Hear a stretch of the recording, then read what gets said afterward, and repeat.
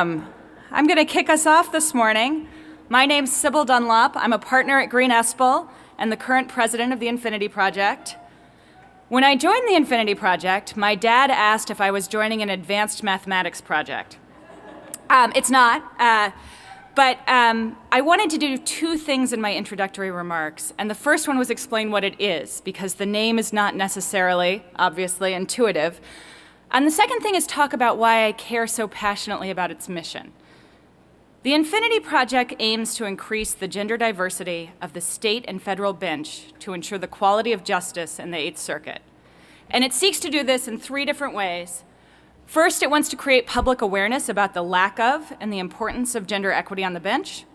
It wants to engage senators and other decision makers on issues of gender equity. And it serves as a clearinghouse for women who have indicated an interest in serving on the state or federal bench within the Eighth Circuit. And this includes helping them apply for positions, giving them mock interviews before they have interviews, and helping them get the job.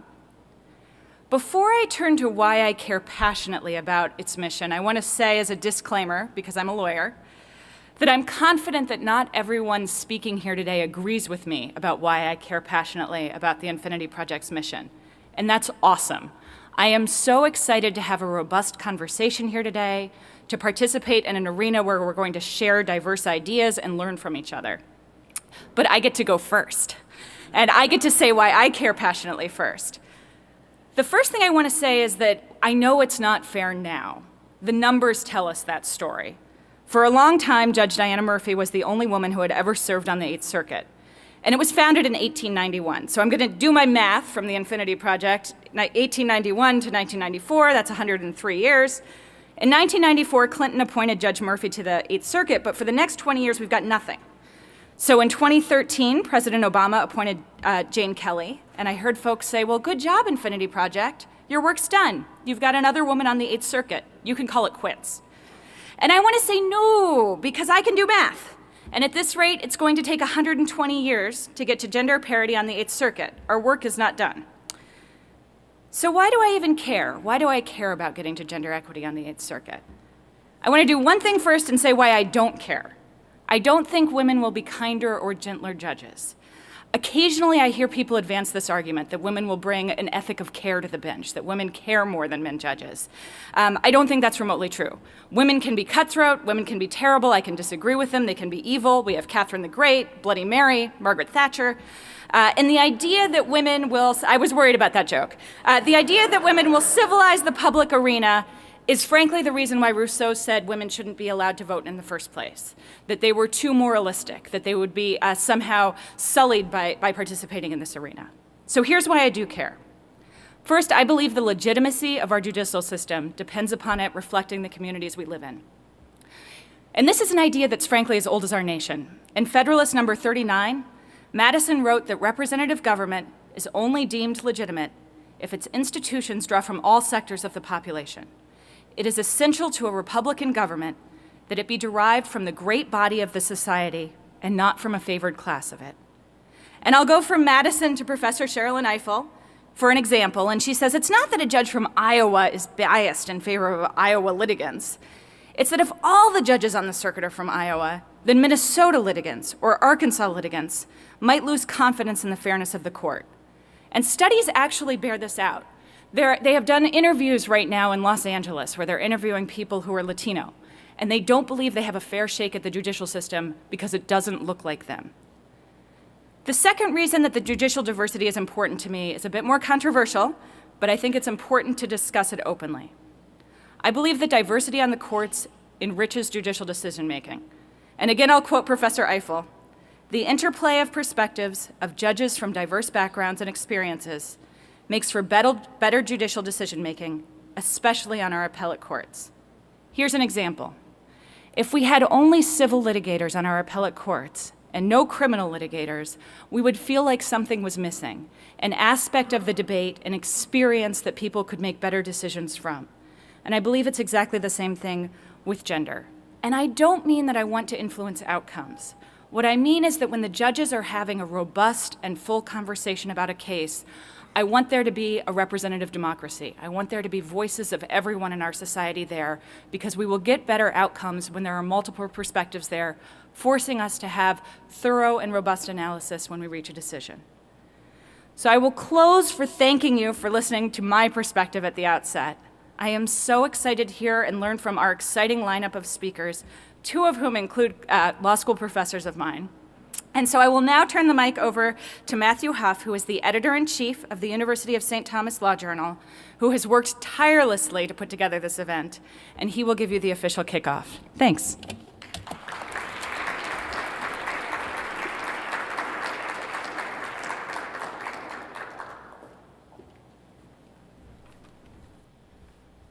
Thank you, Sybil. I don't know how official this kickoff will be, but I'm going to try my best here. My name is Matt Huff, and I'm the editor-in-chief of the University of St. Thomas Law Journal. On behalf of the Law Journal, I'd like to welcome all of you to our symposium today titled, Who Decides? Picking Judges in the 21st Century. We have an exciting program here today, one that will look at the evolving nature of the judicial selection process, as well as the meaning and importance of judicial diversity from a wide range of perspectives. Last May, when the Journal approached Dean Brabbett and the Infinity Project about co-sponsoring a symposium, we knew right away that this topic was the perfect fit for both the mission of the Law Journal and the mission of the Infinity Project. Our Law Journal is a student-run publication, and we examine current legal issues through the lens of our mission, and so the topics that we'll be discussing today really align with our mission because they touch everyone in this room and every member of our society. Our judges shape our democracy. They influence our social constructs, and they guide our behavior. And so we're really honored to have such a diverse group of speakers with us today. So on behalf of the Law Journal, I'd like to thank all of our speakers for being here. Many of them traveled a great distance to join us here in warm and sunny Minnesota on a Friday in March, so we really appreciate that. I'm also grateful for the Infinity Project and having the opportunity to co-sponsor this event with them, and I want to thank everyone at the School of Law for making this event possible. And finally, I want to thank all of you for joining us today. We have a great program, and we're looking forward to hearing what our speakers have to say. And so with that, I will hand things off to my journal colleague, Patty Dana, who will introduce our first speaker. Thank you. Comes from Vanderbilt University, where she serves as the interim vice provost for faculty affairs and holds the Charles B. Cox III and Lucy D. Cox Family Chair in Law and Liberty. Professor Tracy George brings a much-needed social science perspective to conversations about race, gender, and equity in the legal profession. She challenges us to think about how the structure of our legal institutions shape the outcomes they produce. For example, in 2008, Professor George co-authored an article calling for the Congress to redesign the Supreme Court, expand its membership, and set standards for panel and en banc review. These changes, she argues, would expand the capacity of the court, allowing them to hear 5 times the number of cases that they hear today. This would enable them to serve as a more effective check on the other branches of government and more active in reviewing the decisions of the lower courts. Now, any resistance or hesitation that we feel to this change might be instinctual, but it's not grounded in the text of the Constitution. Professor George reminds us that Article 3 itself says nothing about the size or the shape of our Supreme Court. One other possible benefit of this redesign: a much more diverse bench. Professor George's more recent scholarship has turned to the state court systems, examining the demographics of those who serve on states across the country. As independent researchers, Professor George and Professor Albert Yoon worked with the American Constitution Society to construct an unprecedented database containing more than 10,000 biographies of state court judges across the country. They then used this data to compare the gender, racial, and ethnic composition of each court to the general population of its state. The gavel gap describes the disparity they found in race and gender between those who hold judicial power and the communities they serve. Professor George explains, and I quote, "When the judiciary appears to reflect the existing power structure, it simply makes it appear as though judges are principally interested in protecting the status quo instead of protecting the rights of all. The judicial system is there to serve interests that transcend short-term political goals or partisanship." But rather than listen to me quote her own words, please join me in welcoming Professor George to the podium.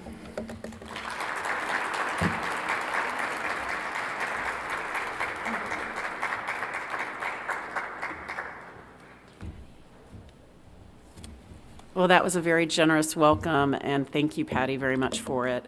I'm going to see if I can make this work. Advance. Can you see that as well?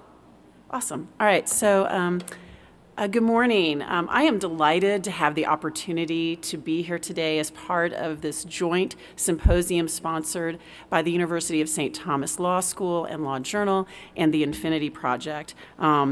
It's an honor to be included in this impressive group of speakers who have been persuaded to come and join you, and I look forward to hearing what everyone else has to say as well. I owe a special thanks to the St. Thomas Law Journal and to the Infinity Project. In particular, I'd like to thank Editor-in-Chief Matt Huff, Senior Editor Mimi Levin, and of course my former student Sybil Dunlop, who continues to be the remarkable and visionary leader she proved to be now too many years ago, it seems, in law school. I particularly appreciate this chance to discuss with you the dynamics of judicial selection in the United States and why it's significant and the importance of it in understanding the work that our judicial system does. My plan is to speak for 20 minutes so that we can have 10 minutes for questions at the end. If you look at your table, you have useful note cards in the center of the table. I spy pens as well. If you write down any questions you have at the end when it's time for questions, if you hold them up, Matt has promised me that someone will come and grab those questions from you. So, I'm talking about judges, but what I'd like to do is start by looking at the midterm elections of 2018. So in the midterm elections of 2018, the results were heralded as marking a dramatic change in who serves as our elected representatives. There were historic firsts for women, for ethnic, racial, and religious minorities, and for LGBTQI candidates as well. As you can see from this slide, which is a swearing in of the most recent Congress, there were record numbers of women and minorities sworn in January of this year. Indeed, in the just over 100 years since Jeanette Rankin was sworn into the 65th Congress as a Republican from Montana, now nearly 1/4 of voting federal lawmakers are women, and 4 of the 6 non-voting as well. Lawmakers of color comprise almost the same percentage, marking 22%, and as with women, there's slightly better representation in the House than in the Senate.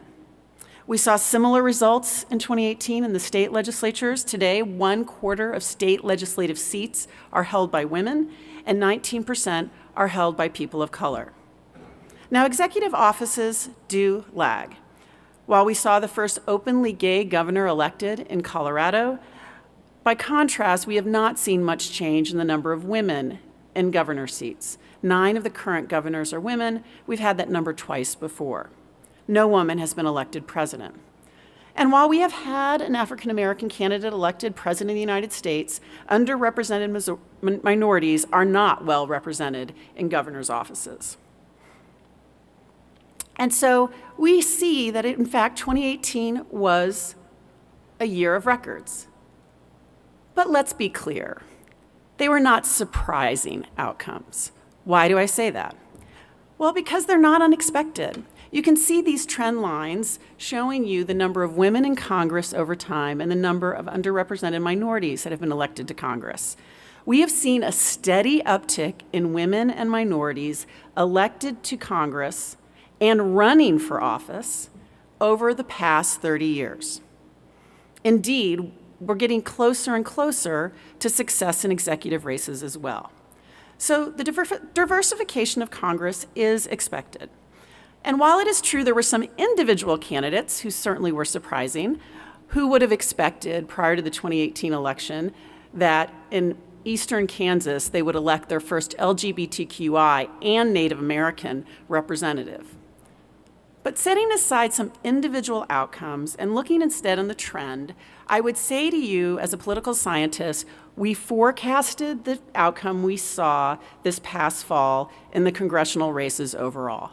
The increasing diversification with an expectation that at the rate that we're going and in the patterns we're seeing, we will approach an equilibrium that better matches the demographics of the districts and the states where the candidates run. So that's not surprising. So why am I talking about the 2018 elections if they weren't surprising? I'm talking about them because there was one very surprising outcome in the 2018 election, and it was in a judicial race. In Harris County, Texas, which is Houston, 19 African American women were elected to county court. Only one was running for re-election. One. 18 new African American women judges. By comparison, of all of the county court judges in Texas, all 500, prior to that election, only 19 total were African American women. This we did not expect. And as someone who studies state courts and elections in state courts, I certainly was surprised. So that's what I'd like to talk about. So what I'd like to talk about is thinking about how do we try to understand the patterns we see in the composition of our courts in the United States. And to do that, we really should start by understanding judicial selection and how it works. So judicial selection in the United States is part of the institutional design of our courts. So institutional design is extraordinarily important to the functioning of any institution, right? Think about the place we're in right now. Everything ranging from the structure of this building to how students are admitted, and particularly think about this in the case of the law school I'm standing in, the mission of the law school itself decides so much about the work that happens here, the law students that are produced, the scholarship that's produced, the policy positions that are taken by those who come from this law school. The same, of course, is true for courts. How we design courts affects the work that courts do. Now, judicial scholars, like myself, often turn to studying the courts of other countries in order to try to understand how different features of institutional design affect the work of courts. We do this in part because American courts have a lot in common, right? Both federal and state courts. They're common law, they're adversarial, they rely on juries. But while American courts have a lot in common, they do in fact vary substantially on one very important factor. That is, how do we choose our judges? There's tremendous variation across the United States in how we pick those who decide cases and represent the courts to the community. In the United States, we have three general ways of picking judges, right? Three categories of ways of picking judges. One is that we rely on the elected branches, executive and legislative branches, perhaps alone or together. Excuse me. We don't have snow in Nashville, but we have the flu. Excuse me. And use that as a method of picking judges. There are also merit-based processes, and then finally election, as in the case of Harris County. So let's look at the two systems we have, the federal system and the state system, since we're going to talk about both today. This is a graphic that shows you how judges are chosen in the federal system. I'll start with the more familiar Article 3 process. So in the Article 3 process, you begin with identification of candidates, right? That is completely within the control of the White House. If it's for lower court judges, it's in collaboration with state senators and perhaps even in some instances, other state federal officials.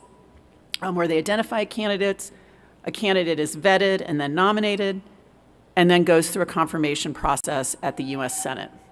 The Article 1 process is less visible to most individuals, but it represents a substantial portion of federal judges. These are the U.S. magistrate judges and the U.S. bankruptcy judges. Almost half of federal trial court judges in the United States are, in fact, magistrate judges rather than district judges. And that process is far more opaque. Judges apply after a position is posted. They're reviewed by a selection committee comprised principally of lawyers.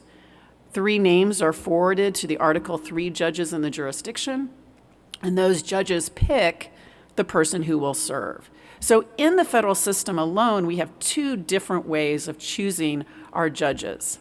Once we move outside the federal judicial system, the changes are pretty significant.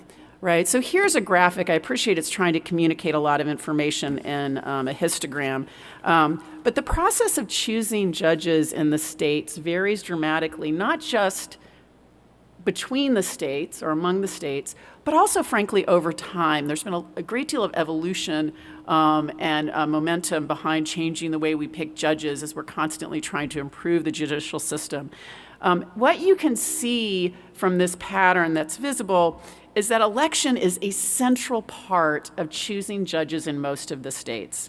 In the United States, the majority of state trial court judges are elected either by partisan or nonpartisan election. In Texas, it's partisan election. Once you move to the appellate courts, there is some movement away from election to appointment systems that may be merit-based or may be entirely within the discretion of the elected branches.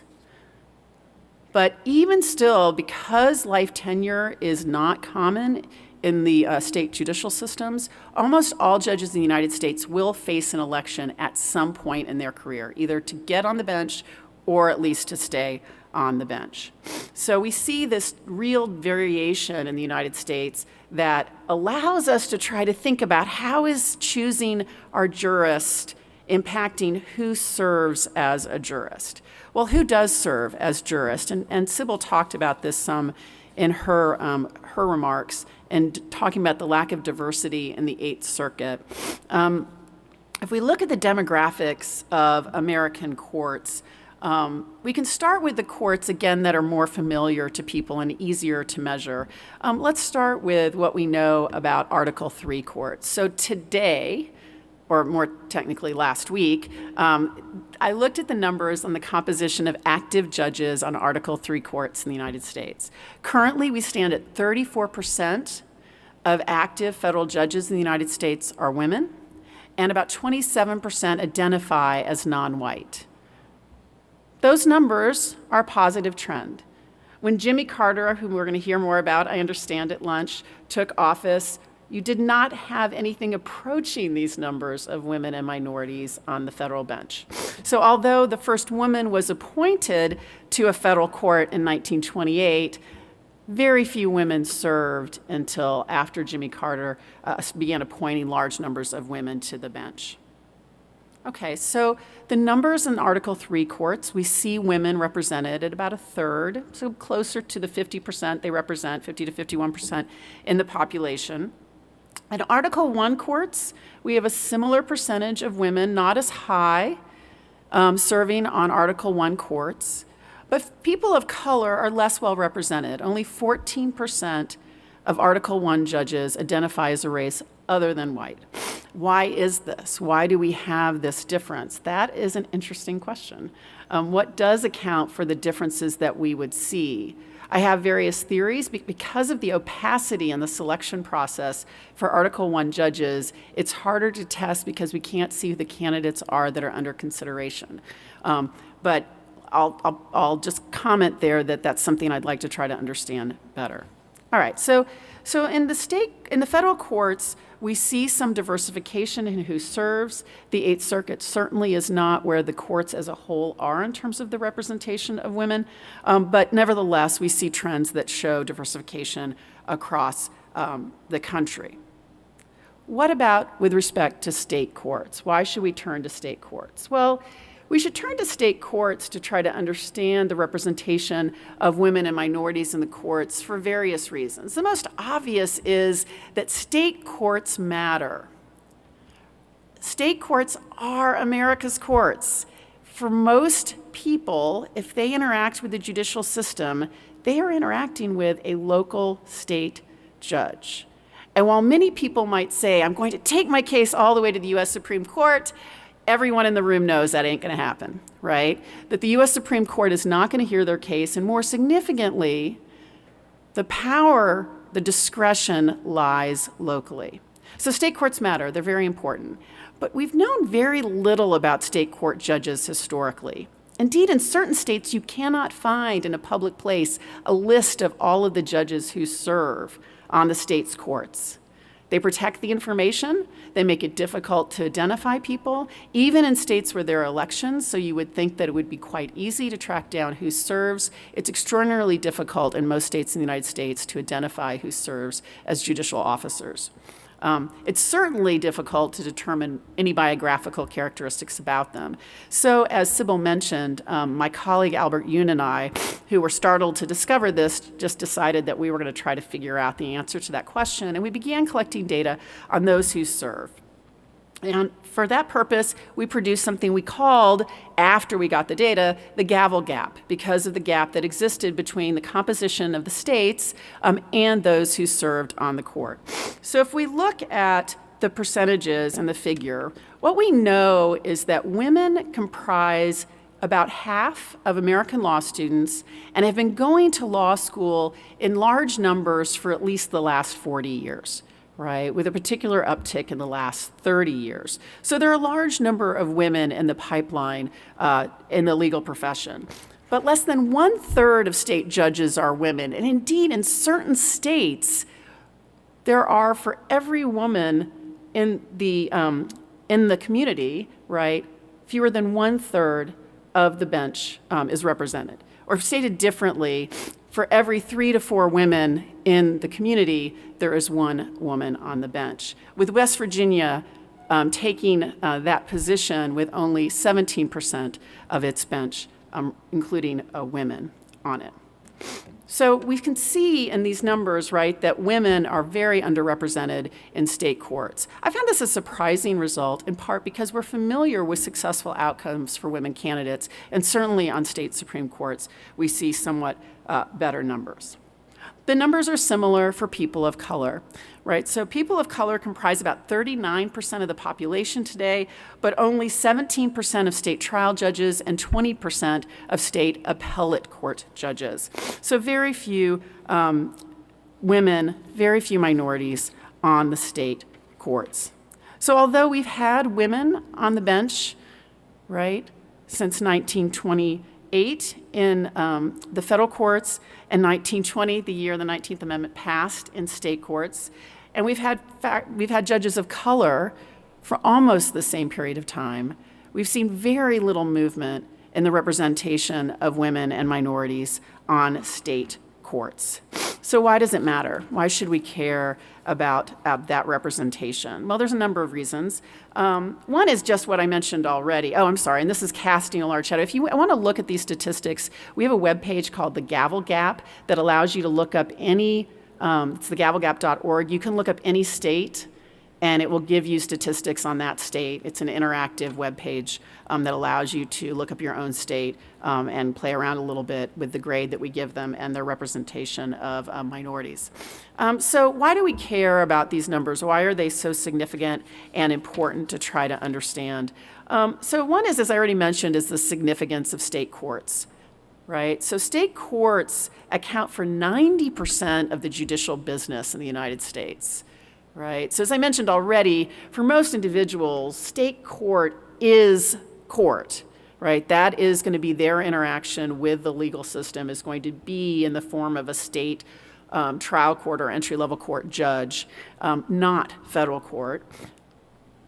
2, in addition to handling a large percentage of the work, state courts are also, very importantly, the courts that are the dominant player in the criminal justice system. And if we think about the work that courts do, we should particularly care about the work they do with respect to criminal justice, given the power that reflects that the state is exercising, right? So in order to get a sense of the scale of the state judicial systems state criminal justice systems as opposed to the federal justice system, with which most of us are generally more familiar, and certainly the cases we read are very commonly coming from those courts, I compare here just federal to California. Now, it's a big state, but it's just one state.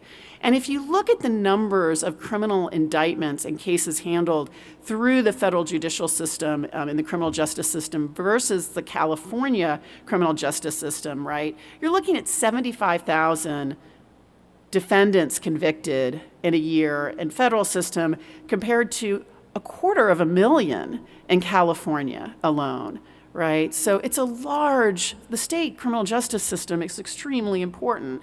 And in the criminal justice system, judges, trial judges in particular, are extraordinarily important, right? So if you look at the work of the criminal justice system, you can see that when you put in all the players, trial judge, prosecutor, public defenders, juries, right, they all intersect back with the trial judge. From the beginning of the process to the end, with discretion that casts a shadow over the decision-making of other actors in the system, trial judges are extraordinarily important, even to the extent that they're necessarily having a secondary effect on actors with whom they have less direct interaction. So we should care about who serves on state courts. We should be particularly sensitive to who is serving as state trial court judges because they have so much authority. As I'm sure you are all aware, trial judges have a great deal of discretion. The standard of review for many of the decisions they make in the criminal justice process is quite deferential. There are very few appeals and even fewer successful appeals from the decisions in state criminal trial court. And so we should focus and understand who's serving on those courts because of the significant impact they have. One way to think about this is looking just at the Bureau of Justice statistics to appreciate the disparity that exists when only 17% of trial judges, state trial judges in the United States, are people of color. Not only is that not consistent with the 39% representation in the population as a whole, it is certainly out of keeping with the defendants who will appear in those courts where there is an overrepresentation of defendants of color, particularly non-Hispanic African Americans and Hispanic Latinx defendants as well, with nevertheless 3/4 of these trial judges as white. So even though the U.S. Supreme Court has found it unconstitutional to have jury selection practices that produce an all-white jury, we nevertheless have most criminal defendants facing what is essentially an all-white bench. So that's where we stand, or where we stood, with respect to the composition of our judicial offices and the process by which we chose those jurists. Let's go to Texas. So, as I mentioned already, and I showed the photo, in Texas we had this surprising outcome in Harris County, where Houston is the seat. And the outcome that we saw was that 19 African American women were elected, right? 18 for the first time to the local trial court there.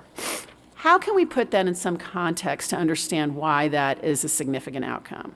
Well, one is to look at my gavel gap data. So if we look at the gavel gap data, which is from the last time they had elections in Texas for these positions, right? This was the representation in 2014 of the courts in Texas, right? So while minorities account for, as you can see from this graphic, account for 41% of the population of Texas. This is the American Community Survey. It's a survey done every other year in between the census based on a sample rather than the full population survey we get with the decadal census. 41% of the population in Texas is minority. And if you add to that, I'm sorry, not 41, 51%. I'm sorry, I can't see this. I'm trying to look. Oh, right. Okay, so when we look at our numbers, we have a majority of the population is of color. Nevertheless, only 26% of the judges were judges of color. And women, although much better represented in Texas than many of the states, they're 10th, Texas is 10th at the time in terms of the representation of women on the bench. Almost all of those women were white women. In fact, it had become so dire in Texas in terms of the representation of minorities on the bench that in 2016, the Lawyers Committee for Civil Rights Under Law brought a voting rights action under Section 2 against the state of Texas for having statewide elections for appellate judges on the grounds that it had the effect of discrimination against minorities, pointing in particular to the lack of Latinx members of the appellate courts, notwithstanding the large number of the voting age population, 25%, that is Latinx in Texas. All right, so the numbers looked bad in Texas at the time. So what happened? How did we find ourselves in this position? Well, it wasn't a trend, so it's not like what happened in Congress. We didn't see that every year in Texas there's been a meaningful increase in the number of women of color who were being elected to the bench. In fact, prior to the 2018 election, if we look only at the district court judges, only 23% were non-white. And as compared to the population, majority minority. So how did they win? So what can you do if what your project is, like the Infinity Project, is to try to affect who serves? How can you reach that goal? Well, there's a couple of things. So one variable that clearly made a difference, and I'm going to talk about this more in my paper on this project, is that in some of the races, both parties put forward female candidates for the judgeships. So the available candidates were more diverse in terms of gender, and in fact, in many instances, both parties put forward a person of color. So once we got past the primary stage to the general election and these are partisan elections, we were assured of a candidate winning who was going to be contributing to the greater diversity of the bench. So that's one factor, is who's being recruited to run for office. A second variable that may have affected the outcome was what was happening up ticket. So as you may know, we think about judicial elections as low information, low participation elections, right? So they're almost always down ballot, and there's very strong data from many races that there's a tremendous drop off, like a cliff, not just a decline. It's not linear. It's a drop off from the top of the ballot to the bottom of the ballot in terms of people voting and participating, right? So you have very few people voting in judicial elections, and they do so with very limited information. Indeed, one of the best predictors of who's going to be successful in a judicial election is name recognition that may have nothing to do with knowing the person. So a name that's familiar, it could be a name of a famous football player in the state, being in Minnesota, that would occur to me. It could be the name, in one instance, it was the name of a popular cartoon character. So judicial elections are very low information. So it's very hard to move the needle on judicial outcomes simply through campaigning, right?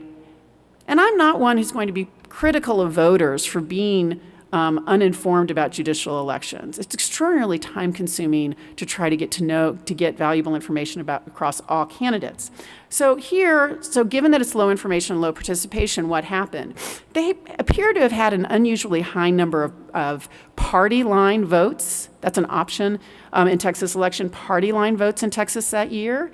And at the top of the ballot in the Senate race was a candidate, in Beto O'Rourke, that many people wanted to vote for in Harris County. And so they're saying that could have also been part of the outcome. I would note we did not see a similar result during prior presidential races in Harris County, right? Notwithstanding also similar mobilization going on. So I think a number of variables are coming into play. The pipeline has not changed dramatically in Texas in general in terms of the diversity of the bench, of the bar. And so clearly it was in getting the candidates to come out. What impact is this going to have going forward within Texas? Well, just as with other races, incumbents are very likely to win re-election in judicial elections. So this means that we've changed the conversation in Texas. right? In Texas, we will continue to have a more diverse bench because we have more diversity on the bench as a result of this election. And further, we also know that there's a greater probability of getting to higher court in Texas, appellate court in Texas, if you serve as a trial judge. This is true in other jurisdictions as well. What implications outside of Texas? Well, everyone wants to try to learn from Texas, right? So to the extent there's interest in trying to understand how you can change the composition of the courts in a particular state, if you have elections, this is going to be a state that we're going to try to understand, right, to try to make sense of. And I also think the impact outside of Texas is it can demonstrate that in a state where there's the perception that these are very sticky numbers, indeed, the perception was sufficiently great that the Lawyers Committee invested in filing a lawsuit there thinking it would not change, right? This is an opportunity that will continue. So what's next? Well, I think that's a great question. What is next? And so I'm hoping that your questions will help me know what we should be doing next in our research.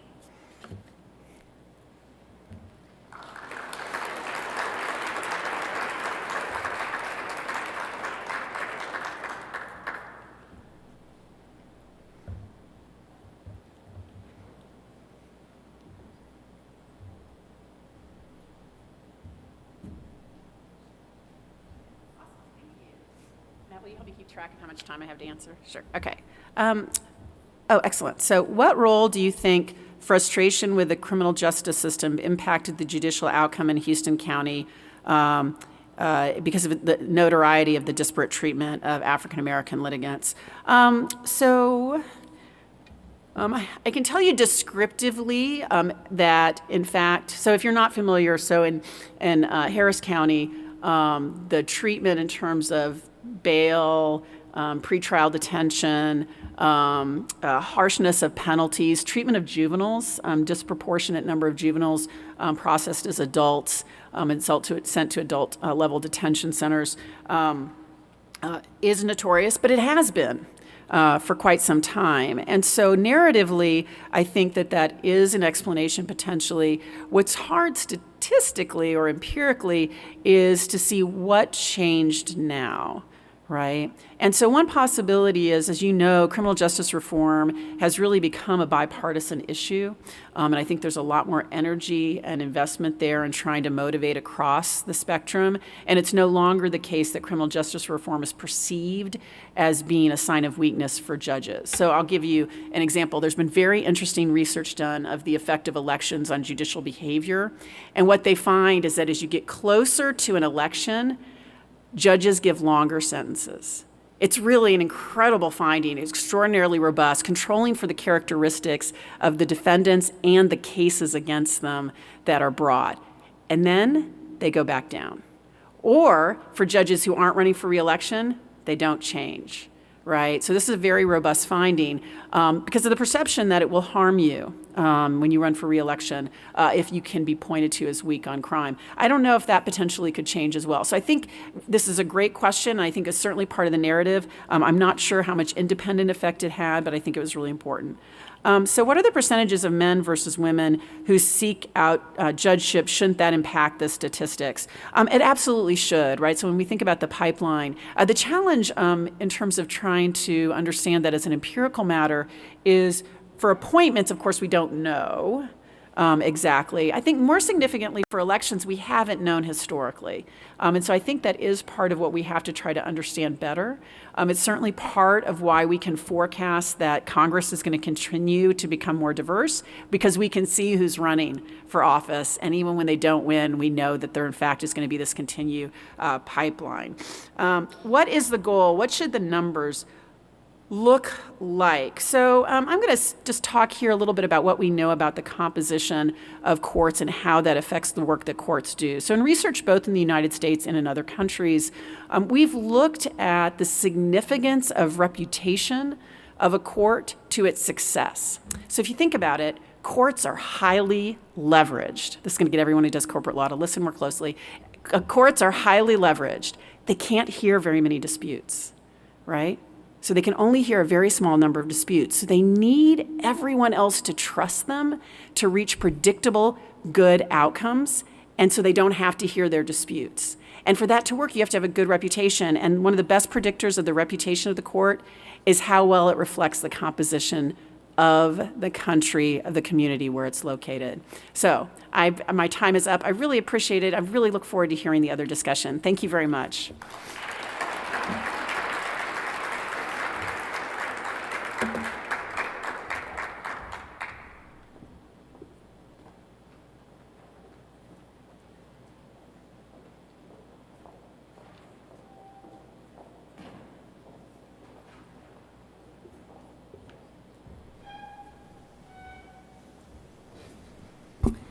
Let me begin with a word of thanks to Professor George. That was wonderful. I'm Lisa Brabbett, the Dean for External Relations here at the Law School at St. Thomas. And one of the reasons I appreciate Professor George's insightful presentation is that it becomes the perfect backdrop for our next segment, which is the Infinity Project, a model for building a candidate pipeline in a sphere of influence. And Sybil, thank you very much for your comments that opened as well with your reflections about the Infinity Project. Let me give a little bit more background in terms of the history of the project and where it came from, et cetera. In 2008, when Judge Diana Murphy was participating in a Women Trailblazers in the Law oral history program for the American Bar Association, she got to the point in the chronology of delivering the oral history where she was asked a question about reflecting on her appointment as a woman, the first woman this, the first woman that. And she paused for a minute, and it almost struck her that it's something she hadn't thought about in a while. And she said, 20 years ago, and I'm paraphrasing here, this is not a quote, but she said, 20 years ago, I was surprised to be the first. And as I sit here today, I'm sort of shocked I'm still the only after 2 decades. And so shortly thereafter, a group of women got together, myself, Judge Mary Vasily, Professor Marie Falinger, Deb Fitzpatrick, who's on our panel, and Professor Sally Kenny, who is down at Tulane, got together and mobilized and decided that we wanted to address the issue in a broader way. And since that time, in the months and the years that followed, many, many others have been instrumental in advancing the mission of the Infinity Project. Men and women, Republicans and Democrats, coming together to have honest conversations about this particular issue. Infinity Project doesn't mean we all agreed all the time. We did not. When we put strategic plans together, we had disagreement among us, but we were able to do it in a very civil, thoughtful way, and that inured to the benefit of everybody, not just within the organization, but the communities that we were trying to serve. The shared work and the collaboration was very, very rewarding. So over these 12 years, there have been many, many lessons learned, and the panelists today have been part of that process for quite some time. Let me do very brief introductions of our 3 panelists and then turn it over to them to share what they have brought forward about candidate pipelines, et cetera. So to my immediate right is Judge Celeste Bremer, Magistrate Judge for the Southern District of Iowa. She joined the bench in 1985, former prosecutor, litigator, and corporate counsel.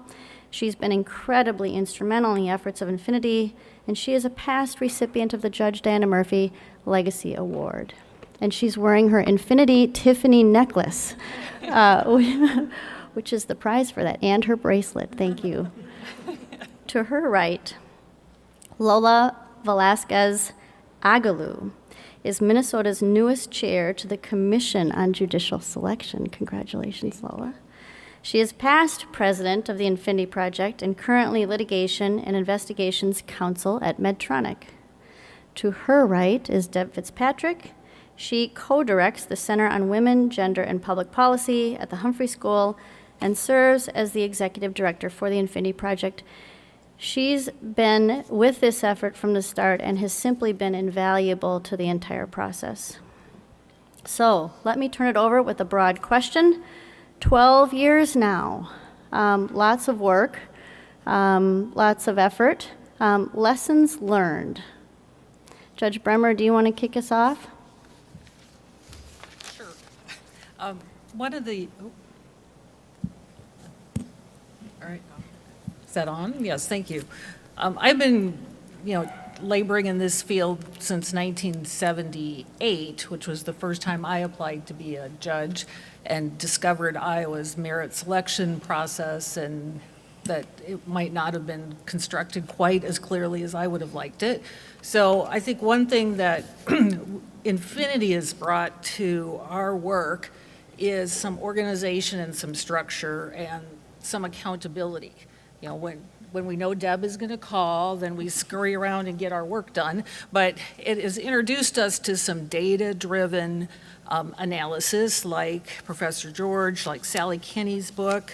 If you don't have this, you need to get this and read it, because it looks not only at the United States, but across the world. And it is a whack on the side of the head in terms of how you frame this argument and gives you some data. So I'd say the work got to a focus in Iowa because of the loss of 3 Supreme Court members at the same time on a retention election. And then for, 7 more years, we didn't have any women on our Supreme Court. So you can keep identifying the problem, but if you can't move the discussion, it doesn't matter to keep saying, here's a chart, this is what it looks like. So Infinity has given us some fidelity to data, which has been helpful, has given us ways to get a statewide focus and get this integrated with the State Bar Association, so it now becomes part of their message and part of their goals. And then we've got some very specific initiatives I can talk about later about media training, which is what Infinity brought to us, otherwise we wouldn't talk to the press, and then how to talk to the press and what is press today. Sorry, Linda, but it's not always you. So how to do social media to get in on that. And then to improve the system just by shining some light on it. And I'll give Lola the idea. Our nominees, their interviews are videotaped and they're live streamed. And so we have data. So I've gone back and watched 3 years worth, and then looked at the patterns of the commissions and then explained that to the commissions and to the applicants. So I think now the applicants are much better prepared and the commissions have responded. So. Thank you. And how'd you turn that? I just brought it really close. Yeah, I think you Can just you hear have to me? speak.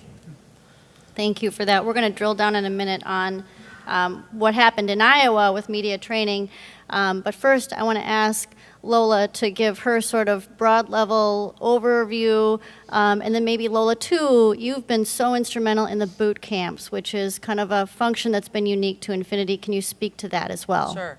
You're going to have to bring that So microphone. first of all, as to lessons learned, I think, there's a multitude of organizations out there, including the professor we just heard from, who are doing really great work and providing us with incredibly important data. And things like the Gavel Gap report, the Brennan Center, we couldn't do the work that we do without them. But that's not a space we could occupy or we should occupy. And what I learned and saw early on is what we needed to do was really meaningful outreach to potential applicants and to stakeholders. And by stakeholders, I'm talking about the people who are actually making the decisions. And by meaningful, I mean not subtle. And what we learned was that you had to be indignant. There is no one is going to do what you want and get to that place just because you think they should, right? I mean, you have to tell them, why aren't you doing this? And you have to be ready to confront the responses. And we had to do that in a really aggressive way, which makes a lot of people in Minnesota super uncomfortable. Thankfully, I'm not from Minnesota originally. It's also sometimes a hard look for women, right? Which makes the job even harder, which also makes it even more important. And so we have to be willing to have hard conversations with our senators, with our judges, right? The fact, again, that we're seeing better diversity on an Article 3 level than an Article 1 level means that anytime there's a magistrate vacancy, we need to remind our district court judges that we are paying attention and why it matters to have diverse magistrates. We have to be willing to have those very direct conversations. Now, we were also constantly, though, in those conversations getting comments about the pipeline. The response being, well, we don't have the applicants. And I knew, and we knew that that was not true, right? We've heard already, women in particular have been graduating at 50% of law school classes for like the last 30 years. So there's a huge pool of women who are out there as lawyers, and I knew the same was true for lawyers of color. And so two things. One, I didn't believe that these people weren't applying, and I still think that's true. They were applying. They've always been applying. This isn't an issue of applicants just not leaning in. But okay, if that's the criticism, then let's make sure that the numbers of applicants are overwhelming. I had worked in politics before going to law school and had always been really impressed with the trainings that Emily's List had done as they were trying to increase the number of women running for political office.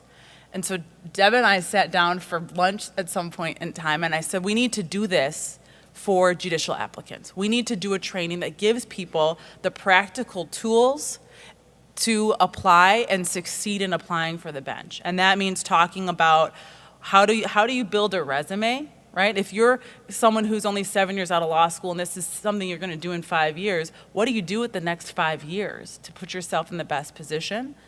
We need to make sure that you know who the stakeholders are that you should be engaging. How do you build a kitchen cabinet? And so these are some of the really practical advice that we were trying to give to these applicants. The other thing that we found, and I cannot stress this enough, and it's so true for women and for minorities, people needed to be told that they were capable of being on the bench. And unfortunately, so often, folks from underrepresented communities, right, who've been underrepresented as they've made it to where they sit in that moment, have always had to be the best and excelled the most. We thought we've got to check all the boxes before we can move to the next level. Newsflash, our white male counterparts weren't doing the same thing. So if you wait to check all those boxes, you're gonna miss your chance. And we had to tell applicants that message. We had to tap them on the shoulder personally and say, we think you're ready. And that was hugely important. These individuals were ready, but they didn't believe it until they heard it. And it didn't even have to come from anybody of influence. It just had to come from somebody outside of their own headspace. I think that's everything, right? I'm going to come back to you on a number of issues in a moment, Lola, but thank you. Deb, to you, and then, Lola mentioned sort of efforts to tap also decision makers. Yes. Including folks like Robert Rabin, and if you'd like to tell a Robert Rabin story, that'd be great too. But can you talk about your broad overview and then give a little bit of focus on the efforts to connect with decision makers, not just here in Minnesota, but in Washington, and what that was like, and those difficult conversations. And I think the other thing we learned is Minnesota's really uncomfortable about these conversations. Is there anybody here from Nebraska? Because they're even more uncomfortable about the conversation. So anyway, Deb. Yes, thank you, Dean Brabbitt and Lola and Judge Bremer. It's been an honor and a privilege to work with all of you for the past 12 years. And I do think one of the key learnings, I think, from this is that from this work over these last 12 years is that, as Lola mentioned, there's a lot we can learn from other sectors, and that the kind of barriers that we see in the judicial, the legal realm really are also prevalent in all sectors, right? So when we think of, picking judges as essentially a hiring or promotion process, we know that there's a lot we can learn from efforts to get more women to run for office, but also just how we think about increasing diversity in every sector of our economy. And I think that the most important thing is the idea of bringing these three kind of legs of our mission together simultaneously. Like any one of them by itself isn't quite enough. That this idea that you have to kind of raise the awareness, you have to put some pressure on the decision-making processes as well as the decision makers, and then you have to help people step up to the opportunity. So I think the boot camps were really a great illustration of how you could bring all three of those things together. And I'll talk specifically about the decision maker part, right? Because what we did was we had the decision makers part of those boot camps. So it required those decision makers of the merit selection commissioners to come and be in the same space with these people who wanted to think about themselves as potentially applying, and it kind of required them to be a little reflective on, how are they picking people, and why aren't they seeing the people that are in this space in front of them.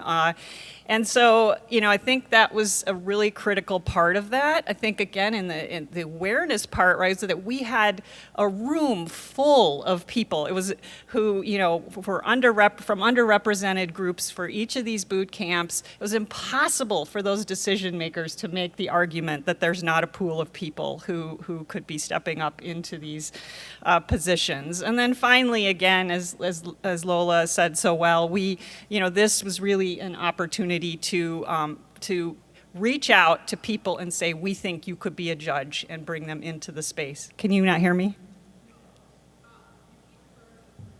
Sure.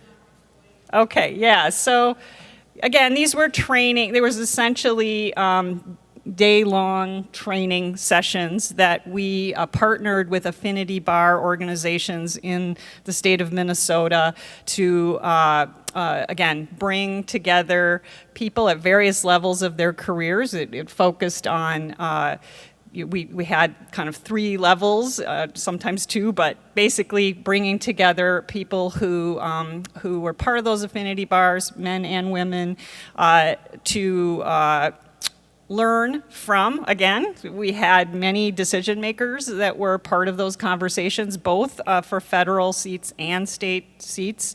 Yeah,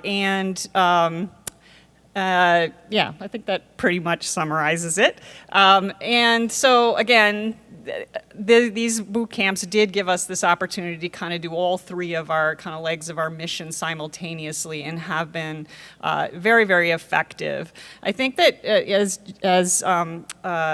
Dean Brabbitt mentioned, we also obviously have worked quite a lot at the federal level, right? And those processes vary from state to state and from senator to senator. But I think we've also learned a lot about how, so as part of these boot camps, we were bringing in the decision makers from the merit selection commissions, the senatorial commissions that are increasingly being used by elected officials to help them decide who they're going to nominate for federal seats. So again, the boot camps we were able to bring those state level decision makers, those federal level decision makers together with people who aspire to be on the bench, and for everyone to see the incredible talent that we have in the state of Minnesota that could serve on the bench. Thank you. In Iowa, we did boot camps copied right out of your book. Although the Iowa Women's Bar Association and Polk County Women's Bar Associations, which are the 2 largest women's bar, worked with the State Bar Association Diversity and Inclusion Committee and a couple of other committees there. And so I thought it was important to put the gloss on it that this was a State Bar Association initiative, that this was their idea and that they were going forward. And so we did some webinars about the process, just to make it easy for anybody to listen to. Then we did some day-long boot camps that had judges who had been through the process. So a Supreme Court justice and someone had been a state judge and is now a federal judge, and then someone from the governor's office, not someone who was considering current applicants, just to unbundle kind of the behind-the-scenes pieces of this that they had done either as an applicant or as a sitting commissioner. And then what I've done is try to do the training with commissioners to get the lawyers and the citizen members to think about what is our job description. Because they do their interviews and then they immediately vote. So I'm like, well, what criteria might you be using? And, for a lot of lawyers, well, it's being a litigator. Well, nobody tries anything anymore. You're not a litigator, you're a case manager. And once in a while, you might try a case. Once in a while, you might get to argue a case. But the majority of what I do is not trial work. So to give the commissioners some data, we always have a couple of new judges and older judges come to the commissioner training, so the new judge can say, oh my God, I thought I was going to rule on evidence all day, And I have to bring my own Post-it notes, I mean, I have to go, I have to rearrange furniture to have a hearing room, to explain to the commissioners the real physical limitations of the job, or, I'm driving 4 hours to get to a court point. And I think that's part of the reality check where people don't know that as an applicant, like, oh, or, you have no law clerk. And then as the commissioner, and then I think that gives the citizen commissioners a lot bigger voice, because they are in business or, some kind of organizational work, and then they can turn to the lawyers or the presiding judge and say, wait, they have to bring their own paper. So that's not the job we thought we were appointing. So that's helped too, is to do a little reality check there. Have the boot camps sort of achieved what you hoped they would in terms of tell us a little bit about what you're hearing from the participants who've been through the process? What's coming full circle? Yeah, the feedback that we got afterwards I thought was so interesting. That's why it really highlighted to me the significance of personal invitations, because people kept saying, like, this is something maybe I thought I wanted, but I never thought it was real, right? Like, they couldn't vocalize it for themselves, and it was so empowering to hear it from somebody else. We have seen a lot of the participants from those organizations continue in their path to the bench, and they've come back to us. So we've continued to support them through mock interviews or just sort of brainstorming how to move to the next phase.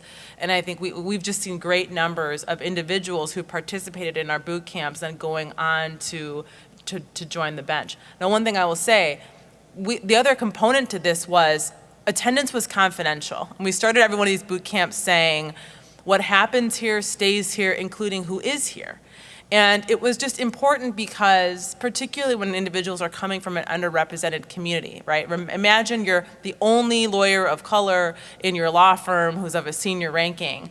If someone gets wind of the fact that you might be interested in the bench, your work might dry up. And so it was really important for people to know that this was a safe space. So we've not been in the business of saying, yes, we had this person here who is now on the bench who attended our boot camp, because we've maintained that the confidentiality is so important. Do you want to add to that, Deb? No, just I agree. We also, just to cue off of what Judge Bremer said, we did partner with the Women's Law section in North Dakota to do a training that included some North Dakota folks and some rural Minnesota folks, and had that success as well in terms of those participants stepping up and applying and being appointed. But yes, the confidentiality is key, but also, again, the evaluations really were heartbreaking in some ways, in that many people said, this is the first time that I thought that I could really do this kind of thing. And so thanks for asking, and just again driving home how critically important that recruitment is in this space. And I'd say, we do offer that in Iowa, like some online mentoring, or I'll meet you, wherever you want to meet. If you don't want to participate in the full group, I mean, it's videotaped, you can watch it, you can, be on the webinar. I would say one of the other benefits and the outcomes of preparing for the boot camp was the data of looking across hours of, of interviews and seeing well, first of all, we kept track of what questions were asked. But, I mean, these are 20-minute interviews. And, I mean, there's 4 questions just about, why do you want this job? Why should we pick you? I mean, you don't get very far. But you could start to see the patterns in the successful applicants of, the personal story. And here's my 5 things that demonstrate I can do what this court does. But because the commissioners knew we were doing this, and because many times we'll go because the interviews are in public, it's the Hawthorne effect. It's you are being observed, and so you change your behavior, to respond to who's observing you. And I would say the commissioners' work has gotten a lot better over the last 3 years that we've been doing this, or at least better as I define it. But you can have Iowa on the state commissions do private interviews in private places. And I've always been very uncomfortable about that, both as an applicant and a commissioner. But now we have a list, because we've debriefed applicants, so we have a list of all the questions from the private interviews, and we circulate that, and so people aren't taken aback when they get a question that they didn't think anyone would ever ask. So I think we've tightened up the system a little bit. Judge Bremer, I want to stick with you for a minute because Iowa did some unique things around media training. Do you want to elaborate on that a little bit? Well, Deb said, do you want to do media training? And we were like, no, because nobody wanted to be the one to be out there and be the face of, gender fairness on the bench and try to articulate that. And as a judge, I mean, I'm always trained, you never talk to a reporter, and anything you say anywhere is on the record, and you have to be very careful. And there is some thought that even our supposed merit selection, governor appointment isn't political. Judges' involvement in that could be considered political action and that you shouldn't do it.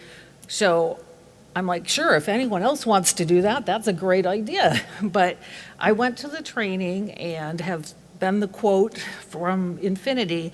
And what it taught about 5 or 6 of us who have sustained this is, how to respond to a reporter in a coherent way, how to have some coherent thought about what is the message and does the message need to change, but how to be consistent about, is the issue pipeline, is the issue commission, is the issue appointer, and why does that matter to the person who's going to vote and who has voted for a senator or a governor?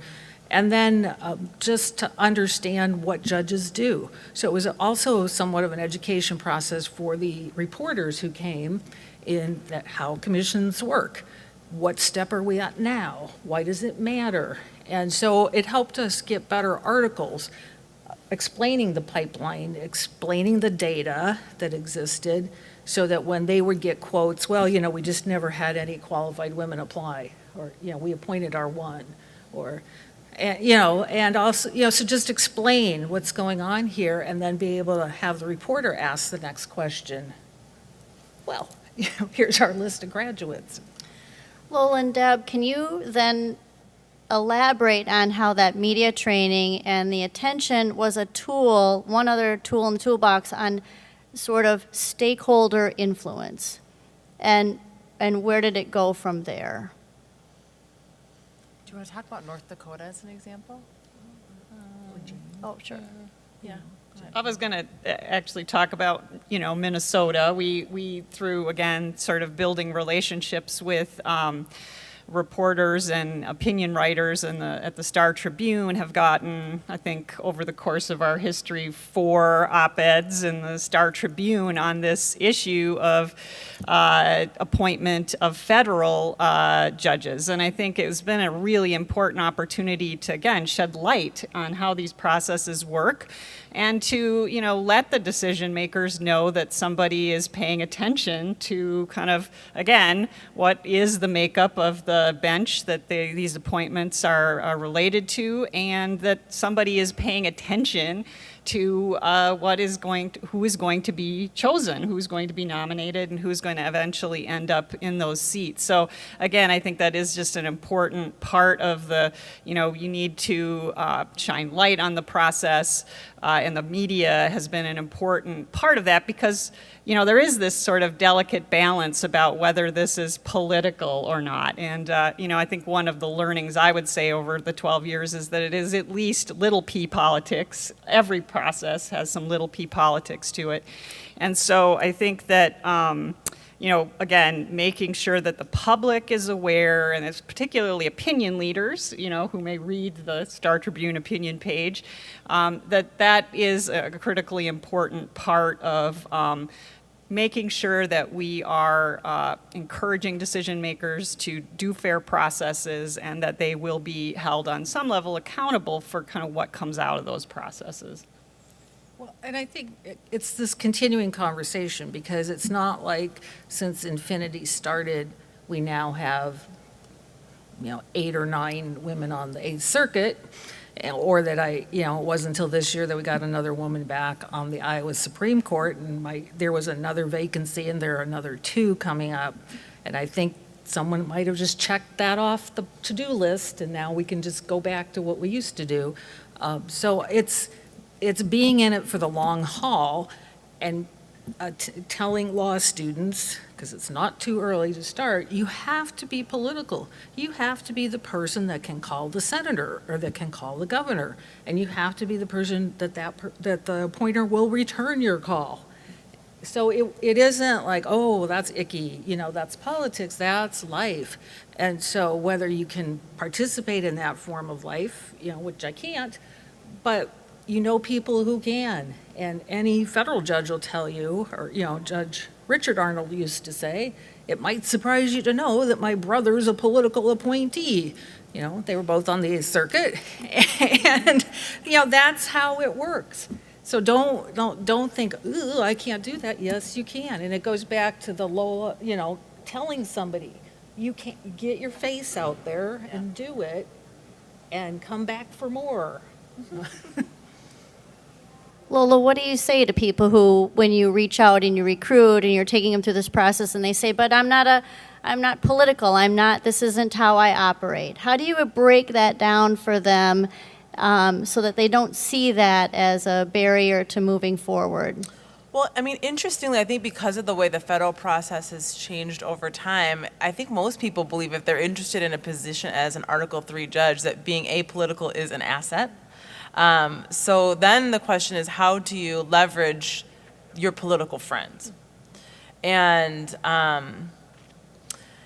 this is where I think Infinity could be helpful because, I say we still, although I've cycled off our board now, but because Infinity is a nonpartisan organization and has credibility with both parties, it's an important organization to engage if you're someone who, for example, is going to be named or nominated for a federal district court position. And so, for someone who's interested in the federal bench, I think it's a matter of sort of figuring out who can help you identify the stakeholders and who can you leverage to assist you. It's different at the state court level because politics just isn't yet as much of a role as it is with the federal bench. And yet we've worked hard to have leverage as a group, right? As a voice. As a voice. And can you take that now to how does this group have a voice, for this issue? What does that outreach look like? I have an answer. Wonderful. And it comes from Sally Kenny's work. And this, again, was somewhat of a whack on the side of the head, is don't argue for difference. Argue that I'm entitled as my right as a citizen to be on the bench, just like I'm entitled to serve on a jury. For crying out loud, you wouldn't strike all the women from a jury, so how can you get away with putting up so many artificial thresholds that they get winnowed out of the process? And then ask what justifies exclusion of women from the bench. So reverse the burden of proof. It's not my job to show I bring anything with my chromosomes, but it's like, why does this look like this? And then make the case that exclusion stigmatizes, that when you're left out of the room and things happen in the room, that it's perceived that I don't need to be there. And then just point out that discrimination is wrong. So this is something every citizen can do in every avenue of their lives. And law students have a big megaphone and they know how to use social media. So I think that's a huge leverage. And so the other thing is, what are the criteria for selection? Because we've always done it this way, or because it's always been a bar leader, or it's always been a somebody or other, we always get behind geographic representation. Going back to, like, what if the 8th Circuit was only judges from Iowa? That'd be okay. But people would say, well, how did that happen? That's just weird. That just couldn't happen by accident. Similarly, when it's all men, except for one, that can happen by accident. That's not an accident. That's not random. It's not the lotto. So even if we can't change it this week, we can continue to shine a light on it. Thank you. In the time, we have 2 minutes remaining, and just a question from the audience, which is, really, is there an ideal time? I'm going to modify this a little bit. Is there an ideal time in your career to sort of come forward on this path? Boy, it's an interesting way to have worded the question, because I don't think if the question is to come forward on the path, and that means, is there an ideal time to start thinking about applying in the future? Then I think the answer is it's never too early. If the question is when is an ideal time to apply, the answer is no. I think that trying to get on the bench, it's not an easy thing to do. And I often find people who will get discouraged because they think that they've applied once and they didn't get it, and then they did whatever thing they thought was holding them back, and then they didn't get it again. Because the newsflash, it is a moving target. Right? That every time, it's not like the needs of the bench stay the same every single time. So all you can really do is make sure you are doing what you need to do to be the best lawyer, to get the right experience, to build the right community of support around you. But if you're saying things like, well, I need to do 5 trials versus 3 trials, that's the wrong question, okay? And that's where you're looking at, am I just checking boxes? I need to have both done trial work and corporate work, and once I've done those things, then I'll be ready. Once I've achieved this level of clientele, then I'll be ready. That's the wrong way to look at it. I think you have to look at it in terms of what are the qualities and characteristics that make for a good judge? And when have you achieved and attained those things? And there's different things, experiences that lead to the development of those qualities and characteristics. But again, if the question is, when is the ideal time to start thinking about the bench as a possible career, I would say it's as early as when you're in law school, because, and I don't mean that to say that you should do things with a specific goal of someday getting on the bench. But if you drive your career in a way that builds the experiences and the characteristics and qualities that we look for, it's going to serve you well no matter what. I want to thank my 3 dear friends and colleagues, not just for their comments today, but for their continued effort to move this issue forward and really being committed to it for the long term. So would you join me, please, in giving them a warm round of thanks. Thank you.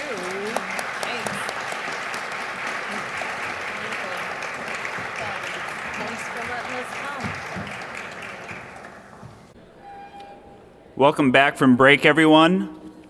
So there is a small typo in today's program. This panel will run until 11:45, not 10:45. So we'll have plenty of time to hear from our panelists. So we've just heard about the judicial selection process in the state courts and the methods of building a candidate pipeline in a sphere of influence. But now the question turns to the meat and potatoes of any public position selection process in the modern United States of America, the role of special interest groups.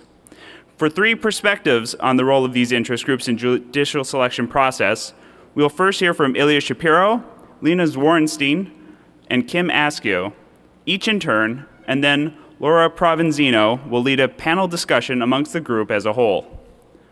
Our first speaker, Mr. Ilya Shapiro, is the director of the Robert E. Levy Center for Constitutional Studies at the Cato Institute. The Cato Institute is a public policy research organization dedicated to the principles of individual liberty, limited government, free markets, and peace. Mr. Shapiro lectures regularly on behalf of the Federalist Society. He clerked for Judge E. Grady Jolly of the U.S. Court of Appeals for the Fifth Circuit. Mr. Shapiro earned his J.D. from the University of Chicago Law School. Our second speaker, Ms. Lena Zworenstein, is the Fair Courts Campaign Director at the Leadership Conference Education Fund. The Leadership Conference Education Fund is a national coalition charged with promoting and protecting civil and human rights with the goal of a more open and just society. Ms. Zworenstein previously served as the Director of Strategic Engagement at the American Constitution Society. She began her career as a public policy associate at the Planned Parenthood Federation of America. Ms. Zworenstein earned her J.D. from Michigan State University College of Law. Our final speaker, Ms. Kim Askew, is a partner at K&L Gates in Dallas, practicing primarily in complex commercial litigation. As a longtime leader in the American Bar Association Standing Committee on the Federal Judiciary, while the ABA is not direct advocacy organization, they weigh the qualifications of judicial nominees and give ratings on the professional qualification of these nominees. We will appreciate her discussion of the ABA process.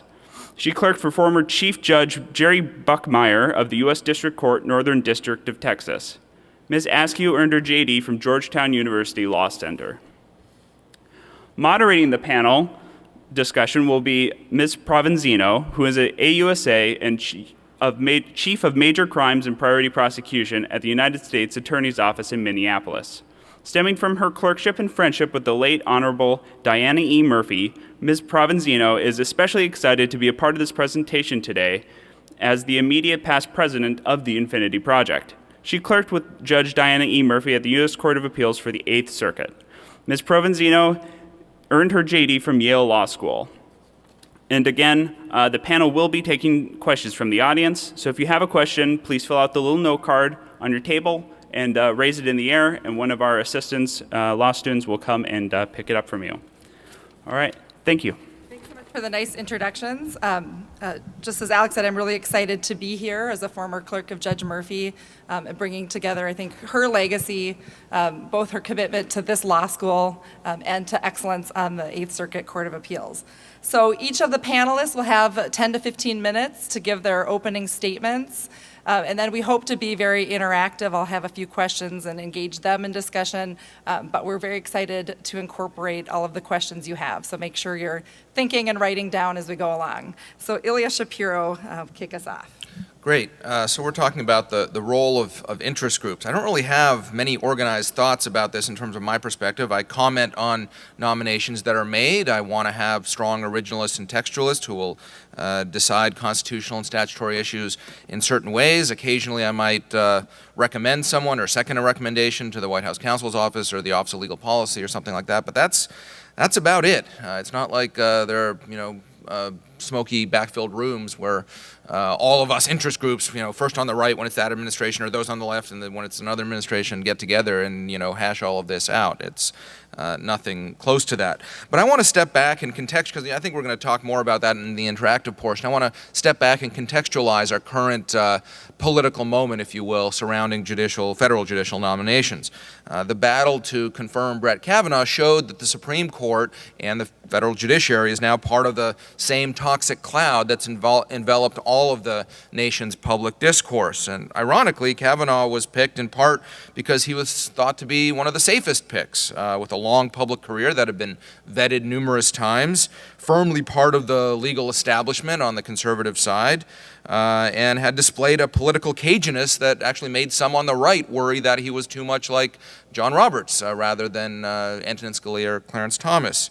As it turned out, of course, 11th hour sexual assault allegations transformed what was already a contentious process into essentially a partisan Rorschach test. And all told, Kavanaugh faced a smear campaign unlike any other since Clarence Thomas.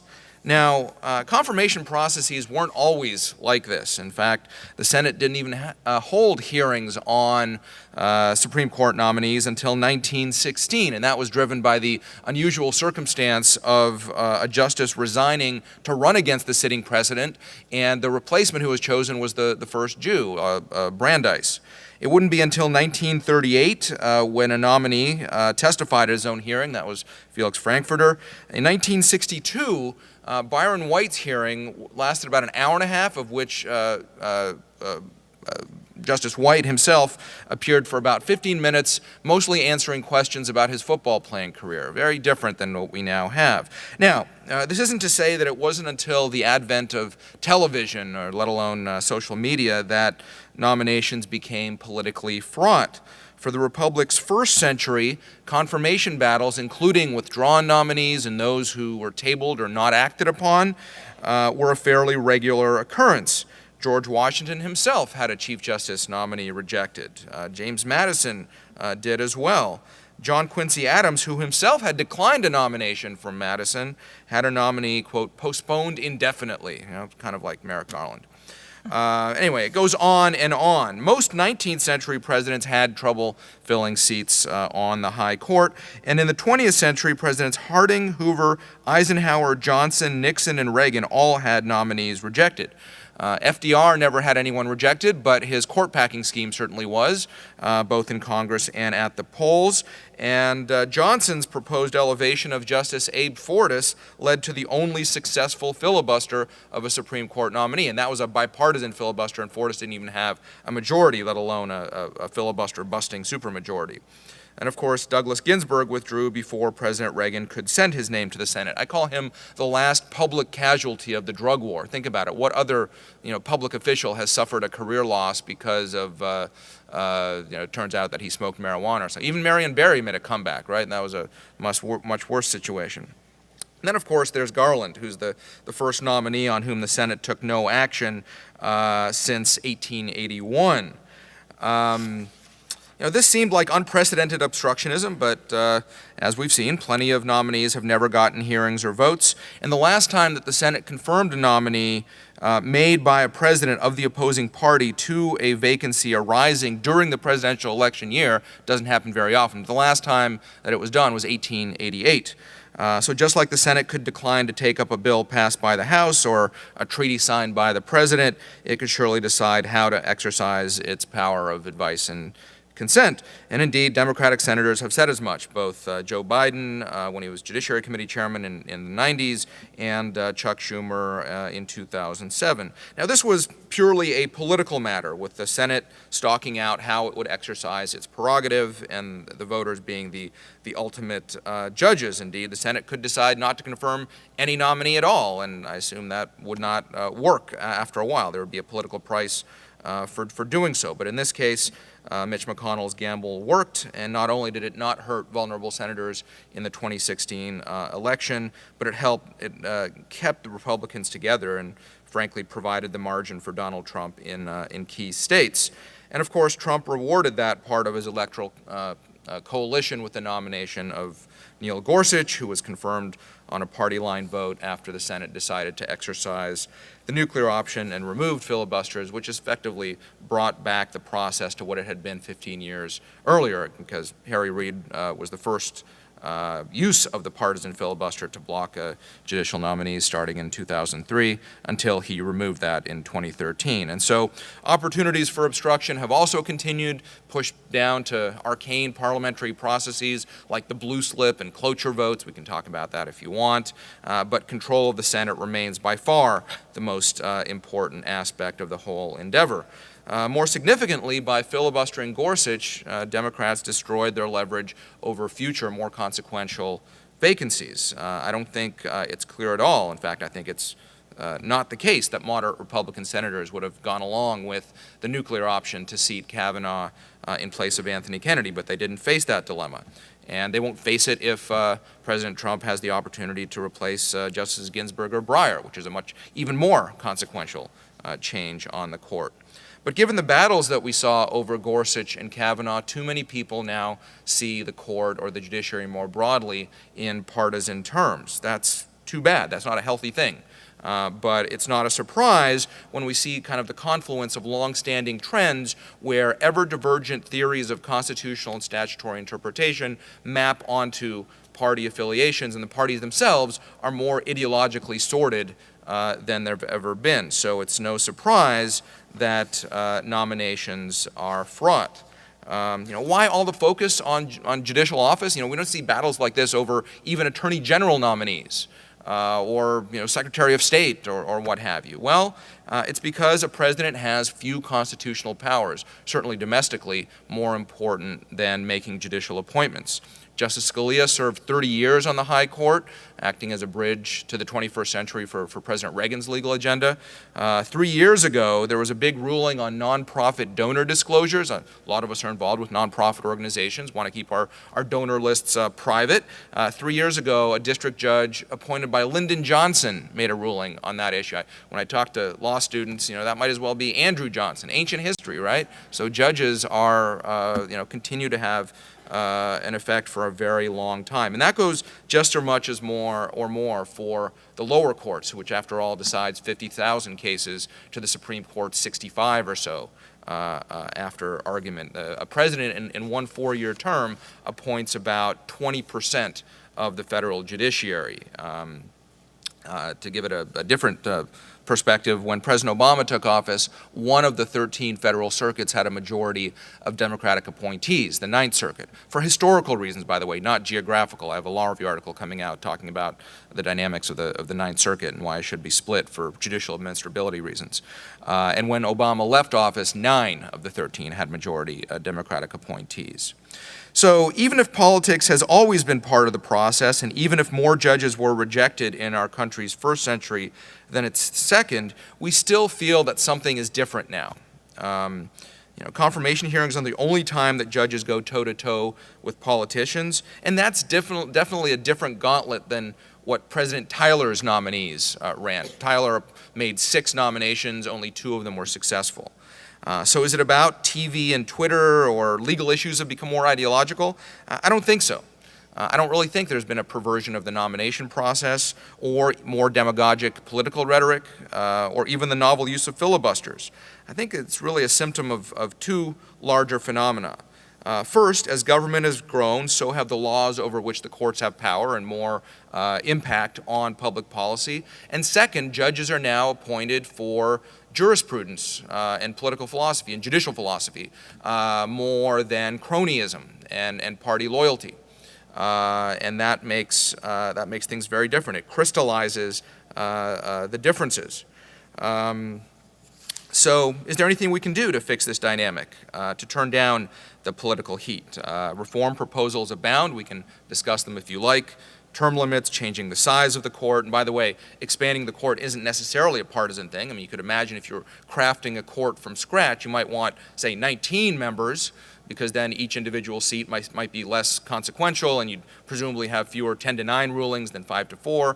But how do you get there from here to there? There's a huge transition problem there, as well as setting new rules for the confirmation process. Other scholars have lately proposed really radical things, like having a college of justices, if you will, where circuit judges are kind of picked at random to serve on the high court for a while, and they rotate through. Lots of innovations. But, I think this is all sort of rearranging deck chairs on the ship of state, and that's not the judicial confirmation, but the ship of government. That is, the problem is the politicization not of the nomination process, but of the product.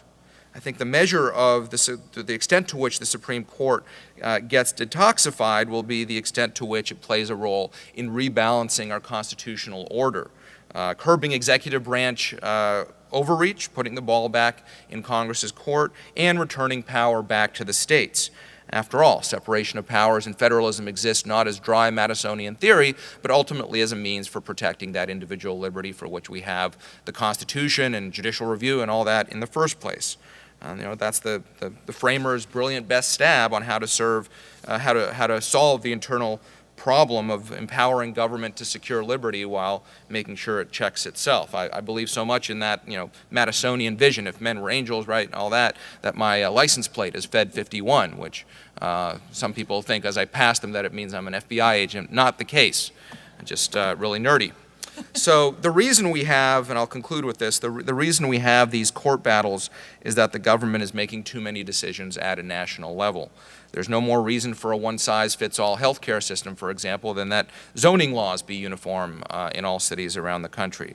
So I say let federal legislators, not regulators, make the hard calls about truly national issues like national defense or actually interstate, actually commerce. But let states and localities make most of the decisions that affect our daily lives. Call it federalism, or actually call it subsidiarity. If any of you are, Euro or Catholic acolytes, you're familiar with this idea that you make decision-making at the most local levels. Let Texas be Texas, and California be California, and Minnesota be Minnesota. And that's ultimately the only way we're going to diffuse tensions in Washington, whether in the halls of Congress or the marble palace of the highest court in the land. Depoliticizing the judiciary and toning down confirmations are certainly laudable goals, but that'll happen only when judges go back to judging rather than ratifying the other branch's excesses and deferring to everyone and ignoring federalism. Until that time, I think it's absolutely appropriate for senators to question judicial philosophies and theories of constitutional interpretation, and for senators and citizens to vote accordingly. Thanks. Thank you, Ilya. And we have Lena Zworenstein at the end there.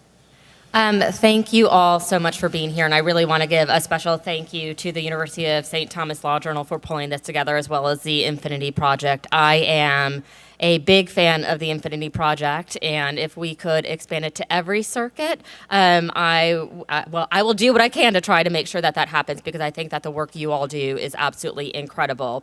So as mentioned, I'm Lena Zworenstein. I'm the Fair Courts Campaign Director at the Leadership Conference Education Fund and our sister organization, the Leadership Conference on Civil and Human Rights.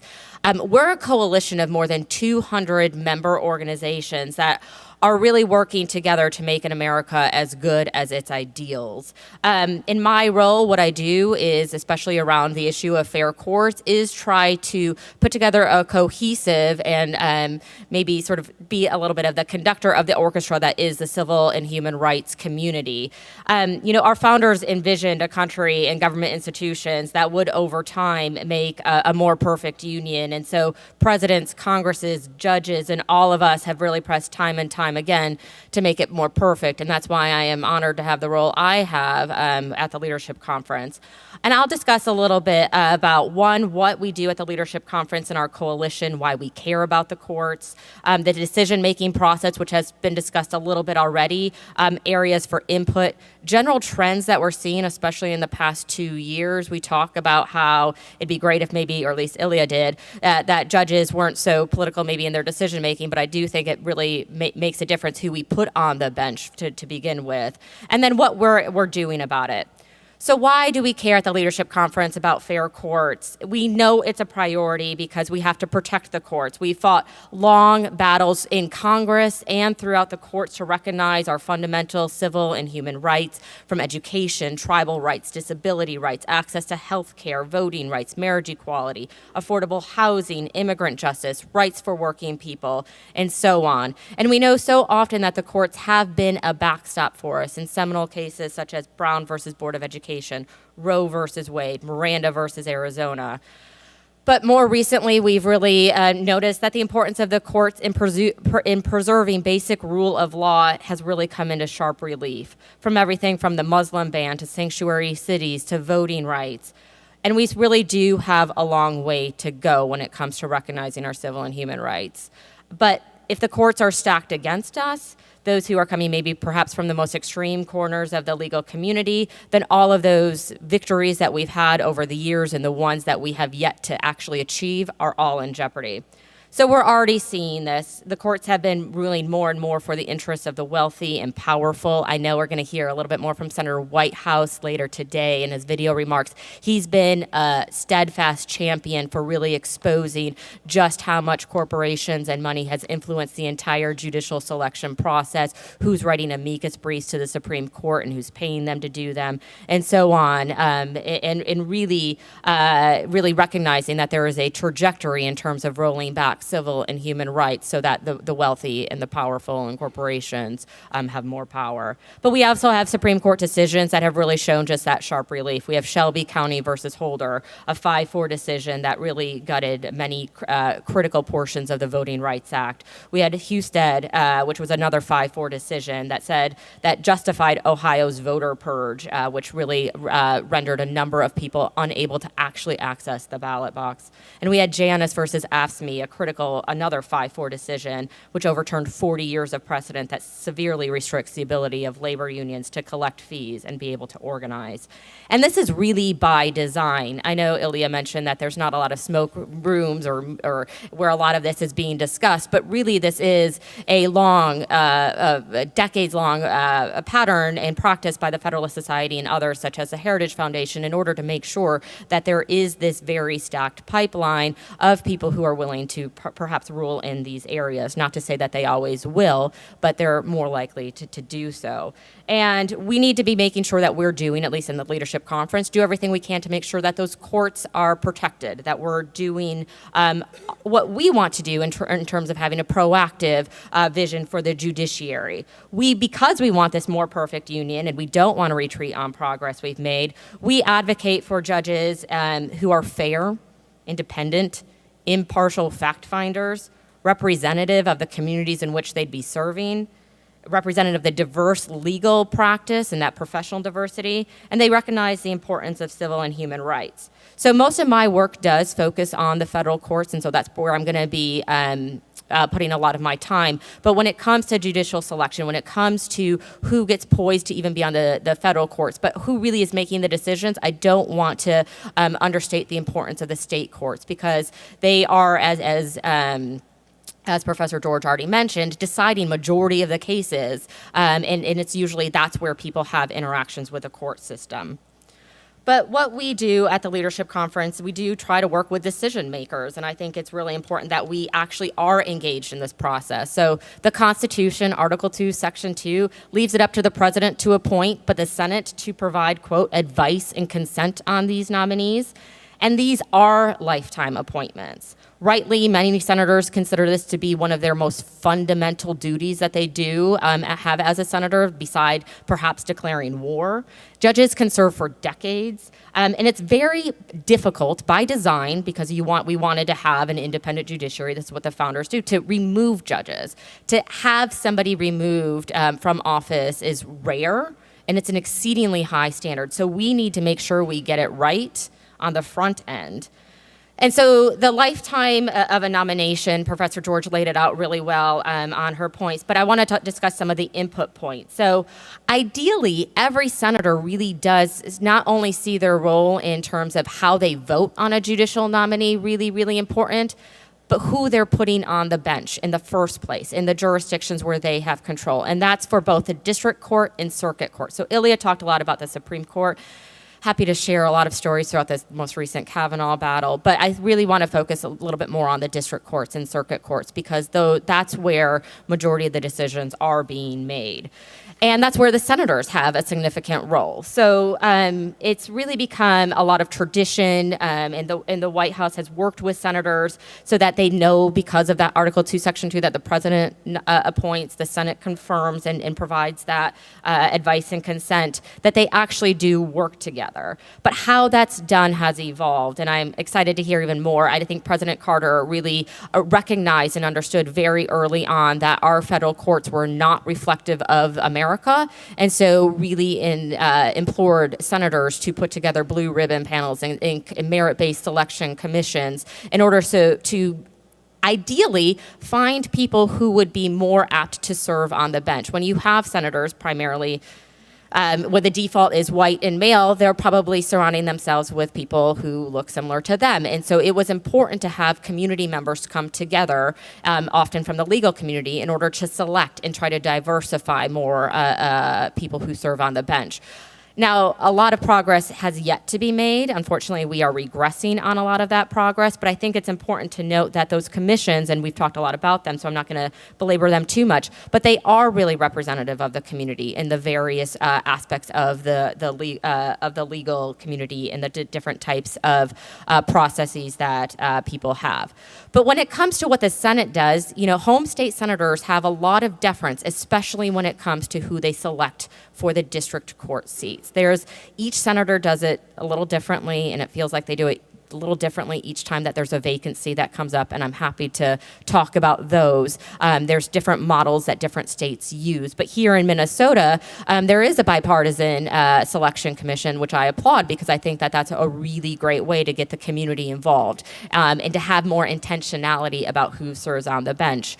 It's less so. Some senators do have their selection committees review circuit court nominees. I applaud them for doing that, because I think that there is a reason why that your commission should review those persons' qualifications. That happens often in the 7th Circuit in Wisconsin and in 9th Circuit in Oregon. They've done a lot of that in other commissions as well in other states.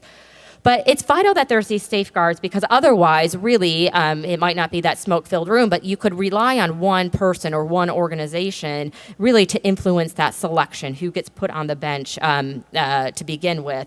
And we know that, President Trump, just take him recently, not that recently, but he campaigned with a Supreme Court shortlist to basically what I think was shore up his conservative bona fides because he knew that the courts were so important to him. It was the first time someone has done that with a list of people that they would promise to put on the bench. And they said, and the reason why I believe that a lot of people really believed in President Trump at the time as candidate was because the Federalist Society and Heritage Foundation hand-selected these people. He also discussed litmus tests that these people would overturn Roe versus Wade or devastate the Affordable Care Act and so on. And so that's something that I think when we're talking about how we depoliticize the bench, or at least the selection process, that only further splinters, I think, what we're doing. And it really does go to show that basically a few people have a significant amount of power over who's actually chosen. So it's vital whoever is doing the selecting, whether that is commissions, senators, ideally those who are in White House counsel and the Office of Legal Policy at the Department of Justice, to look for people who are competent, have the judicial temperament for the job, are impartial, someone we all can believe could be fair and unbiased, and that there really is demographic diversity from race, ethnicity, LGBTQIA status, women, as well as professional diversity. We need to have more public defenders on the bench in order for, I think, there to be a more just judiciary. There needs to be more reflective legal aid attorneys who serve on the bench, and so on and so forth. But the trends that we're seeing right now are not leading us in that direction, unfortunately, for the past 2 years. We've seen both the types of nominees that have been selected, but also the breakdown in the entire process. We often hear that elections have consequences. I think that's the argument that I hear the most. They sure do, but that doesn't mean our judiciary should be changed at the whim of a president here on every single 2 years, 4 years, 6 years, depending on which election you're talking about. And if we go and really feed into this to the winner goes the spoils, then it really degrades the independence of the judiciary, the way that we all believe that the judiciary should be an independent institution, something that we can all look up to. But this is something that I think Mitch McConnell the Senate Majority Leader, has on his mind. He doesn't care so much. So the winner, in his mind himself, go all of the spoils. So Ilya mentioned the complete denial of Merrick Garland, giving him a hearing. And Mitch McConnell has said that is his proudest moment was when he looked in President Obama's eyes and told him he would not get his Supreme Court pick. That is appalling. You can vote down a nominee, but to not even give a president who was duly elected the opportunity to have his nominee for the highest court even considered is really a step too far. But it really was it was the tip of the iceberg. Mitch McConnell was stalling lower court nominees. Only 22 judges were confirmed in President Obama's final 2 years, in hopes that if a Republican president won, they could fill the bench. So the trends in the nominees that we're seeing right now, predominantly white, 93% of those who have been confirmed to the circuit court so far, and that's out of 31 as of this week, are white. 0 have been black or Latino. 80% are male of those who've been confirmed to the circuit courts. They're very young. But to the point Ilya was mentioning, it's ideology. And I think that's where, at least at the leadership conference, we have the most issue. Nominees are being nominated who have said things such as it being transgender children are evidence that Satan's plan is working. People who are the go-to lawyers for the NRA. People who defend and are the lead lawyers on a lot of the xenophobic policy defenses, such as the Muslim ban or challenges to the citizenship question on the census, and those who really wish to challenge tribal rights. Many nominees coming before the before the Senate Judiciary Committee refused to even say whether or not Brown versus Board of Education was correctly decided, presumably because we think that perhaps that ruling is in jeopardy. That's troubling.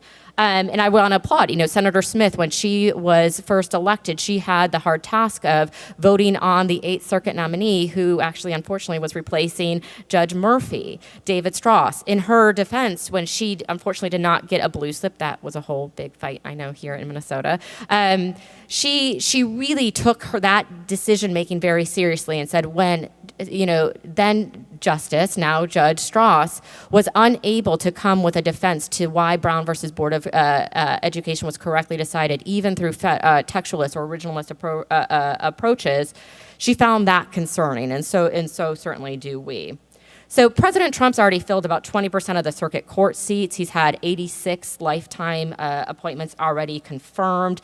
In the 8th Circuit, I'll note, out of the 11 active judges, 4 have been nominated and confirmed now who were nominated by President Trump. 2 of them have been rated by the ABA Standing Committee on the Federal Judiciary at some level of being not qualified. All have been white men. And that leaves, unfortunately, Judge Jane Kelly to be the only woman on the entire 8th Circuit right now. And so the Infinity Project's work really couldn't even be more instrumental at this time. I think when we're talking about rollbacks to progress, this is one. We could have had another woman on the bench had President Obama's nominee to the 8th Circuit in North Dakota seat, Jennifer Poole, even gotten any consideration or confirmed. But instead, President Trump got to nominate, and the Senate confirmed Ralph Erickson to that very seat. But the vetting process has become embarrassing, and I'm just going to roll through some of this very quickly. There have been omissions on Senate Judiciary Committee questionnaires, from blog posts that are anonymous, from defending the early KKK, to forgetting to put that your wife happens to be the chief of staff to the White House counsel's office, which could create a conflict of interest, an embarrassing lack of experience that I got put around on viral video, I know. More people have been rated not qualified by the ABA Standing Committee on the Federal Judiciary than previously. The Senate Judiciary Committee has eviscerated its own norms. Those are those blue slips, which are literal blue pieces of paper that senators submit to say they approve or disapprove of a nominee. This week, we had the first time in history a nominee has been confirmed over objection of both of his home state senators. Previous to the Trump administration, there had only been 3 nominees confirmed over objection of one home state senator. That number is far gone because the Trump administration has done this, but this week is monumental because Senators Cantwell as well as Murray from the state of Washington were basically steamrolled by this entire process, and that now we're going to have a 9th Circuit nominee, and there's more poised. The 9th Circuit California nominees, there are 3 who've been nominated over objections of the California senators. We've also seen stacked hearings with controversial nominees, hearings during recess. The nominee I mentioned that was confirmed earlier this week had only 2 senators ask him a question because they decided to schedule the hearing during a recess. That's appalling. And they're also putting nominees into hearings before their ABA review, which is important data to review, are even in. There's now debates about reducing the amount of time we can debate on nominees. But what can we do? So I will be completely frank, resources are asymmetrical. When it comes to the civil and human rights community and the progressive community, that funding is not necessarily there to be able to wage the types of fights that we want to be having. But, we know that a lot of money flooded in to hold open the seat when Justice Scalia died so that Merrick Garland couldn't even get a hearing. Millions of dollars were spent for that. But it's vital that what we do is that we connect people to the courts, to the issues that they care about. We impress upon them the importance of that. I'm a firm believer in asking people, and this is why I love the Infinity Project and what a lot of you are doing, ask people to consider becoming judges early in their career, because we only get good out if we put good in, and we want to model that and we want to mentor that. And so we need to continue to do that. We have a lot of education to do. Our C4 organization does do a lot of work to campaign on specific, sometimes supporting in previous administrations in particular, but in these days, most likely defeating nominees because they are hostile to civil rights. But we also talk to senators about their process, encouraging them in terms of best practices, what to look for when they're selecting judges. So there's a lot of work to do. I'll leave it there because I know I'm excited to hear from Kim next. Thank you. Go for it, Kim. Good morning. I am quite excited to be here.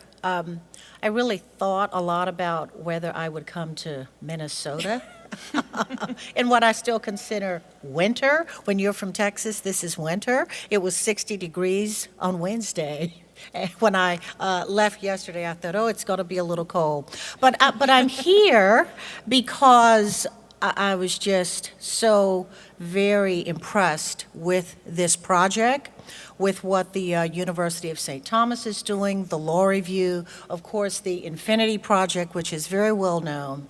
And we are at a very important time in our democracy with respect to the selection of federal judges. So, having worked for so long in that process for the American Bar Association, I come today not as a special interest group or an interest group, but as the American Bar Association, the 400,000 lawyer member, the largest bar association in the world, certainly the largest in the United States, to talk about what the ABA actually does as part of the process, the evaluation process with respect to federal judges. All federal courts, the lower Article 3 courts, all Article 3 courts, and of course Article 4 courts with respect to the territorial district courts. I have been to Guam. I have been to the Virgin Islands evaluating nominees to those courts. This is very important work, and what the ABA does is a little bit different. We are not an interest group. We don't come to the process to express a view on the ideology, the political affiliations of anybody that's nominated to the process. It has been very interesting to hear the well-considered comments of my peers on the panel today. I won't tell you what I agree or disagree with, because I'm here speaking for the ABA today, and most importantly, the Standing Committee on the Federal Judiciary. And I think that even lawyers do not always understand what that process is and believe that the ABA has a political role in this. You know, you can put politics in anything, but that is not the role of the ABA.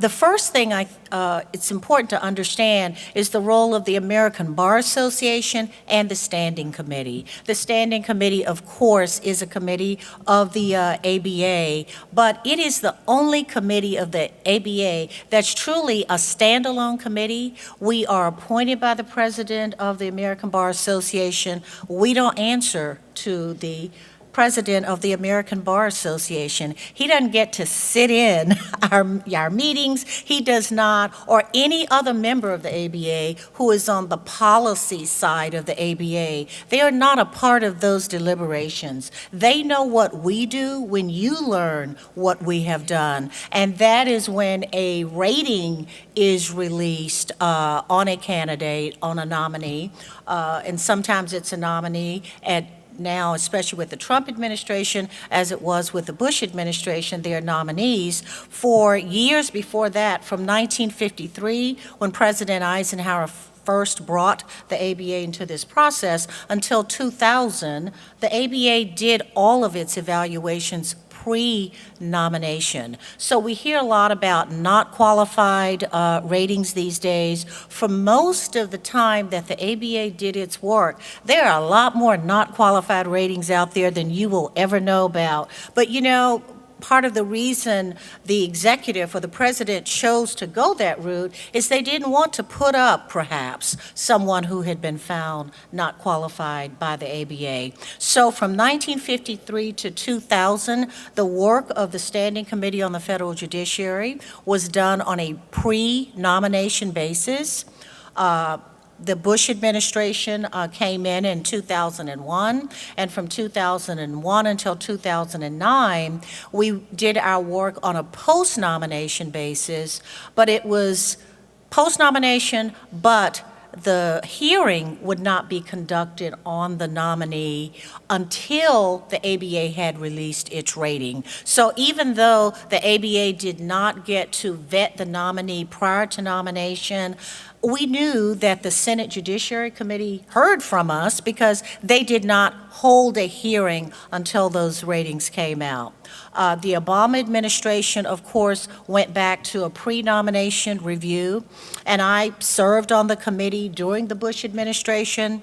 I chaired the committee during the Bush administration. I chaired the committee for a year doing right after the transition to the Obama administration. So trust me, I have seen it all with the Standing Committee on the Federal Judiciary, and even after service on that committee ends, prior members of the committee will often come back to conduct evaluations just because of the sheer number of evaluations in the system, and especially in the Trump administration, where I think we have had 155 nominees come through since that have been nominated by President Obama. A 15-member committee cannot do that work. You bring back the people who know how to do it, and I can tell you that I have vetted many nominees under this administration as well. So the committee is composed of 15 members, a representative of each federal circuit. The Ninth Circuit gets 2, not because it's special, but because it's just so big that, and you know, we've got Hawaii, we've got Montana, we've got California. So, you know, we just need 2 representatives in that circuit. And of course, there is a chair. You can be appointed for no more than 2 3-year terms. I know of no one recently who has been appointed to more than a 3-year term, and lawyers just can't do it. Just the volume of work. I can tell you it can be a full-time job. I have been on the committee when Supreme Court nominees come through. Put aside your practice. You're just going to be vetting what comes before you. I served as chair for 2 years, which is a very rare thing, but only because of the transition that was taking place with the administrations and because the process changed, where we went from post-nomination to pre-nomination reviews again. So those 15 individuals do the work. As you can imagine, these are very seasoned lawyers. They don't come with any particular political point of view. Having worked on the committee as the Fifth Circuit representative and then as the chair for 2 years, I could guess what people's political affiliations were. We never talked about them, never knew about them, didn't really care, because once we prepare our work, we don't sit down and have discussions on how to do this. Individuals who are on the committee individually vote. You get a report, you sit in your office, in your den, in your backyard, wherever you do that work, and it is not a process where you're convincing others. The strength is in the reports that come from the committees, and these are reports that will rival any great briefs that you see in the courts. These are very detailed reviews that take place.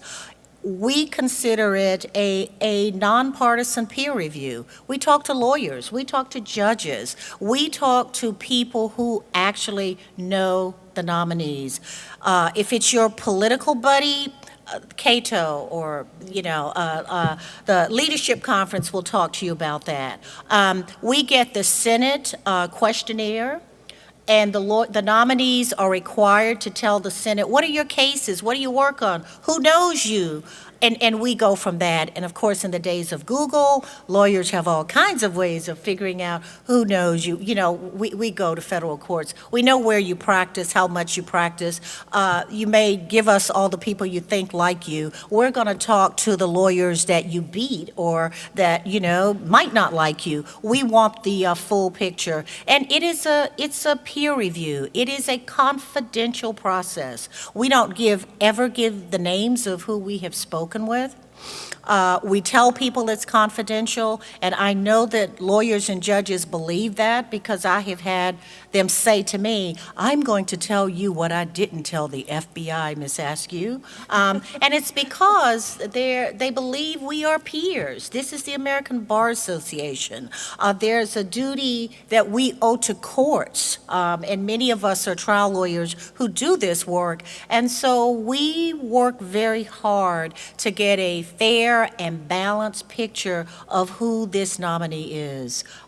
We vet only professional qualifications, professional competence, exactly what you think that is, intellectual capacity, judgment, can you write, your knowledge of the law, your professional expertise, integrity, character, your general reputation in the community, and of course temperament, freedom from bias, open-mindedness, and importantly, equal justice under law. We want judges who will apply law and facts and come to whatever decision that leads them to.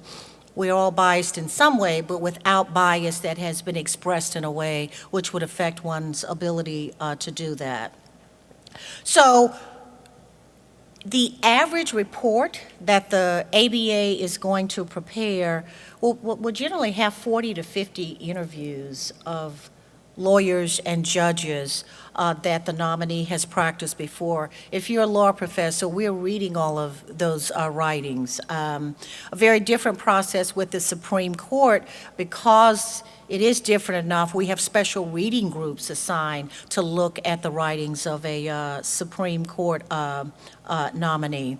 We take that information that is in the questionnaire and really try to figure out who this nominee is with respect to the three things that we vet.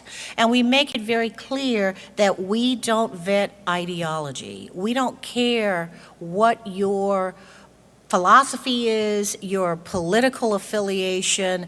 Everybody has a view as to whether the ABA is liberal or not liberal, and it really does not impact the work that we do. We don't get to tell the president who to nominate.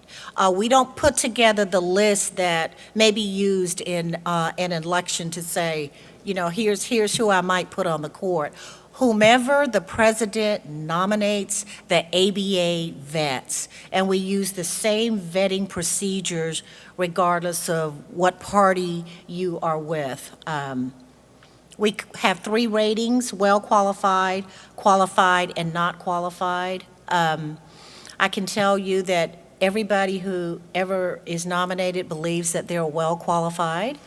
And sometimes, a lot of the times, the ABA will agree with you, because I think it's really true that the vast majority of nominees to the federal courts are the finest lawyers in America, and of course, a peer review process is going to show that they are well qualified. The ABA gets criticized because of those we find not qualified, and there's a lot more discussion about that recently just because of the process that's being followed. There are many, many more nominations. There is not adequate time for review. In prior administrations, we had at least 35 days to conduct the kind of review that we conduct. There was also hearings not held before the ABA ratings were released. As you well know now, there are hearings being conducted before the ABA ratings are released. The executive, the Senate Judiciary Committee does not get to look at or even ask the ABA, well, why did you find someone not qualified if the hearing has already been conducted? But that is all we will do. And even when the ABA releases its reports, we talk about what we have found. Again, we do not identify people. And the Senate Judiciary Committee has made it very clear that, the purpose of those reports, and certainly the ABA, is not to hurt anyone in their careers or whatever. We sometimes have to give a report that's a negative one, which is why we like the pre-nomination process, because when the ABA told President Obama and all those presidents from 1953 to 2000, some of them may have decided, yes, we are going to nominate a not qualified, someone that you have found not qualified. Did not occur with those found unanimously not qualified by the ABA. President Obama, none of the persons that the ABA found not qualified in that pre-evaluation process were nominated by President Obama. Again, it's the decision of the president as to whether they will go forward. I've had the unfortunate experience of having to testify on a non-qualified candidate as the Fifth Circuit representative, and it is not something that the ABA takes pride in. The ABA is the trade association for the lawyers of the United States. The last thing we want to do is to be in that position, but if we have to, we justify our work. So that is our process. Now, many say the ABA itself is politicized, and I will tell you, on the ABA side of the House, that's not the Standing Committee on the Federal Judiciary. Yes, they are. They take policy positions. That's why we have the House of Delegates. We take positions on the independence of the judiciary and what's coming down the pike, and a whole lot of legal issues that, an administration may or may not agree with. That is not what the Standing Committee on Federal Judiciary does. You cannot serve as an officer of the ABA if you are on the Federal Judiciary Committee. You cannot be on the Board of Governors. They don't coordinate with us. They don't even try.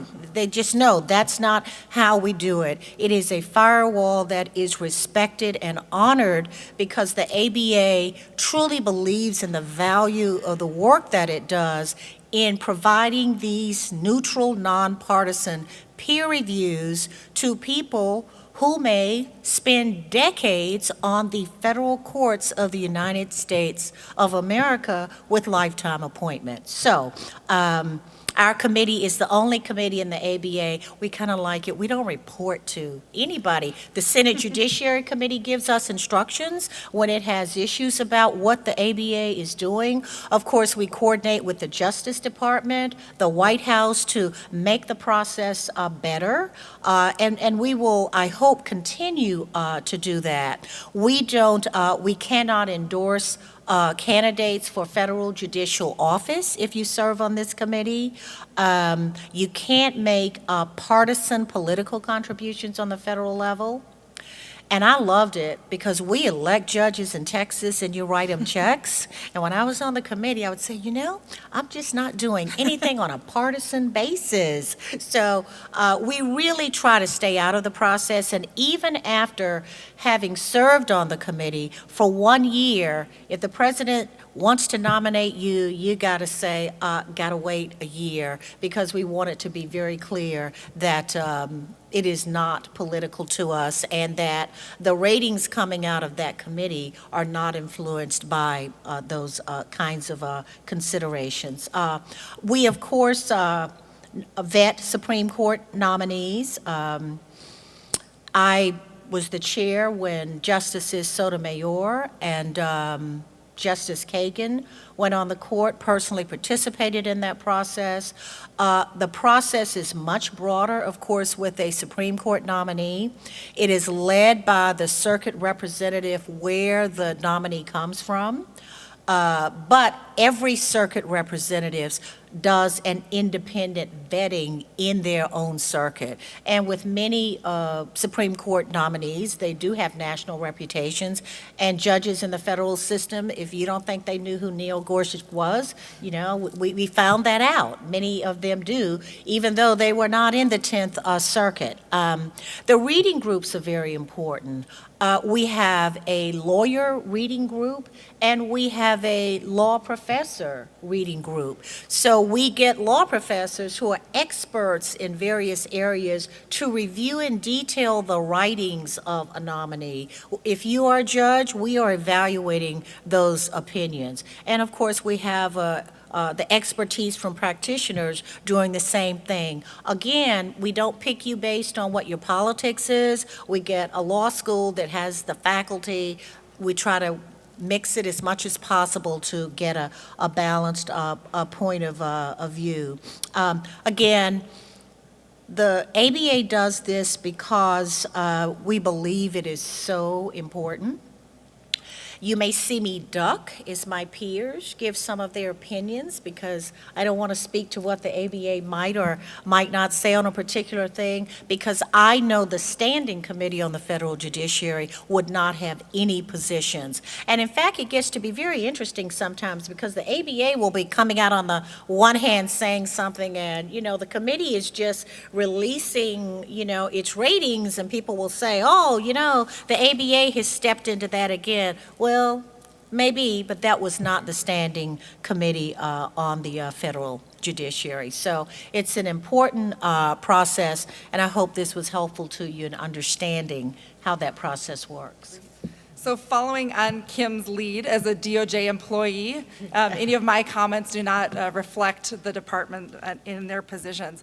Please write down any questions you have. We have some time for questions. I'm going to kick it off with questions for each of the panelists and give them a chance to do the rebuttal. And let's start with that, with Ilya. All right. Well, so first of all, the ABA is, of course, an interest group. Not the Standing Committee, but the ABA as a whole. And it's unfortunate that the Standing Committee, and I got to know Kim a little bit last night, lovely person, or any of the other members, her colleagues on the committee. But it's kind of like, how would someone on the left feel about the Federalist Society doing ratings? Because that is how the ABA is considered to be. This is not your father's or your grandfather's ABA. This does not represent lawyers in the country. It represents a small sliver of left-wing lawyers in the country. And so the Standing Committee does good work, generally. I'm not saying that. But maybe it should be spun off. Maybe there should be some other process. I don't know. But I think President Trump and President Bush before him were correct in not considering ABA ratings as they went ahead and in doing their thing independent of what the ABA was doing. And so until we have a different process, that's where those on the right stand on that. As far as Lena's comments, I found it very interesting to be accused of being overly ideological when it seems like it's Lena's organization that keeps talking about results and what kind of rulings they want to see. In my remarks, I don't know if I said what kind of result I like. I talked about methods. I talked about tools for interpreting constitutions and statutes and that sort of thing. There are no litmus tests, although there apparently are on the left. If someone is going to overturn Roe v. Wade, I don't think that's going to be viewed very helpfully. And in fact, this is what's gotten someone like Naomi Rao into trouble, right? Because the White House counsel's office does not ask, will you overturn Roe v. Wade? There are concerns by senators who want to make sure that there are rock-ribbed whatever on the bench. And speaking of Naomi Rao, I find it rich that there's this criticism of this or any other Republican administration, it's really no different, is appointing only white males. Look, whether to Lena or anybody in the audience, if there are originalist and textualist women or people of color that are being missed, please let me know. I'm just a small player, but I'm happy to funnel those overlooked candidates. Because that's ultimately what this is about. And ironically, when Republican administrations, when President Trump appoints women or people of color, or both, they are the ones who are attacked the most. Whether it's Naomi Rao, Patrick Bumatai, a Filipino-American gay man who was viciously opposed by Kamala Harris and Dianne Feinstein, and since under the new White House counsel has been demoted. He's now a district court nominee rather than a Ninth Circuit nominee. So, it's a very nasty game that's being played here. And again, the concern is with appointing originalists and textualists. This is not Trumpy judges, whatever that means, right? You don't see Judge Judy or Rudy Giuliani on Trump's list. This is a higher caliber, and I think based on ABA ratings as well, of judicial nominees. Generally, yeah, there are some bad apples, absolutely. But generally, than any other administration, than Bush, it's incredible. It's remarkable that this is coming from President Donald Trump. It's ironic, amusing, whatever word you want to use. But the judicial nomination operation is just an incredible machine that, from my perspective, has produced Trump's best successes. I mean, I wish he would put the Federal Society in charge of the rest of the government, frankly. Finally, just correcting some factual points. The blue slip. Only 2 judiciary chairmen have treated blue slips as absolute vetoes.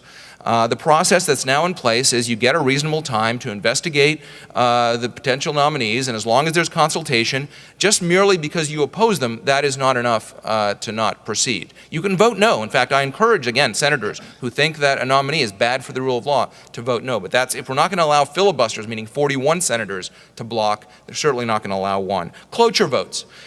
President Trump has faced more cloture votes. This is motions on the vote to proceed to a confirmation vote. More cloture votes than all previous presidents combined, including on nominees that ultimately are confirmed by voice vote or 90+. During a recess, Dianne Feinstein agreed to those hearings. That's not a problem. The Brown v. Board point is offensive. I don't think any of these nominees want to overturn Brown v. Board or consider it controversial. This is to avoid the gotcha game of then asking about other more precedents that are, in fact, contentious, like Roe v. Wade, but others. And so not to go down that route, the White House counsel's office, the Office of Legal Policy Counsel, don't talk about grading any particular case, whether it's Marbury or Brown or anything else. So I'll end there. That got me a little excited. Let me just respond very quickly. As a trial lawyer who stands before juries in Texas, I sort of avoid labels, and that left-wing label is always attached to the ABA, and I just say, look at the facts. 155 judicial nominees by President Trump.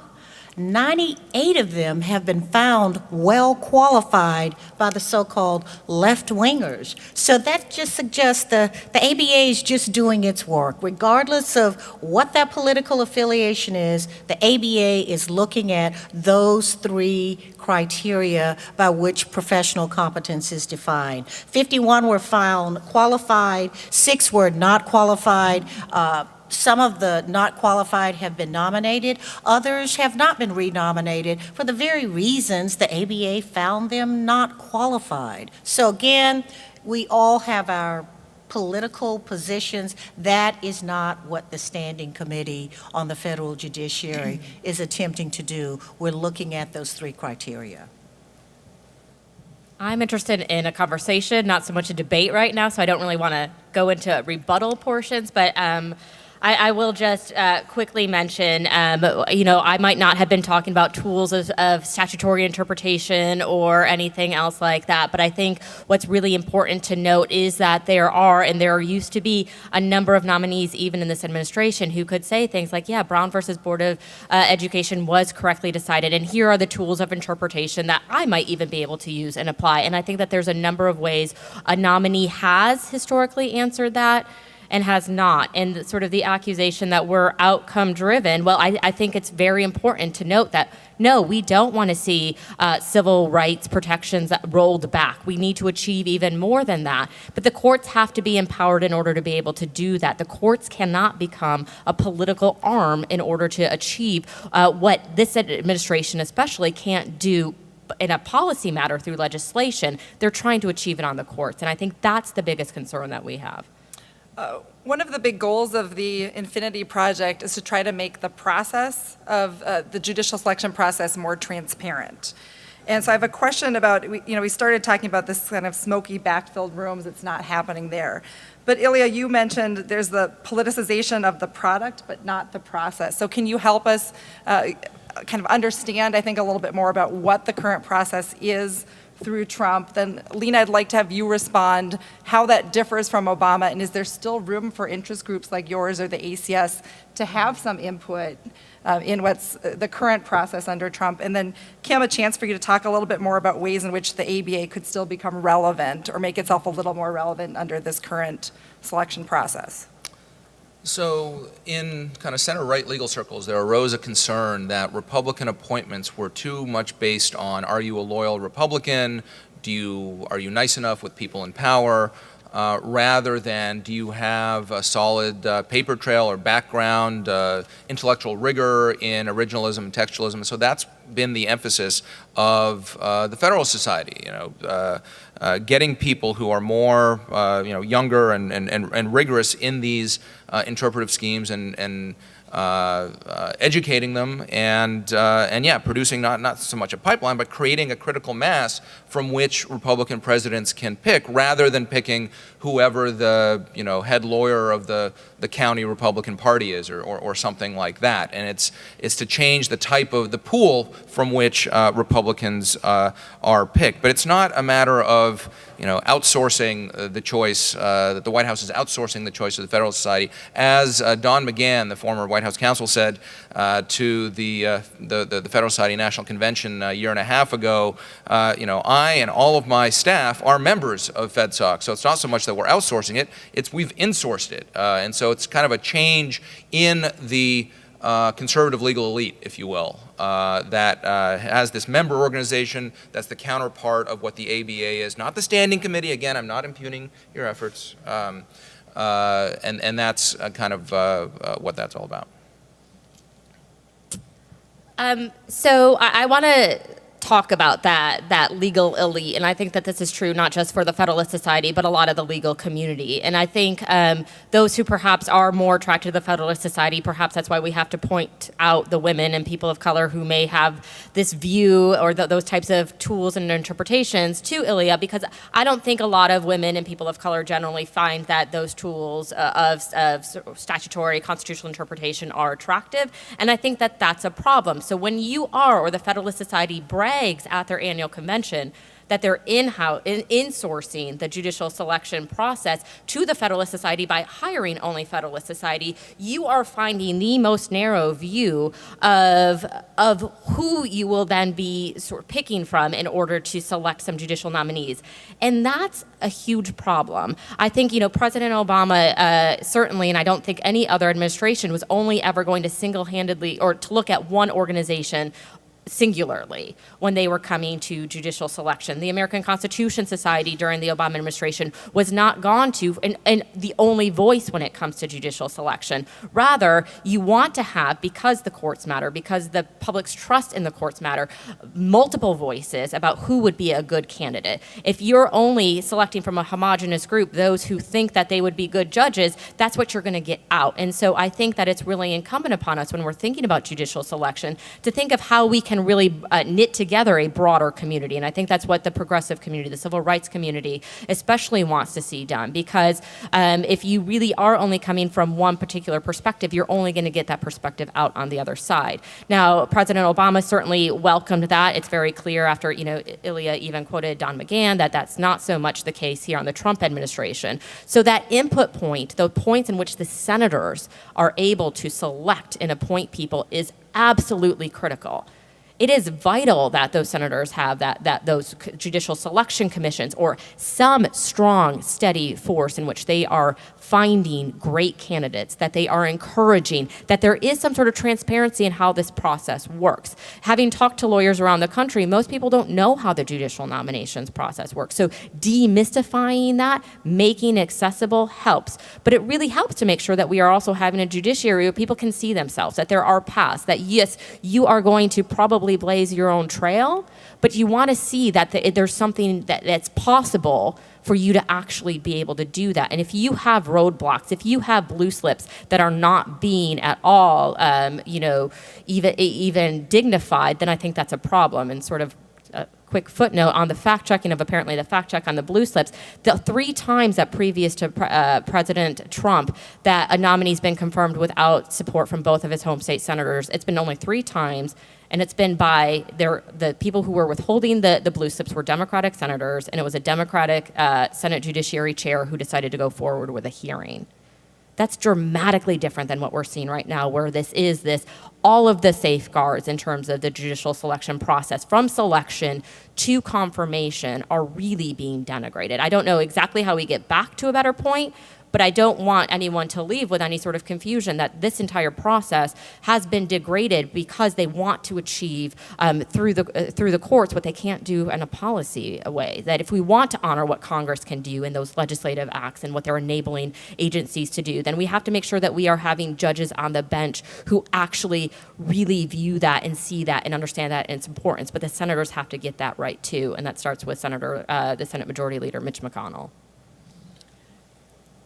As a libertarian opponent of judicial restraint, I'd just like to add that I've had as many or more debates within the Federalist Society as, against ACS or other progressive groups. You know, the ABA will simply continue its role as of providing neutral peer reviews. For the 66 years that the ABA has done this, it has not always been smooth sailing.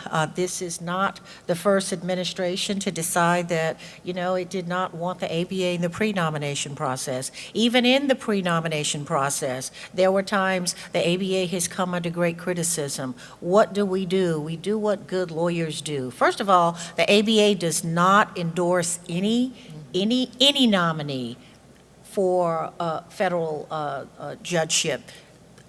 Even on the side that, is not the standing committee, the ABA does not endorse candidates.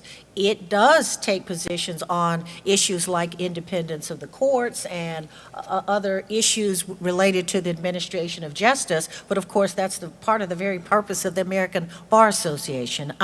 We work with the Senate Judiciary Committee. I have been on the front line testifying. I have heard the criticisms, and we have worked with those senators to say, what do you need? What would you like to see improved in our process? There were times they would say, we want more transparency. If you have a negative comment or an adverse comment that you receive on a nominee, here are the kind of safeguards that we want you to give the nominee in that process. We have always done that. We work with the Justice Department, with the Senate Judiciary Committee to tweak the very form that nominees fill out, because we're the lawyers who take those forms and do something with it, and we say, it would be very helpful. We were the lawyers who said, why don't you put the forms on the website?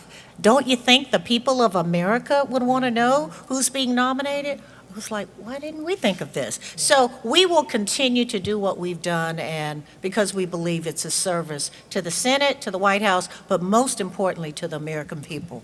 We could go on, but it's time for lunch. There are a few questions I didn't have a chance to answer, so please, please have, if it was one of your questions, please come up. The panelists will make themselves available now or at break or at lunch. So please join me in thanking our wonderful panel.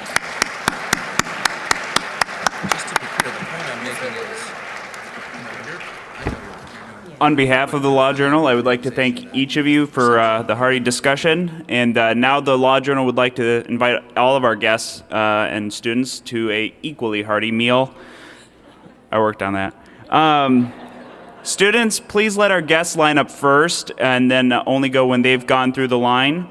And then after Professor Greenhouse gets a quick chance to eat, she will provide our keynote address that will begin at approximately 12:15. I'll give a 5-minute warning, and it will be followed by a questions and answer session with Dean Brabbett. So guests, whenever you're ready, please line up at the back of the atrium and go around to the buffet. Thank you.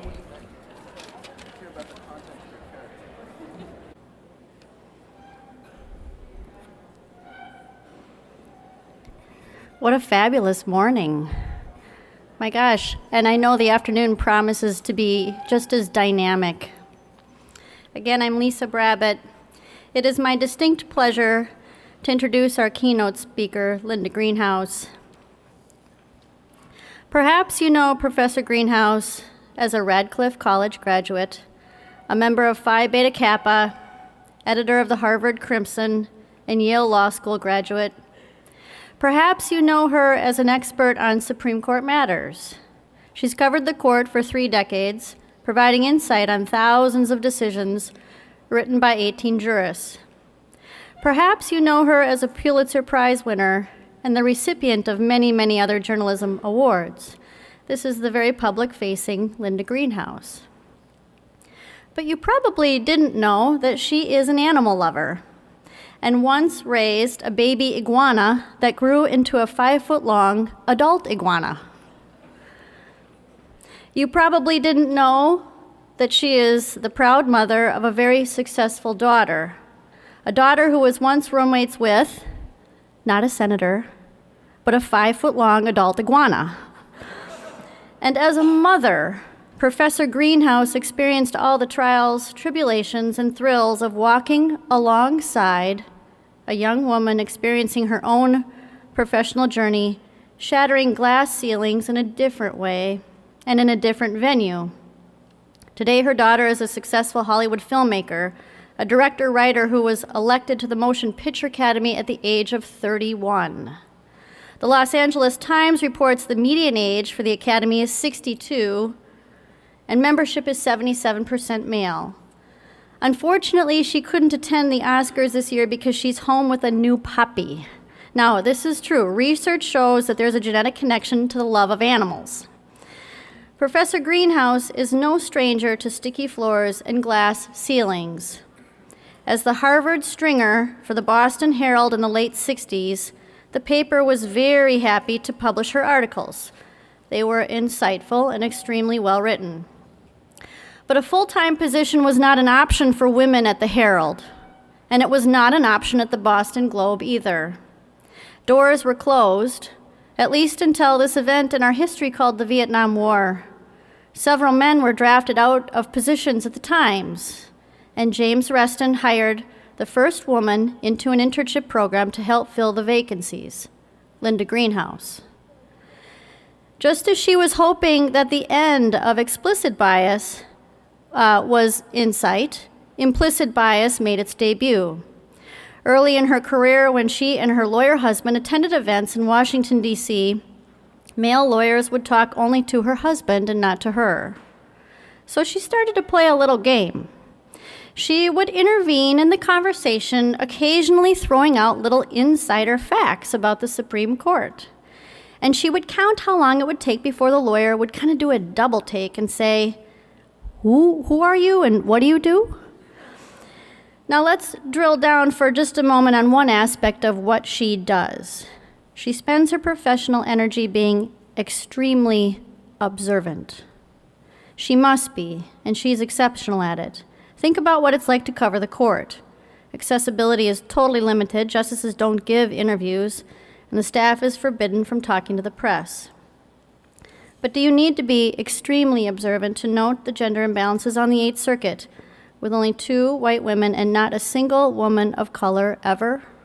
Please join me in welcoming Linda Greenhouse as she brings her intellectual firepower and insightful analysis to important issues related to the courts and picking judges in the 21st century. Linda Greenhouse.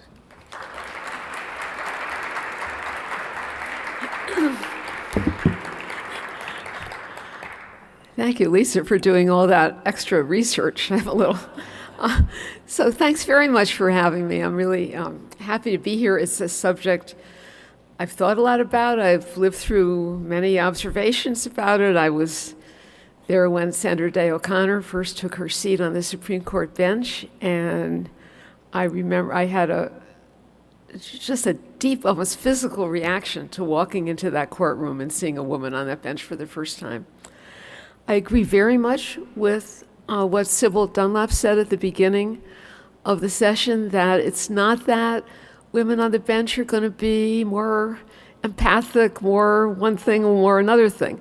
It's the notion of the dynamic of a court, whether it's a collegial appellate court, collegial as a term of art, or a group of district judges in a courthouse all doing their own thing, just to know that there are other people from other kinds of life experiences. I remember when, after Thurgood Marshall left the bench, Justice O'Connor wrote a little essay honoring him that appeared in the Stanford Law Review, and she said that what she remembered most about Justice Marshall was the stories that he would tell around the private conference table of the justices that would be evoked for him by different cases.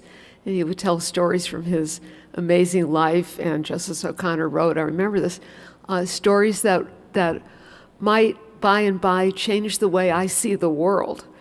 And I remember reading that, it was a long time ago, and it was at a time when Sandra Day O'Connor had, I think, never voted in a case on the side of racial inclusion. She was very much anchored on the conservative side of the bench, and so I read that, I thought, well, that's interesting, but, that seems a little abstract. But, by the time she ended her career, Remember, she wrote the majority opinion in Grutter, the case that upheld affirmative action at the University of Michigan Law School, and her sense of the world and her place in it did evolve and enlarge. And it would be very reductive and presumptuous of me to say it was because she listened to Thurgood Marshall telling stories, but I think we all learn from one another, and I do think it's extremely important. So what I tried to do here is anticipate what was going to be talked about at this symposium and try to say things that wouldn't duplicate excuse me, what other people were saying. So I'm not sure the extent to which I've succeeded, but what I'm trying to look at here is the kind of some thoughts about women's legal careers. How do women get in that pipeline? Not quite as focused on the mechanics of it, as you heard from the panel before the last panel, but sort of what lies ahead for women entering the law. So President Jimmy Carter appointed 40 women to the federal bench, as you heard earlier from Professor George's introduction, 5 times as many as all his predecessors combined. The impact was really transformative. When Carter became president in January 1977, there were only 5 women among nearly 400 judges on the federal district courts, and only 1 out of 97 judges on the federal courts of appeals. Shirley Hufstetter was that one. She'd been appointed by Lyndon Johnson in 1968. Carter appointed 11 women to the federal appeals courts, including Ruth Bader Ginsburg and the late Patricia Wald, 29 for the district courts, for a total of almost 16% of his 259 judicial appointments. And so for our purposes today, I think what's most interesting is not the raw numbers, but the path that those particular women took to the federal bench. Their path differed notably from that of the Carter administration's male appointees. The women were less politically connected. They were much more likely to be sitting judges on the state courts, and much less likely to be major law firm partners, as many of the men were, which is not surprising since there were very few women in big law in those days. Their private practice credentials were more likely to have been earned, excuse me, their practice credentials were more likely to have been earned in government service or in public interest settings. Again, see Ruth Bader Ginsburg or Pat Wald. More than the male appointees, the women ran into problems with the American Bar Association, which was accustomed to evaluating judicial candidates with more conventional credentials, read male credentials. I recount this history, of which this is really just the tip of the iceberg, because judicial appointments were a very contentious front in the gender wars of that time. As feminist scholars, including Sally Kenney, who you've heard mentioned, and Mary Clark have documented. But really more as an introduction to my topic. What does the pipeline look like today? Now that women outnumber men in the nation's law schools, as you've heard earlier, 51%, according to statistics that the ABA published last year, what are their career paths? How do they experience a life in the law? Where do we find women in the pipeline to the bench? So my effort really is to supplement the focus of this symposium by adding some general context about women in the legal profession. A close look at what goes into the pipeline should better inform our evaluation of the progress of women onto the bench. So to cut to the chase, there are some real challenges still confronting the legal profession and anybody who cares about gender equity, both on the bench and on the way to the bench. So first, a statistical snapshot, drawn largely from data published last year by the ABA's Commission on Women in the Profession. And I have to say, the ABA is not a left-leaning organization. It does a lot of important research to understand the rule of law and how law is being practiced today. Women make up 35% of attorneys engaged in active practice today. They earn about 78% of male lawyers' earnings, a gap that translates into more than $450 a week. And the gap has grown rather than shrunk in recent years. The gap is somewhat breathtaking, in fact, between male and female partners in the country's biggest law firms, and I realize that doesn't apply to everybody, but it's just an interesting benchmark. There's now a 53% difference in pay, as reported in December of this last year, up from a 32% difference in 2010. Male partners at these big law firms, I mean, I'm astonished by these numbers, but they are the numbers, earn an average of $959,000 a year, compared with women at $627,000. Now, those, nothing to cry over, but it's a difference that those who study such things attribute to the fact that men are more likely to be the firm's rainmakers and to receive, quote, or origination credit for the work they bring in. How open to women are law firm partnerships? In private practice, women are 45% of law firm associates, 23% of law firm partners, 19% of equity partners. And there are updated statistics that look at newly promoted partners rather than partnerships as a whole, so it kind of captures a more current snapshot. And in that snapshot, women were 38% of new law firm partners in 2017, of lateral partners, partnership hires, 28% were women. Women are 26% of the Fortune 500 general counsels. And for a snapshot of the bench, my numbers are a little lower for the state courts than Tracy George's numbers, but I'll grant that hers are right. It's about 30% of the state court judges, roughly a third of the federal court judges, including, of course, precisely 1/3 of the U.S. Supreme Court.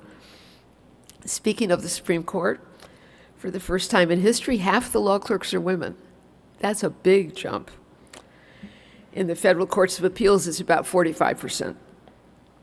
But equity among Supreme Court law clerks doesn't correspond to equality of opportunity in Supreme Court practice. Of the few women who practice regularly before the Supreme Court, most are government lawyers. By the current Supreme Court term's midpoint in late January, lawyers had made 112 appearances in argued cases, and only 17 of those appearances were by women, and only 6 were appearances by women in private practice rather than representing the government. The U.S. Solicitor General's office is the most frequent repeat player before the Supreme Court, and the office is a very important feeder to the upper reaches of the Supreme Court bar. Until recently, women accounted for about half the lawyers in that important small office, where only one woman, Elena Kagan, has ever been Solicitor General. In recent months, the number has dropped to only 4 women out of 16 lawyers. But it's important to get behind those statistics to see what life is like for women in law practice. Studies of women in law firms and in in-house counsel positions regularly show evidence of implicit and sometimes unmistakably explicit bias. And I should note that much of what I have to say applies to the experiences of lawyers of color, regardless of gender. Women and lawyers of color frequently report what's known as prove-it-again bias. And I think Lola really was referring to this on the earlier panel when she talked about people not being sort of self-confident enough that they have what it takes to even think of a judicial career. Prove-it-again bias, the feeling of always being on trial with their commitment and competence questioned and having to be proved time after time. Women report feeling pressure to behave in conventionally feminine ways and are often assigned office housework tasks more often than their male peers. And often they respond to that kind of pressure or perceived pressure by being the ones who volunteer for the housekeeping tasks. Among the recommendations by one study published last year by the ABA and the Minority Corporate Counsel Association, under the title, "You Can't Change What You Can't See, Interpreting Racial and Gender Bias in the Legal Profession," one recommendation was that firm leaders stop asking for volunteers and simply assign such tasks on a gender-neutral basis. Another study reported that when women leave a firm to go in-house, their motive is often taken to be a desire for a more manageable work life, while when a man makes the same move, he's regarded as a strategic thinker who wants to be close to the centers of corporate power. Too often, female general counsels are seen as and treated as tokens. Studies of the path to a general counsel's position show that women who work in-house are rarely promoted to the top position. They do better by moving into general counsel's positions at a different company, in fact. And that's no guarantee either. Of 30 major companies that replaced a retiring general counsel in the 2017 to 2018 cycle, 30 companies, 22 hired men and only 8 hired a woman. In law firms, women and lawyers of color of both sexes report they are brought along on meetings with prospective clients as eye candy to suggest diversity, but that if the pitch turns out to be successful, they often don't receive credit for their roles in preparing for or participating in the meeting. Women who become mothers report that their career prospects often hit a plateau. A group of female lawyers at Morrison & Foerster filed a lawsuit against the firm last year, claiming that the firm responds to mothers and pregnant women with lower pay and fewer promotional opportunities, including to partnership. Proskauer, Jones Day, other big firms have been sued recently over imbalance in partner compensation. A real wake-up call came earlier this year, and you probably remember this, when the law firm of Paul Weiss celebrated its new partnership class with pictures. Of the dozen new partners, only one was a woman. This widely reported incident prompted 170 general counsel and corporate legal officers to sign an open letter to all big law firms, announcing that in choosing outside firms to retain, the signers would give priority to those committed to diversity and inclusion. Noting that partner classes, quote, in no way reflect the demographic composition of entering associate classes, the letter said, quote, we are left to wonder if you and your partners value diversity enough to put into place programs to develop, promote, and retain talented and diverse attorneys. We expect the outside law firms we retain to reflect the diversity of the legal community and the companies and customers we serve. That could prove to be a very important initiative, but time will tell. Will this wake-up call be successful? Will anything help to solve a problem that's been identified and discussed actually for many years? The ABA and Minority Corporate Counsel Association study offers several suggestions beyond the useful one of no longer seeking volunteers for unglamorous tasks around the office. Its report emphasizes the use of metrics for evaluating both job applicants and job performance, with the goal being the elimination of subjective and open-ended appraisals, placing everybody on an even playing field. And I think I heard kind of a resonance of that in Judge Bremer's remarks about more transparency in the application process and in the interview process. Some big firms, including Proskauer and Skadden, are redesigning summer associate programs to give special attention to women and to minority law students. Proskauer this summer is coming up with what they call a boot camp to 30 women who are about to enter law school. And these young women will spend a week learning useful law school skills, being paid $1,000 for their attendance, and those who complete the program are guaranteed a callback interview for the firm's summer associate program after they finish their first year of law school. As for Paul Weiss, it's promised to, quote, do better in the future. So where does this leave us in our request for equity on the bench? Female lawyers, as well as judges, often report they've been mistaken for someone's assistant in the office or in the courthouse. And of course, this applies probably even more acutely to lawyers and judges of color. Earlier this year, after a lawyer in Michigan tweeted in frustration that she had been mistaken once again for a paralegal, Eva Guzman, a justice on the Texas Supreme Court, tweeted in response that, quote, this evening I was again told you don't look like a judge. That in turn prompted a judge from Michigan, Quiana Lillard, to tweet, people tell me all the time I don't look like a judge even when I'm in my robe at official events. And a Florida judge, Bronwyn Miller, said that sometimes when the door to her chambers was open, quote, attorneys would inform me that they were there to check in and ask if Judge Miller was here yet.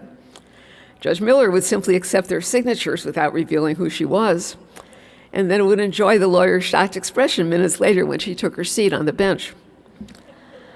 Would anyone say to a woman wearing a judicial robe at the U.S. Supreme Court, you don't look like a justice? Not anymore, obviously. But remember, just a year or two before President Ronald Reagan named Sandra Day O'Connor to the Supreme Court, there was a hit Broadway play called First Monday in October that treated as a joke the unlikely notion that a woman would someday sit on the Supreme Court. The play was a comedy. Then Justice O'Connor changed the narrative, and that's our challenge. The narrative changes when the facts on the ground change. Changing those facts has been the life's work of the Infinity Project. And those of us here today, I think all of us, accept that challenge as our own. Thank you very much.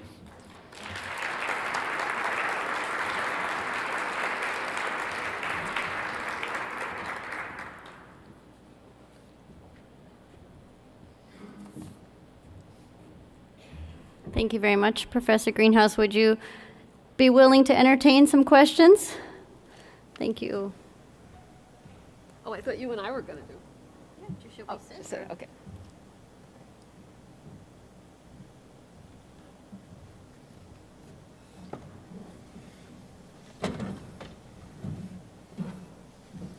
Thank you very much for your remarks.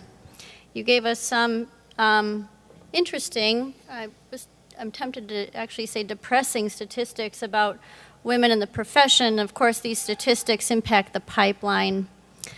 What is the impact of these statistics when we think about what we call qualified candidates? Because that tends to be a buzz term or a term that gets tossed around in various venues. We want qualified candidates. What is the impact of the numbers on qualified candidates? And then if you could talk a little bit about what is a qualified candidate? Yeah, I mean, I think the earlier panel dealt with this pretty well. It's not checking off a particular box of how many years have you been a partner, or how big is your, who your clients have been, and this kind of thing. What we really are looking for are our habits of mind that manifest good judgment, that will make people who see the work of such a judge trust the courts, no matter what the outcome has been. I think it's much more of a judicial personality, I think, is what, in addition, I mean, obviously in addition to the basic aptitude and sufficient experience, but at the end of the day, a judge needs judgment, right? And when you say, when we can change the facts, then we can effectuate change in other venues and other places. How do we keep implicit bias at bay so that when we bring the facts forward, we're not carrying forward some preconceived thought process about the roles that we should and shouldn't play in both society and in the profession? Yeah, I mean, if I understand the question, I mean, I think when I talked about changing the facts on the ground, what, so struck me that morning when Sandra O'Connor first took her seat on the bench was, wow, I mean, now all of our daughters or, classmates or whoever, there's a door that's opened. And so I think we're still in a phase where, certainly in the Eighth Circuit, but in many other places too, every woman is sort of a pioneer and has to carry, that's a burden, is being judged for not only her own merit and accomplishment, but for how she exemplifies, sort of womanhood in the profession or womanhood on the bench. That's a load to ask someone to carry. So, it's kind of maybe the flip side of the coin of implicit bias. It's every individual being held up as the ultimate exemplar. If Justice O'Connor had turned out to be a really bad pick, I don't know how that would have played out. Fortunately, that was not the case. But there's a microscope that's trained on, any woman who's the first or the second or whatever. And that's people have to deal with that. Speaking of pioneers in the profession, Judge Murphy would, on occasion, sometimes publicly, mostly privately, talk about her impact on the court as the only woman on the court. In your observation, what do the 3 women justices bring to the court? And can you also kind of give some thoughts about that era where Justice Ginsburg was the only woman on the court? Yeah, so after Justice O'Connor retired in 2005, there was more than 4 years between her retirement and Sonia Sotomayor coming on the court in 2009, during which Ruth Bader Ginsburg was the only woman. And she was pretty frustrated. She sort of talked a little bit out of school about that, how at conference, the justices have a closed-door conference a couple times a week where they talk about the pending cases, and she would make some remark, and somebody would talk over her, and then somebody else would sort of say the same thing, and that was like taken seriously. Now, doesn't that sound familiar to people that have been, to women that have been in meetings? And you think, this happened to Ruth Bader Ginsburg, 1 out of 9 around a conference table, but yeah, it did, and she was just thrilled. Ideology and politics and everything else aside, when first Sonia Sotomayor and then a year later Elena Kagan came on the court. So, it's a critical mass. I think it's very hard to say, in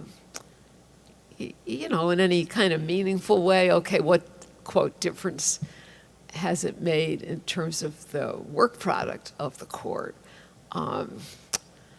But these are 3 very hardworking women who do their homework, and I commend to you the transcript of the argument in the court on Wednesday in the Bladensburg Cross case. The question is whether a 40-foot tall Latin cross standing in a traffic circle between 2 major highways in Bladensburg, Maryland, on public land owned by the government violates the Establishment Clause. And the first, page after page after page of the argument is simply Justice Sotomayor, Justice Kagan, Justice Ginsburg, and it just kind of left me smiling I wasn't at the argument, but I read the transcript. They're not shy. Their presence is well felt. And sometimes we point to that when we talk about transferring public trust and confidence in the judiciary. Their presence is felt, they participate, they're full participants on the court. Is there a gap then in public trust and confidence, and how important is it when many Americans can't name all the justices on the Supreme Court, and many probably can't name a judge on the appellate court? Talk about that gap and how and what role do we as organizations, individuals, lawyers, judges have in trying to bridge that gap? Well, your observation is certainly correct. I just was reading for another purpose a recent C-SPAN CNN survey about public attitudes toward the Supreme Court, and people are just given an open-ended question, can you name any justice? And about half of them could not. And, we all live in a world where, RBG is like everything. So half couldn't name any justice. Half of the half who could name any named her named Ruth Ginsburg. And the next biggest one, I think, was, it kind of surprised me, the Chief Justice, John Roberts, 14% could name him. So certainly people can't name judges on their circuits, and I'm willing to say most people don't have a clue that they're living in the 8th Circuit or the 45th Circuit. I mean, it's not a concept. I mean, I grew up, sort of interested citizen. I happen to have grown up in the 2nd Circuit, but was that relevant to me as a young person before I, kind of started writing about this stuff and figuring out? No, I had if somebody had walked up to me in like high school, what circuit are we in? I wouldn't know what they were talking about. So no, I think we can't translate it into, they know there's this many judges out of that many on their federal circuit. I think, as Professor George said at the beginning, I mean, most people's encounter with the courts is at a very local level.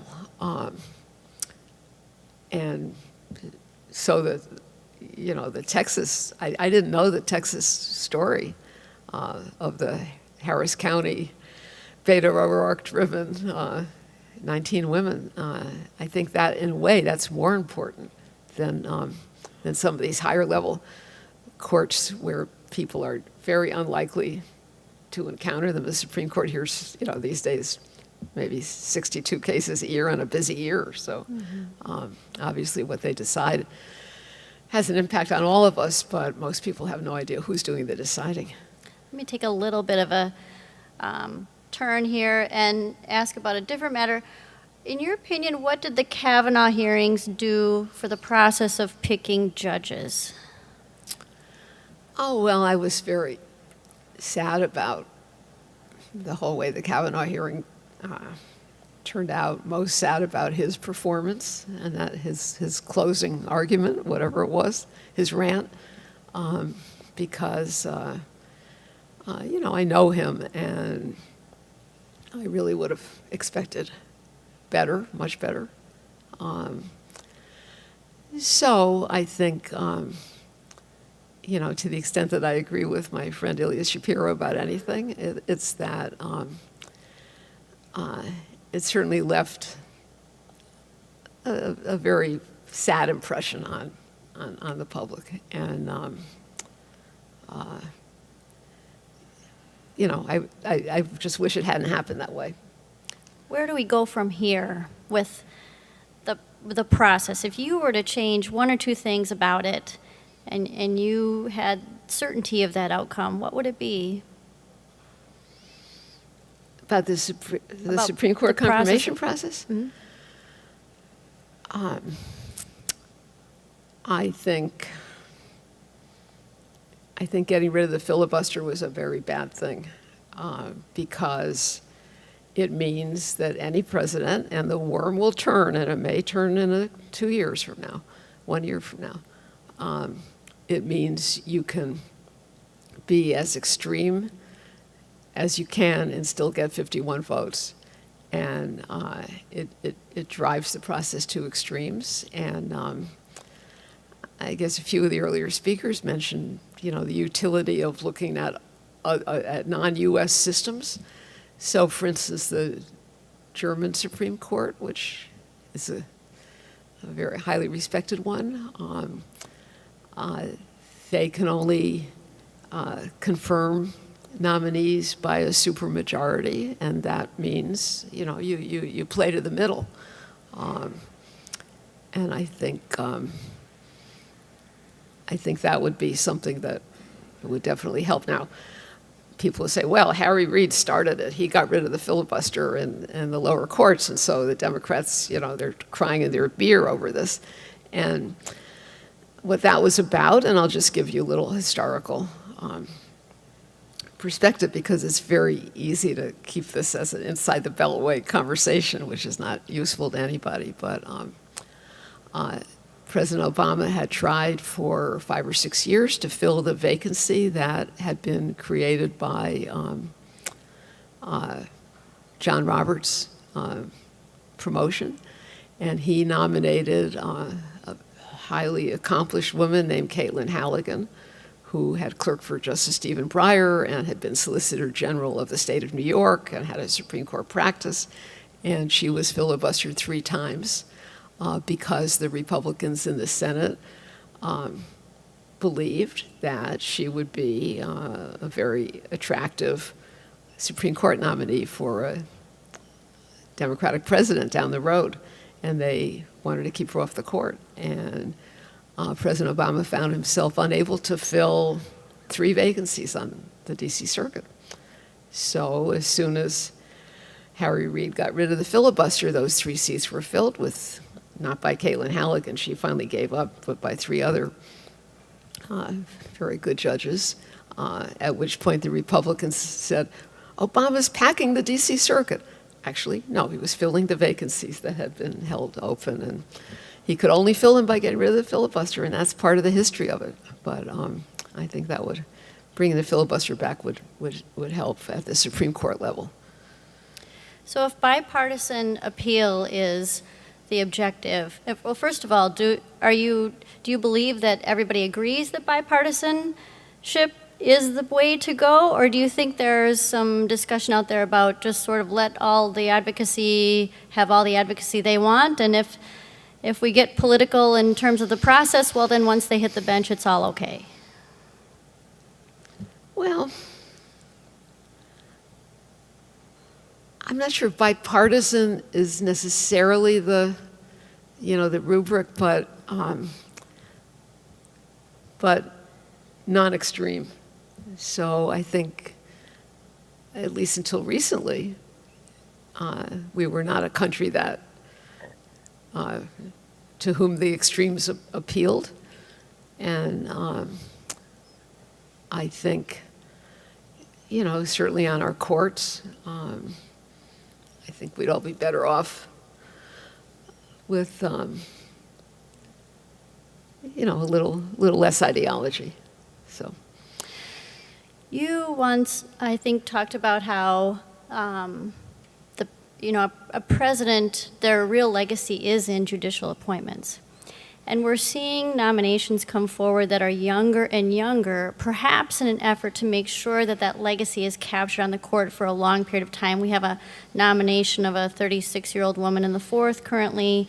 We're seeing kind of a younger, I had a conversation with a person in the Twin Cities who once mused to me, well, I would love to be on the appeals court, but I'm 50, I'm too old, right? So where does this go? Because I also read something you wrote about a DC circuit judge who said she was the perfect judge in many ways, but because she had a rich life experience, and she was 50 at the time, she brought forward all of that, all of that knowledge, that sort of lived experience, et cetera. How do we reconcile that, and what are your thoughts about younger and younger and younger? Well, what's going on now is certainly the extreme edge of a trend of getting younger and younger. I mean, it's partly an artifact of life tenure. The U.S. is the only country in the world that has life tenure for its high court. No other country. Every other country has a term of years or an age limit. So the incentive is you're going to project yourself far into the future and, nominate them at 36. Ruth Bader Ginsburg was 60. Harry Blackmun, former judge of this circuit, was, I think, 61. As many people have noticed, federal judges live a long time, and I think the impulse to go younger and younger, will be taking it right off the law review pretty soon. It's logical, if you're going to maximize your ability to influence the future. It's logical, although, of course, future's a long time. So what it might impel a president to nominate a certain kind of person, at any given moment, the issues that might be salient It might be the most important to the system 20 or 30 or 40 years down the road, or maybe something totally different, and that person may have become somebody totally different. So it's obviously no guarantee, but that's our politics right now. And I'm going to ask you a question about recruiting, but I'm also going to invite the questions from the audience to come up in the cards. If you could collect those now, so we'll get started on the next question, then we'll entertain some questions from the audience. You wrote about how Justice Berger was both ambitious and political, and how it was his goal to get his friend Harry on the court. And he was, in fact, influential in making that happen, and it worked. Does that work today? You mean can a Supreme Court justice? Well, in terms of judges helping other judges get to the bench, and what does that look like? Well, the Washington Post had a story yesterday that Justice Clarence Thomas has been lobbying senators to vote in favor of his former law clerk, Naomi Rao. And, it's a free country. You can pick up the phone, but, people can decide how they think that looks, what they think of that. The Washington Post deemed it to be newsworthy that he's doing that. So, it is a political process. The extent to which we want our judges engaging in capital P politics as well as small p politics, we have to decide. I was a little surprised by that, but, let people judge what they think of it. Can I grab some questions from the audience as well? Any coming up? I see people writing. What would you tell the students in the audience who are making decisions about their career path, and if they have aspirations to someday serve on the bench? What would you tell them? Oh, I don't think I would tell them anything different from what Lola told them in answer to that question, which I thought was a very smart answer. Is, make yourself the best lawyer you can, and, don't hold yourself apart from the sort of engines of political power in your community, because anybody who makes it onto the bench has to have friends, and friends in good places, and there's nothing at all wrong with that. Mentors and, people who care about your own trajectory, give you advice. So, not everybody wants to be a judge. There are plenty of people who have walked away from that opportunity because it does isolate you from things that other people may find, more appealing. So I think to decide super early in one's career that, what I really want is to be a judge, I would sort of wait a little bit and until you maybe have a more well-rounded view of what all the options are in a legal career. Talk a little bit about the role of the media and the judicial, selection process. Are they playing the role they should be playing? Are they upholding the responsibilities they should be advancing? Are things getting kittywampus somewhere? And then talk a little bit about how social media is changing the landscape. Oh, I think social media is changing the landscape a lot. So I can think of many examples where allegations or stories take on a life of their own, on the web, and I think it's impossible to put that genie back in the bottle. It's become another way of doing politics, and we were talking at lunch about what blogs we read and, how we try to stay informed. And I think it's extremely useful for people to look at blogs from the entire, range of ideology, just to see what's being said out there. But the notion that an idea is going to be prevented from getting legs, people are very smart in their use of social media. And there's people who devote a whole lot of energy to it and often achieve their goals through it. Do you see, this is a question from the audience, do you see pipelines for conservative women who can apply to the bench? Do you see ways in which they can mobilize? And if you don't see ways in which they're mobilizing, what are your reflections about that? Why not? Good. Well, I mean, the country's a big place, so I'm not sure if that question means, at the sort of higher levels of the federal judiciary or locally, where I think ideology may have less play. I think all these things are just contingent on the general political climate in the sandbox in which one wants to play. So President Obama's been successful in he hasn't put a lot of women on the bench. He's actually put a surprisingly small percentage of his nominees have been women, but the women that he has found, were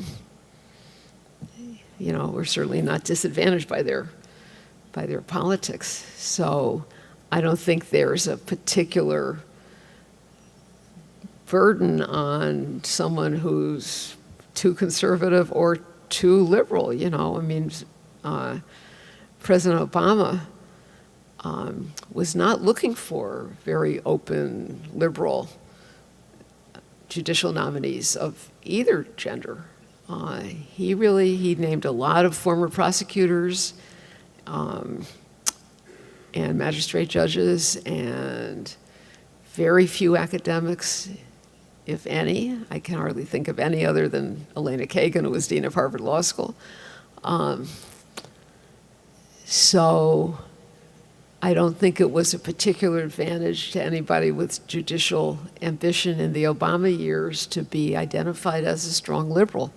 As I say, it's always contingent on the moment. Another question from the audience. In 10 years from now, how do you think we'll look back at Trump's legacy in shaping the bench? Well, of course, some of that depends on what these people do on the bench. But we can assume they're all going to still be there to 10 years from now because they're going on so young. So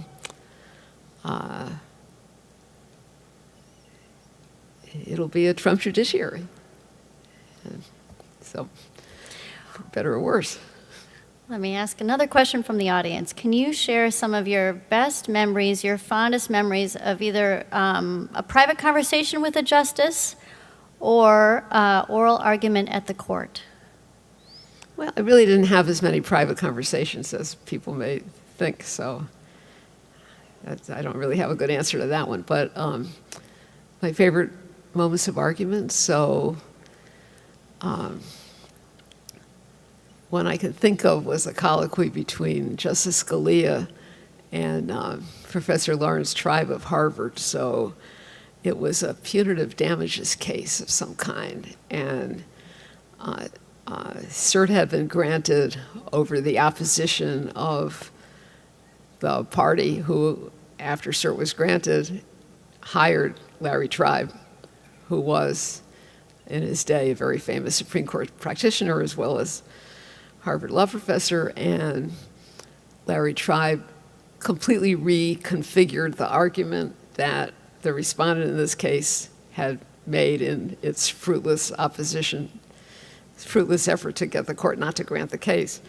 And he was making a lot of headway in his argument, and Justice Scalia was getting quite frustrated because I think Justice Scalia had thought this was a case he could turn to his advantage, but Larry Tribe was making a lot of inroads in the argument. So he said, so Scalia said, Professor Tribe, I don't remember seeing this argument in your brief in opposition.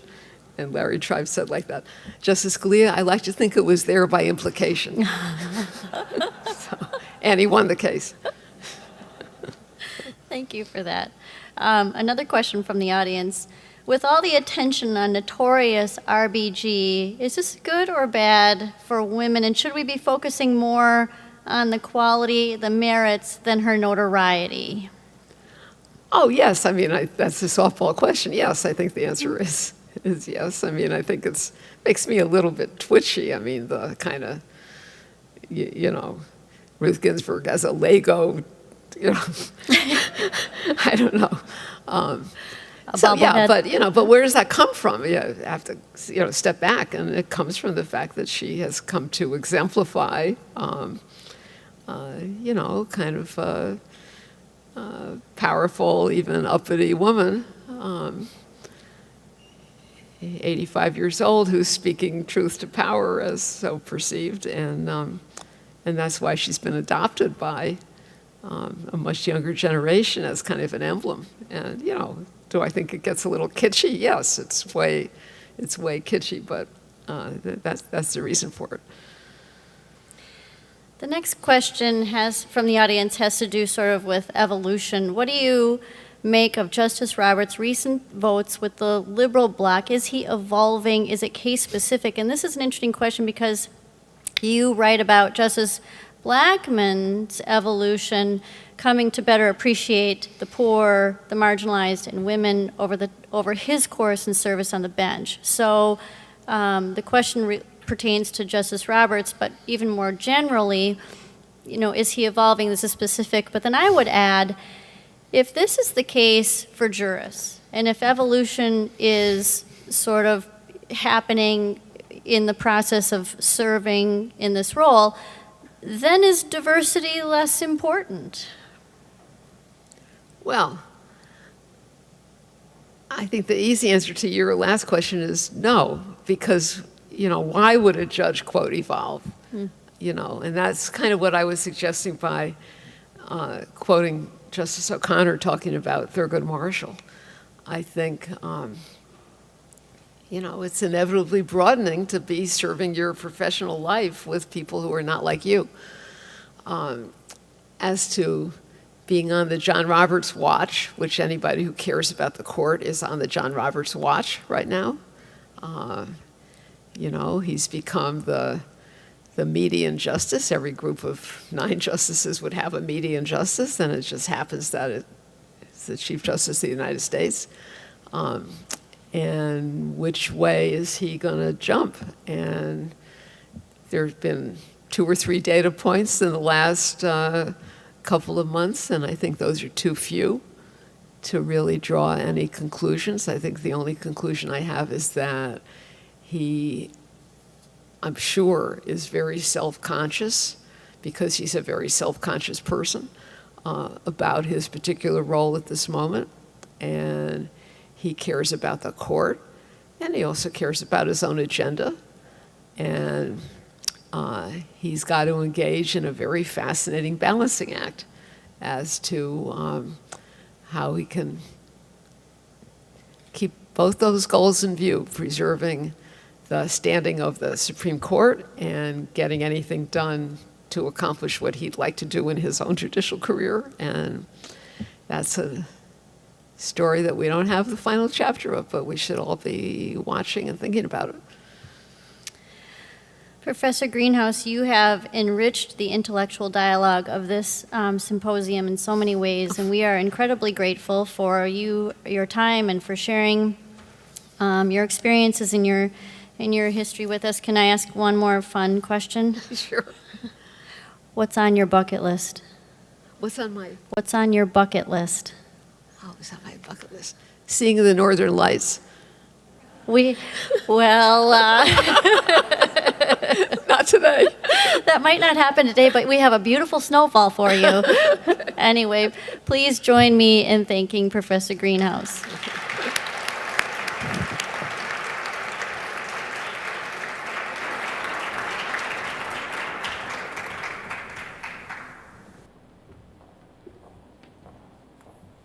Introduce Brian Fitzpatrick. He's a professor of law at Vanderbilt Law School. His research focuses on class action litigation, federal courts, judicial selection, and constitutional law. He has a ridiculously impressive list of credentials that I will hit briefly, but I also have a story about him because I served as his research assistant. So I will hit ridiculous impressive credentials first. He graduated first in his law school class of Harvard Law School, and he went on to clerk for Judge O'Scanlan on the U.S. Court of Appeals for the Ninth Circuit and Justice Scalia on the U.S. Supreme Court. After his clerkships, he practiced commercial and appellate litigation at Sidley Austin in Washington, D.C., and served as special counsel for the Supreme Court nominations to U.S. Senator John Corwin. Here's what I learned from him when I served as his research assistant. 2 things.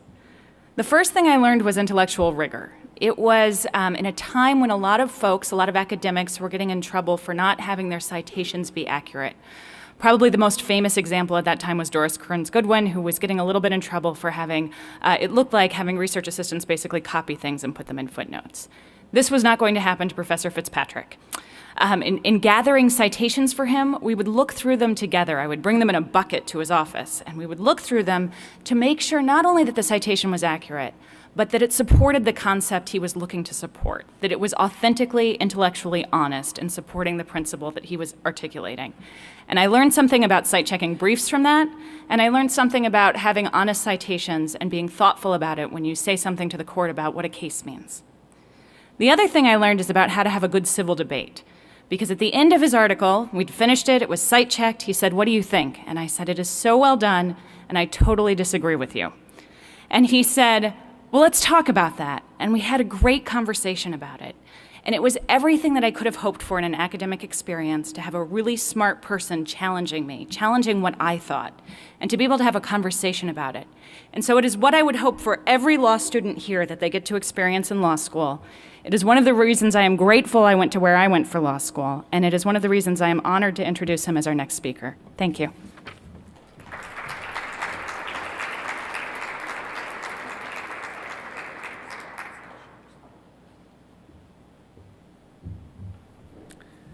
Well, Sybil, thank you so much for that very, very thoughtful and moving introduction. I'm on spring break, and I'm just delighted to be here.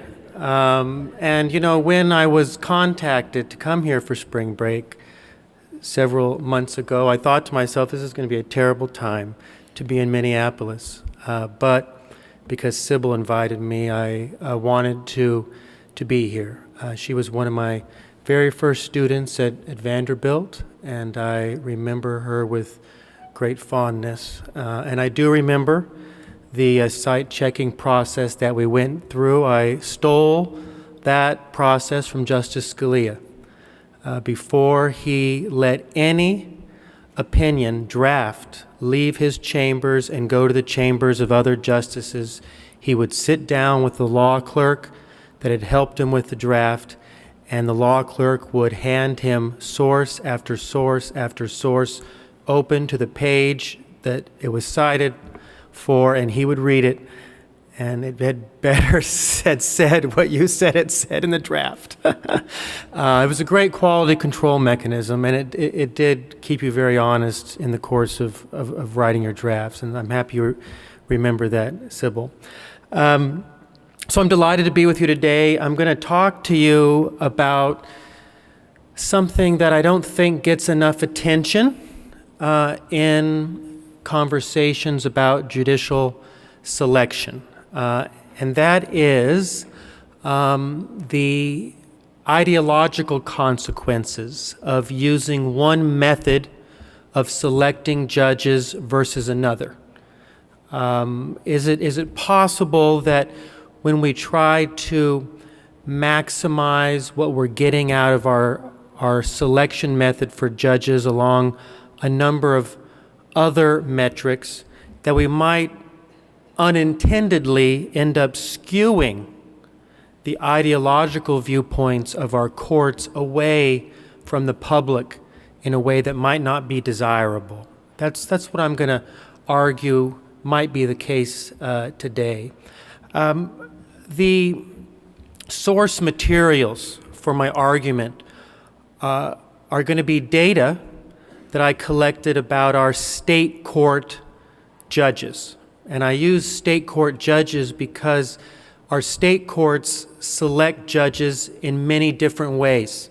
As we know, the federal system has the same selection method: political appointment. The president nominates, the U.S. Senate confirms.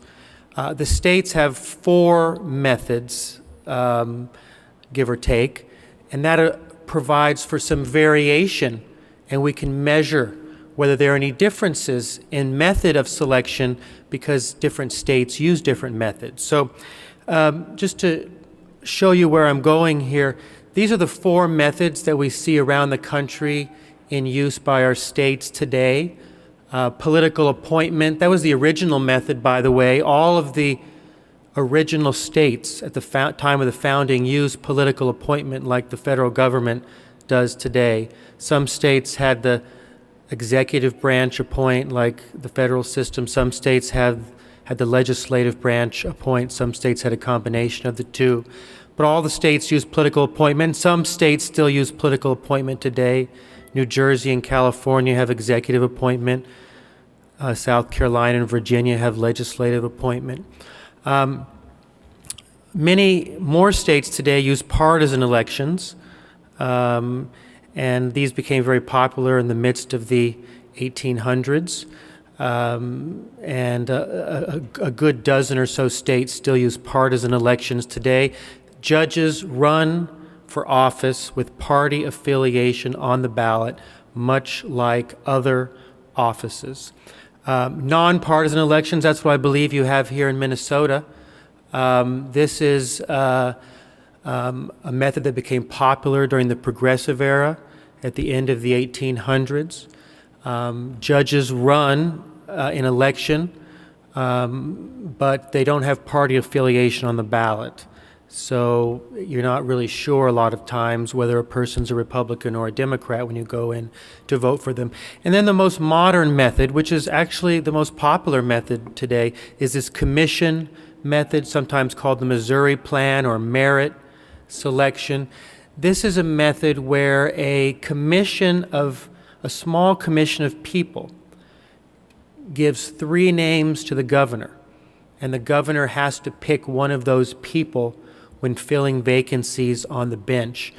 Originally, the commission system was designed to fill the commission with a lot of members of the bar because it was developed at the end of the Progressive Era at a time when the Progressives wanted experts to run government, and the Progressives thought that lawyers were the experts on who would be a good judge. So they wanted the commissions to be filled with lawyers. The states have deviated from that some over the years. Some states do stack the commissions with lawyers, other states don't to the same extent. But we have 4 very different types of methods in use in the states. And one thing that I'm going to argue is that different methods produce a lot of different consequences. And one of the consequences can be that some methods produce ideological skew in the courts away from the people who live in their states. And we should perhaps pay attention to that when we're deciding which method of picking judges we think is best. These are the usual criteria that we talk about when we talk about which method of selecting judges is best. We've heard a lot about diversity today. That's a very important criterion. These are some others that we often hear about: independence, accountability, competence, integrity, legitimacy. All these are very, very important. Ideally, we want to maximize all these if we can. There's often trade-offs. We can't get 100% on all these things. But I think again, today, what I want us to do is I want to add one more thing to this list. I think we should care about whether or not the method that we use is skewing our courts ideologically. Are we ending up with judges who have political philosophies that are out of step with the people that live in the states? Now, why might that be important if the judges' political philosophies are out of step? Aren't judges just supposed to follow the law? Aren't their political philosophies supposed to be irrelevant? Well, maybe that's supposed to be the case, but we all know that's not the case. There's lots and lots of research and data that shows us that judges, their opinions are correlated. Their legal opinions are correlated with their political views.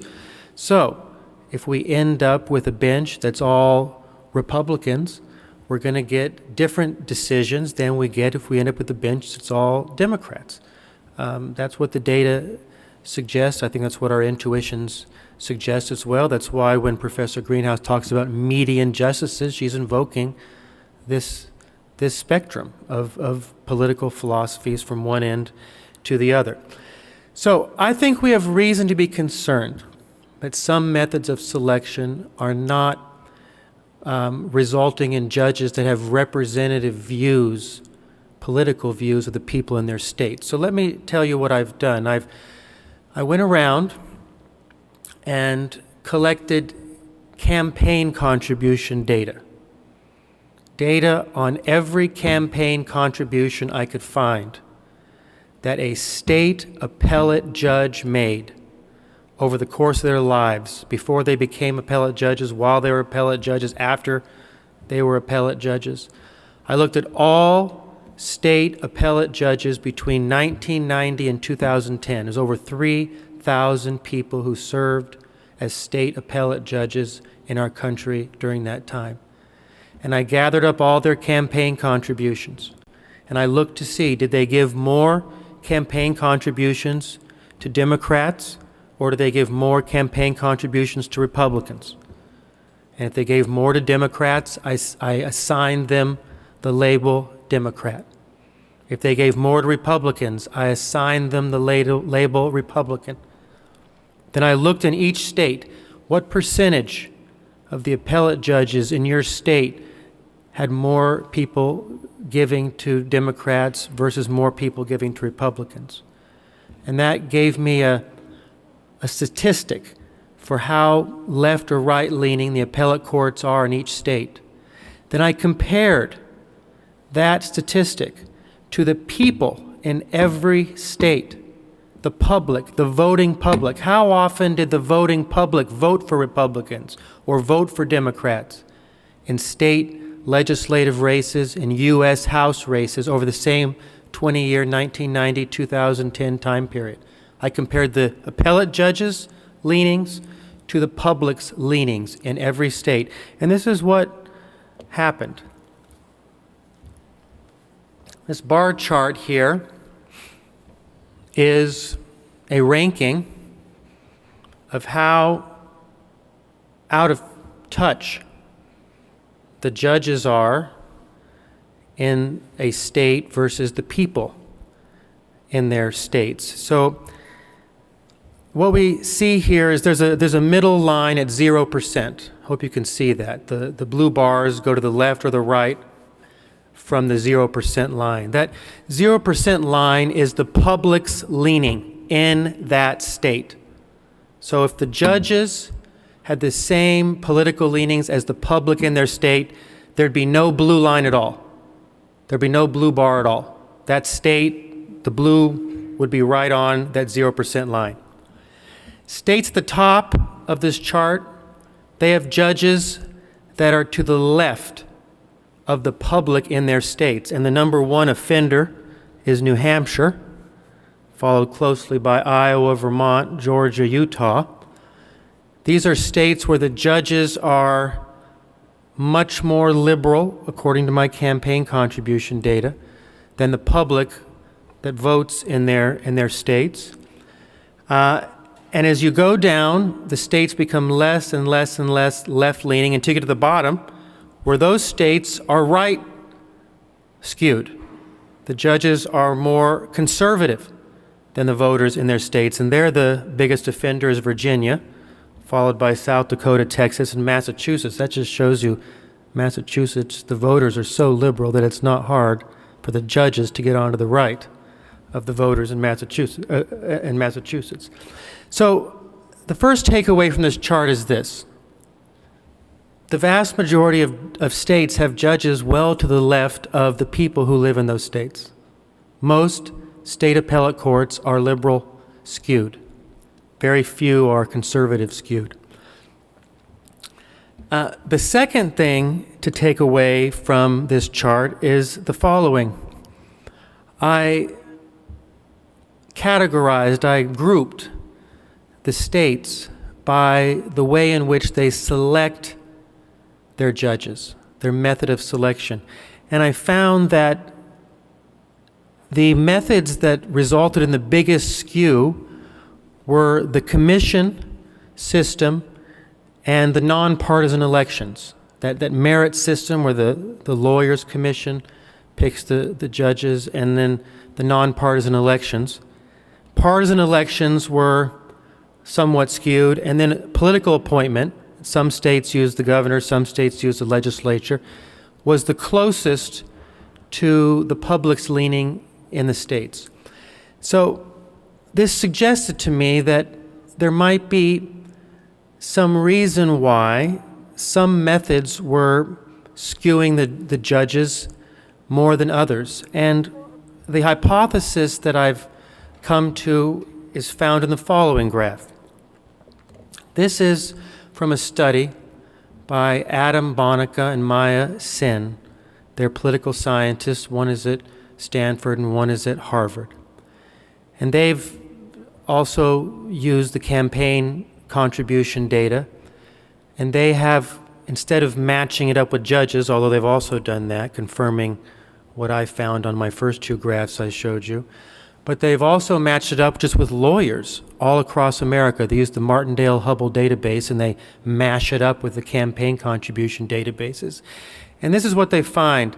The bars here are the volume of lawyers at each particular increment of ideological spectrum. On the left side is liberal, on the right side is conservative. And what you see is there are many, many, many more lawyers on the left side of the ideological distribution than on the right side. Lawyers are a liberal profession. Lawyers are more liberal than the rest of us. And so when we use methods of selection, like nonpartisan elections or like the merit screening commissions, when we use methods of selection that do not account for the fact that the legal profession is left-leaning, if we don't screen out that left-leaning attribute of the legal profession when we pick judges, then we end up recreating that same left skew in our judges. We cannot take a pool of people that are left skewed and pick from them judges without any regard to ideology, because we'll just recreate the ideology in the underlying pool. And that is my hypothesis on why merit selection and nonpartisan elections produce a leftward skew that the other methods do not, because those two methods are uniquely bad at screening for ideology. Nonpartisan elections, voters go to the ballot box, they have no idea who a judge is. They don't know anything about a judge's philosophy, because the most important cue to a voter is party label. Party labels like a trademark. It tells voters all kinds of information about philosophy. When we take that off the ballot, the voters are at sea. They cannot screen these two lawyers who are running against each other, or more than two, for ideology, and they end up just recreating the lawyer ideology on the bench, even if it's very distant from their own.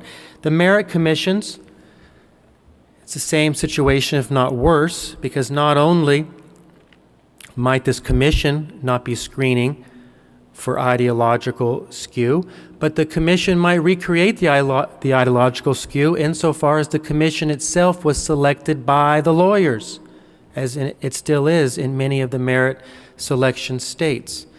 And so for this reason, I've been urging our states to consider whether or not your method of selection is resulting in an ideological skew when you go about thinking whether to keep your method of selection or to change it. In my home state of Tennessee, we got rid of our commission system. We passed a constitutional amendment and got rid of it, and now we have a political appointment system where the governor nominates and the state legislature confirms. I was just in the state of Iowa, where they are having a rousing debate right now to get the lawyers off their selection commission because they're worried that their courts have been skewed to the left by selection commissions that are skewed to the left. And so I've been encouraging those who are interested in judicial selection to at least give some consideration to what the ideological consequences of these methods of selection are. This is maybe not the most important thing to worry about in a selection method, but I certainly think it's worth worrying about, along with diversity, along with independence, along with accountability, et cetera, because we all know that a judge's philosophy, political philosophy, does make a difference to their decisions. And if we want decisions that we can be proud of, then we have to pay attention to all of the inputs that influence those decisions. Thank you very much. I'm happy to take any questions from the audience, whether through the cards or stand up and yell at me, whatever you'd like. Do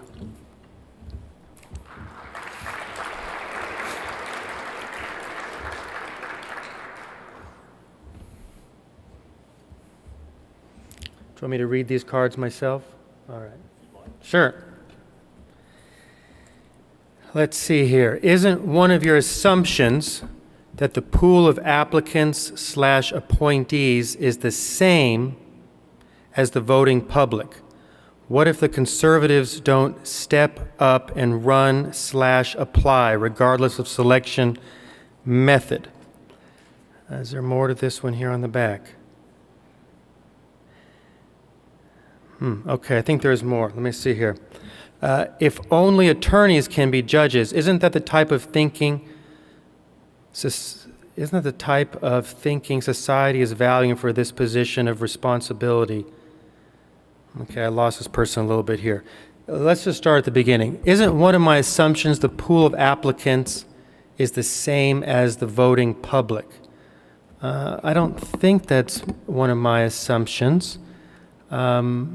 All I'm doing here is I'm using a proxy, and admittedly it's a crude proxy, campaign contributions. I'm using a proxy for how liberal or conservative the appellate court is in a state. And I'm comparing it to another proxy for how liberal or conservative the people are in the state. That is, how the people in the state vote when they voted in United States House of Representative elections and when they voted in state legislative elections. And I compared those two figures with one another. And I just wanted to see, for example, are the judges if the judges in a state were 75% Republican and 25% Democrat, and the public in the state was 50-50, that court would be skewed 25 percentage points to the right. That was like Virginia in my graph. Now, yeah, okay, I'm sorry if I didn't read it right. But you're free to stand up. You don't have to do this.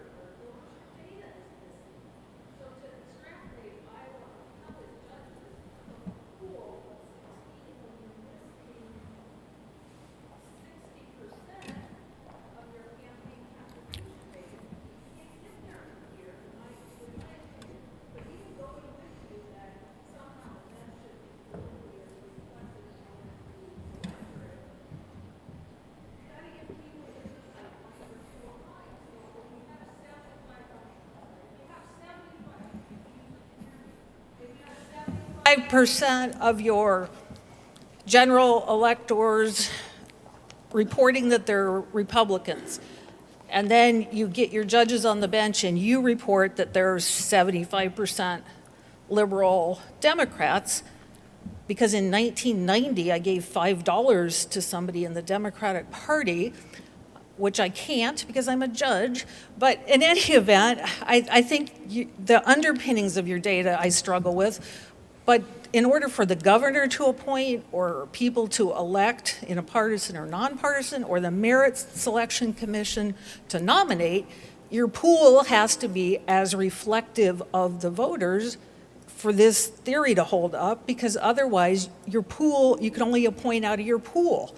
You're never going to get, you know, if you have your box of red and blue marbles, you're never going to get all, 50-50 red and blue marbles if you've only picked one color to go through the nomination process, or if you've made your nomination process, whether it's having to raise money for a campaign and campaign under a particular flag or no flag, but we know what it means, or jump all the hurdles of a commission process, each of which are, funnels. I think I got it now. But you can't. Can I respond? You can't get there from here. We can get there.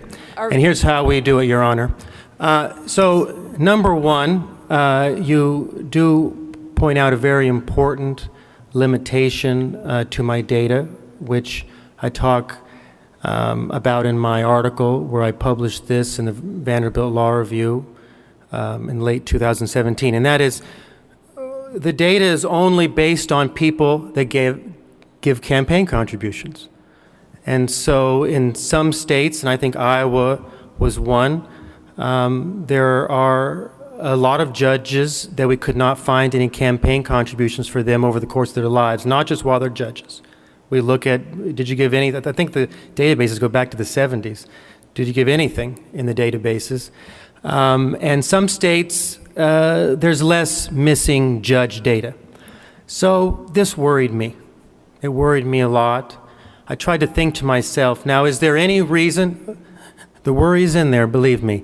And I thought to myself, is there any reason now why the people that gave campaign contributions would have wildly different political leanings than the people who didn't give any?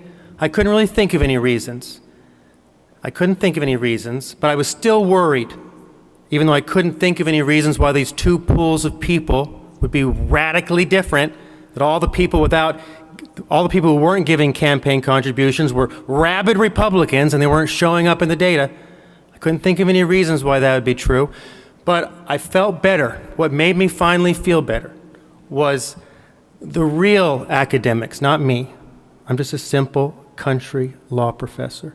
But the real academics, Adam Bonica and Maya Sin, the political scientists with the PhD, the people from Stanford and Harvard, not Vanderbilt, the real ones, they did a similar study and they did similar problem, and they had some fancy statistical techniques that are way over my head to deal with the missing data problem.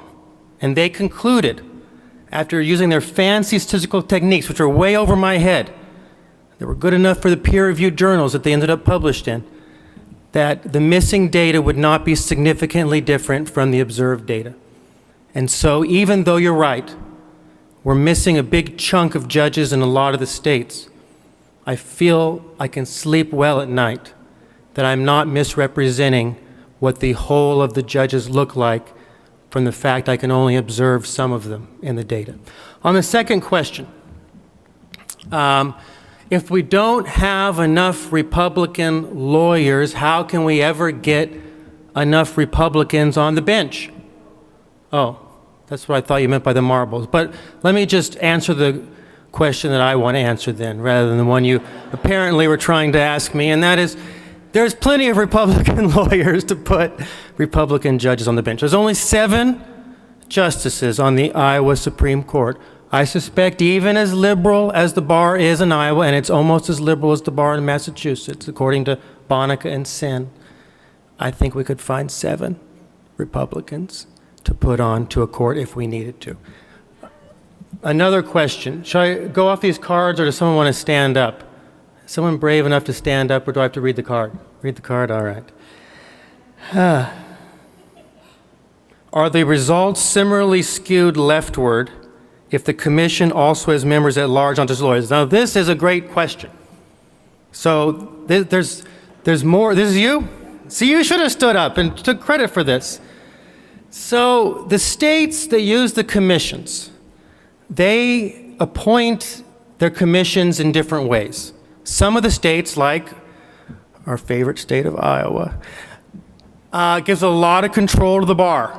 The bar picks half the commission in Iowa. The lawyers of Iowa elect half of the commissioners, half minus one. The most senior justice is the tiebreaker on that commission. So the lawyers control half the commission, the governor controls the other half, and the senior justice gets one vote. Some states, the bar gets a fewer number of slots. Some states, the bar gets no slots. The elected officials all pick the commissioners. So one thing that I wanted to look at, I was trying to exploit this variation to see, can we tease out any differences in the states that have a lot of bar presence versus a little bit of bar presence. And I tell you, I really thought I was going to show as the number of bar spots goes up, the skew gets more and more to the left, but I have to be honest with you. I did not find that. And it's shaken me a little bit. Because it's a little inconsistent with my theory, I have to admit that. But what I did find is this. Once the bar gets one spot, once the bar picks one spot, the skew pops up. When the bar does not get control over any spots, there's not much skew. It doesn't look like much of anything else. Now, I'll say a few things here. Number one, once we start dividing up, I think the commission states are maybe 24-ish, if I remember correctly. Once we start dividing them up into these different levels of bar control, it's getting harder and harder to have enough data to find effects. And so, that's a challenge once we start slicing up narrowly, more and more narrowly.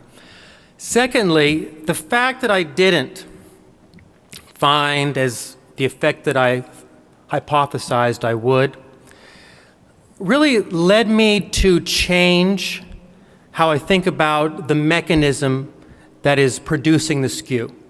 When I started all these studies 10 years ago, I dipped my toe into this 10 years ago. When I did all this 10 years ago, I thought what was going on was the bar was picking liberal lawyers for judgeships.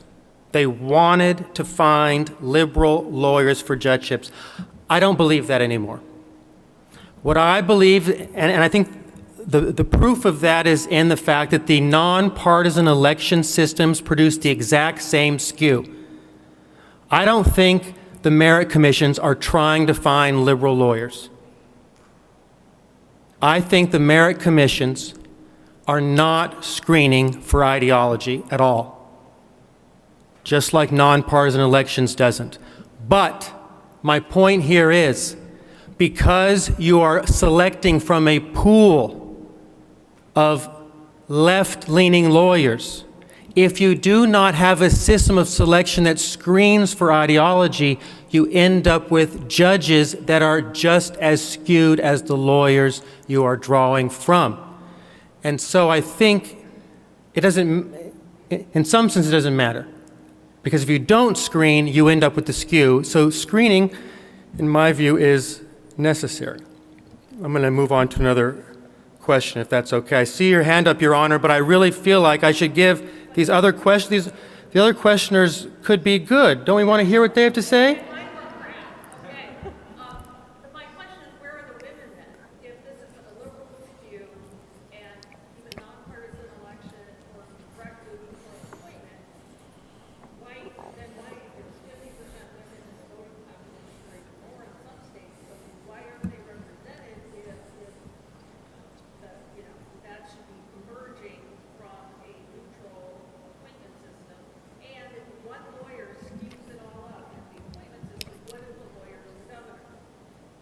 No, it's not the presence of any old lawyer. It's a bar-picked person. I mean, in the same way that the governor can find a Republican lawyer to put on the bench, the governor can find Republican lawyers to put on to the commission. But when the bar picks their people for the commission, they tend not to be Republicans because the bar looks like it does in that chart there. But let me move on to this next questioner here. What effect, and this may be our last one because I got a little signal from Matt there, but what effect, if any, do you think the removal of merit and nonpartisan will have on the diversity of the bench? Oh, another good question. Won't this have disparate impact on lower income / first generation lower applicants? This is a very, very good question. And, you know, Professor George may have said something about this earlier today. I didn't get here in time to hear my fabulous colleague give her talk, and I really regret that. So, Professor George, if I say something that's incorrect, that contradicts something you said earlier, please stand up and let me know. But when I looked at the data on diversity and selection method, I could not see any clear conclusions about one of those 4 selection methods producing more gender or racial diversity than another. I was left with the impression, Professor George, it was pretty much a wash among those methods. Is that what you find too? She's shaking her head yes. So what I would suggest to the question writer here is I don't think removing those systems is going to have a negative impact on diversity because I have not been able to identify any advantage in these 2 systems for diversity. The systems seem statistically insignificant in any differences that they have on diversity.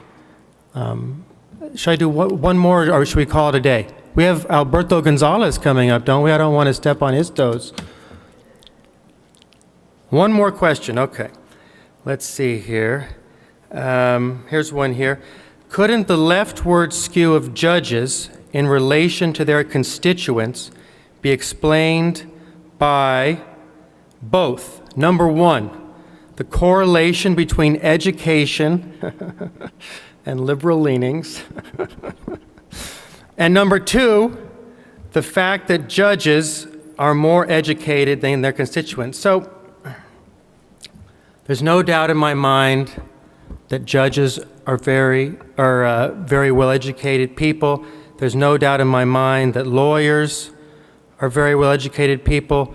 But I think that we can find lawyers and judges that are super, super, super smart, that are conservative, just as much as we can find judges and lawyers that are super, super smart that are liberal. I mean, Ruth Bader Ginsburg, we've been talking about her all day, notorious RBG, super, super smart and super liberal. Justice Scalia, super, super smart, super conservative. We don't need that many super, super smart people to fill out the bench. We can find enough of them from both liberal and conservative camps when we want to. So I don't think the fact that even if more educated people are more liberal, and I do take some issue with that, I'm not sure. Even if that's true, there's enough of us educated conservatives that we could fill up a bench with us if we had to. So I'm going to end it right there, and I want to thank you all for inviting me, and carry on. Thank you.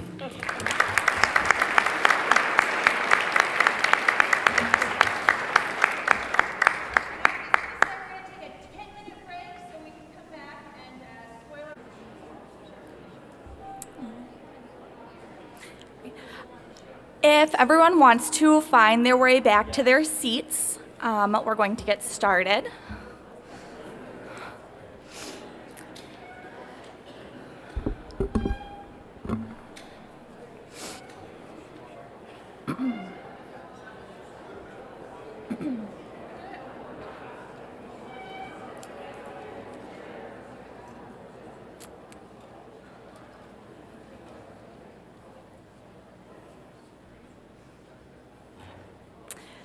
Our next speaker is Dean Alberto Gonzalez.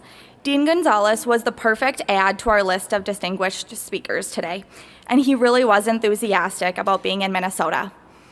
Unfortunately, Dean Gonzalez had to change his plans at the last minute and will not be able to join us in person.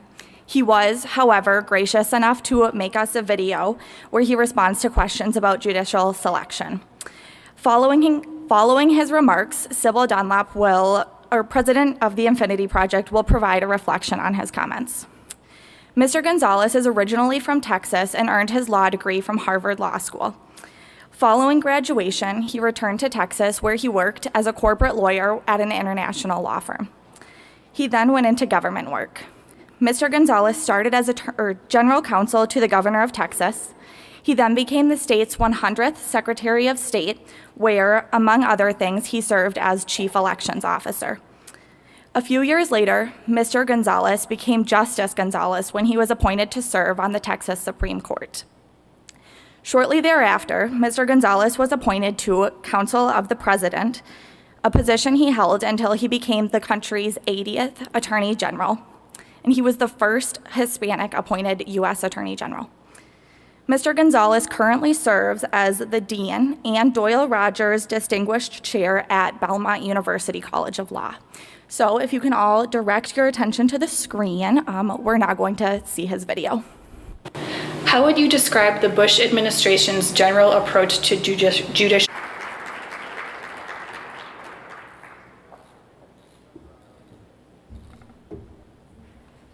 So I will confess that, as announced, I had not prepared reflections on Mr. Gonzalez's talk, but I had prepared to introduce the next section. I will offer two observations. One, congratulations on the birth of his grandchild.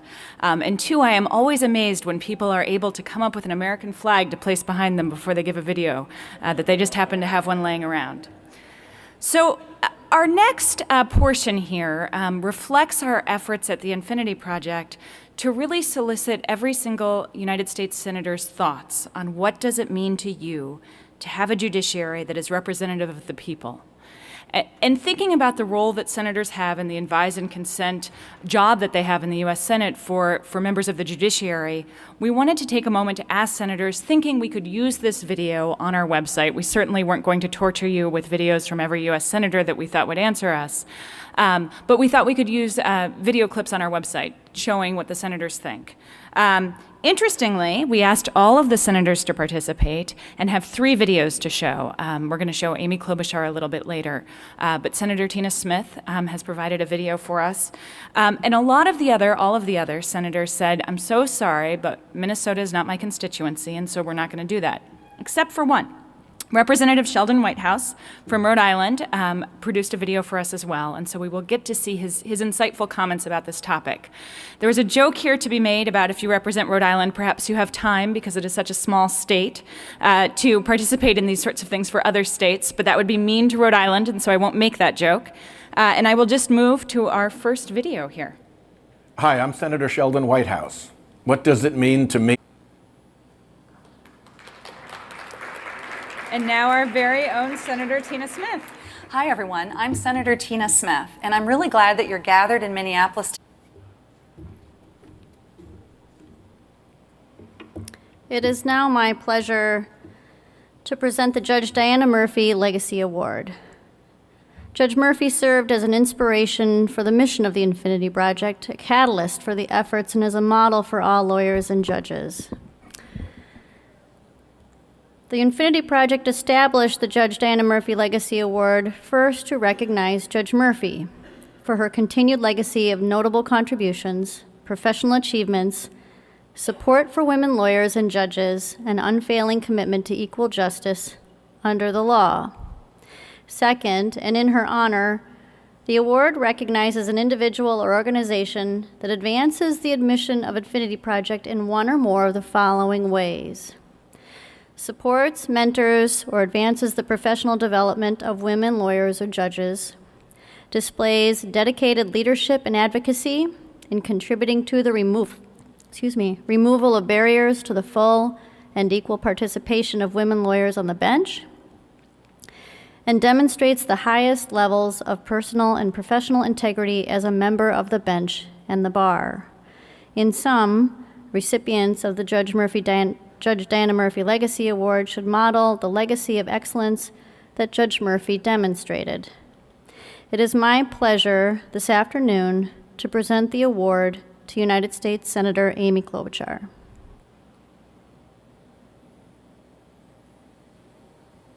Hello to everyone gathered at the St. Thomas.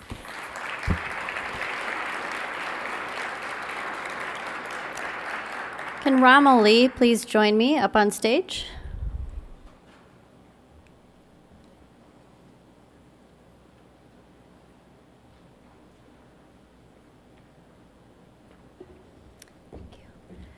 Here on behalf of the Senator to accept her award is Rama Lee, and the award is actually a Tiffany necklace, which we have given to all the recipients in the shape of the infinity symbol. So please extend this congratulations to the Senator from us and present her with the Judge Diana Murphy Legacy Award gift. Thank you.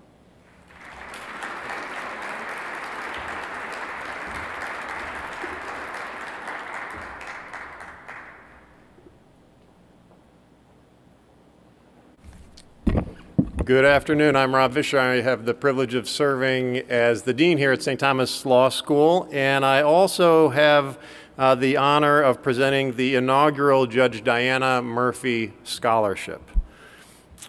Judge Murphy was a longtime member of our Board of Governors, and as you know, she was a longtime champion and mentor of many, many women lawyers and judges.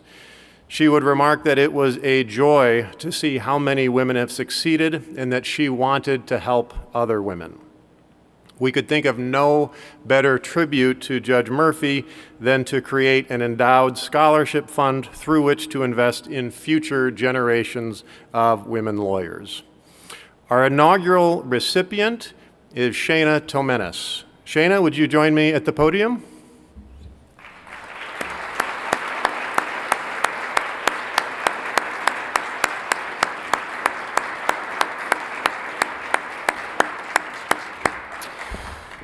We selected Shana to be the inaugural recipient of the Judge Murphy Scholarship because she is already showing the grit, intellectual firepower, relentless work ethic, and tenacity that marked Judge Murphy's remarkable career.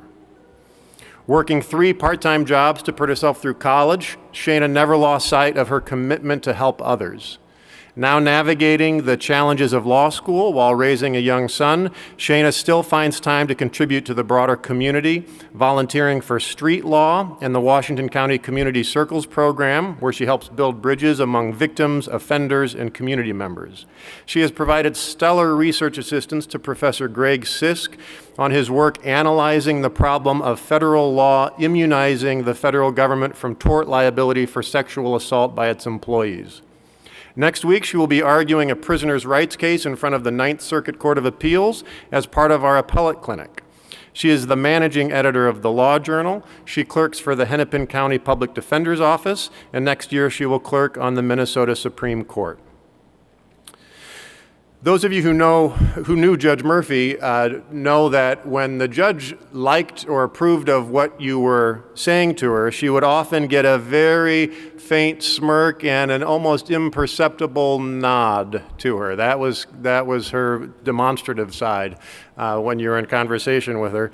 And Shana, if the judge could see what you have done and continue to do with your considerable gifts, I am confident you would earn the Judge Murphy smirk nod.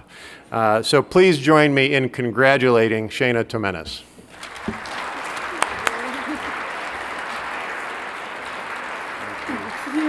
I think they're going to take our picture. Okay.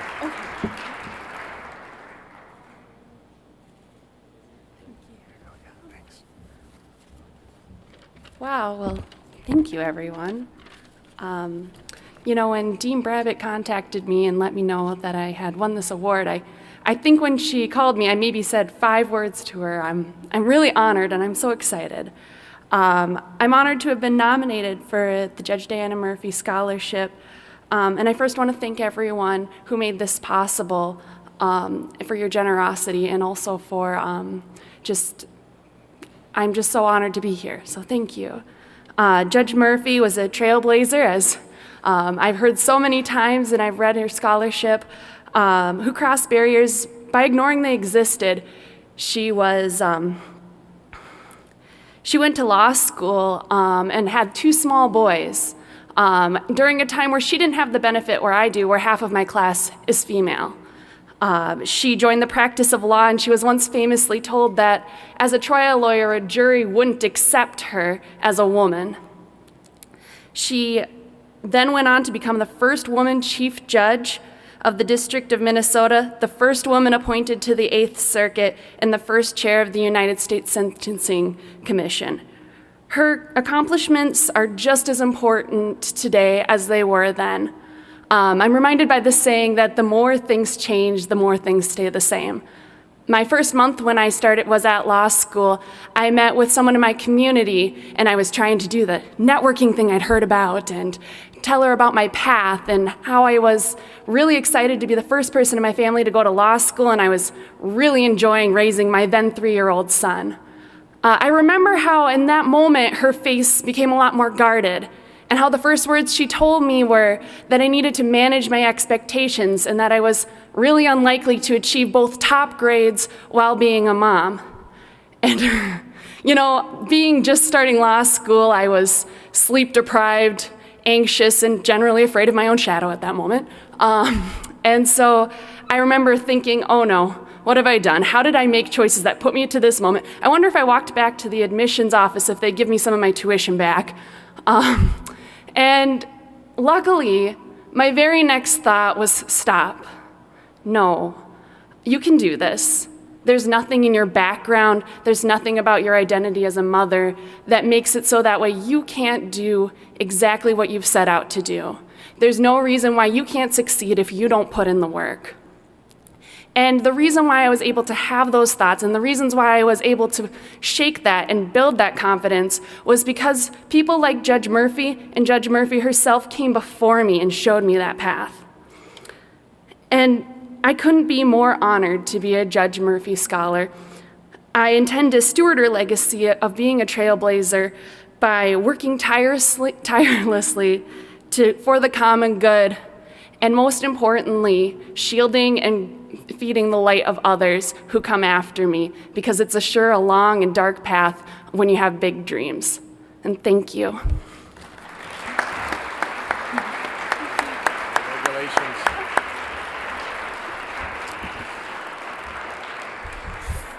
Thank you, Shayna. That concludes our formal program. I do want to thank our speakers who've traveled from across the country to be here with us. I want to thank Lisa Brabbett and Angela Dezek, who have worked very hard putting this together. I'd like to thank the leadership of Infinity for their ongoing work in this area and their work on this event in particular.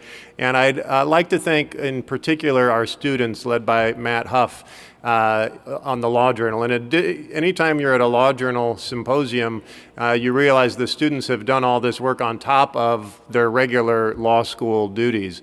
And I think this symposium is especially important because judicial selection is the site of some of our deepest seated and most contentious disagreements, both principled disagreements and sometimes not very principled disagreements. And one of the things we try to do at St. Thomas Law is always be modeling how to lean into those conflicts and unpack the conflict and not necessarily reach consensus by 3 p.m. after a one-day symposium, but at least have a little bit better understanding of what the core issues are and what's a distraction. So as part of that modeling of civil and respectful dialogue around difficult issues, we think of no better way to end the day than with some wine and chocolate. So please join us for a reception, and thank you for being here.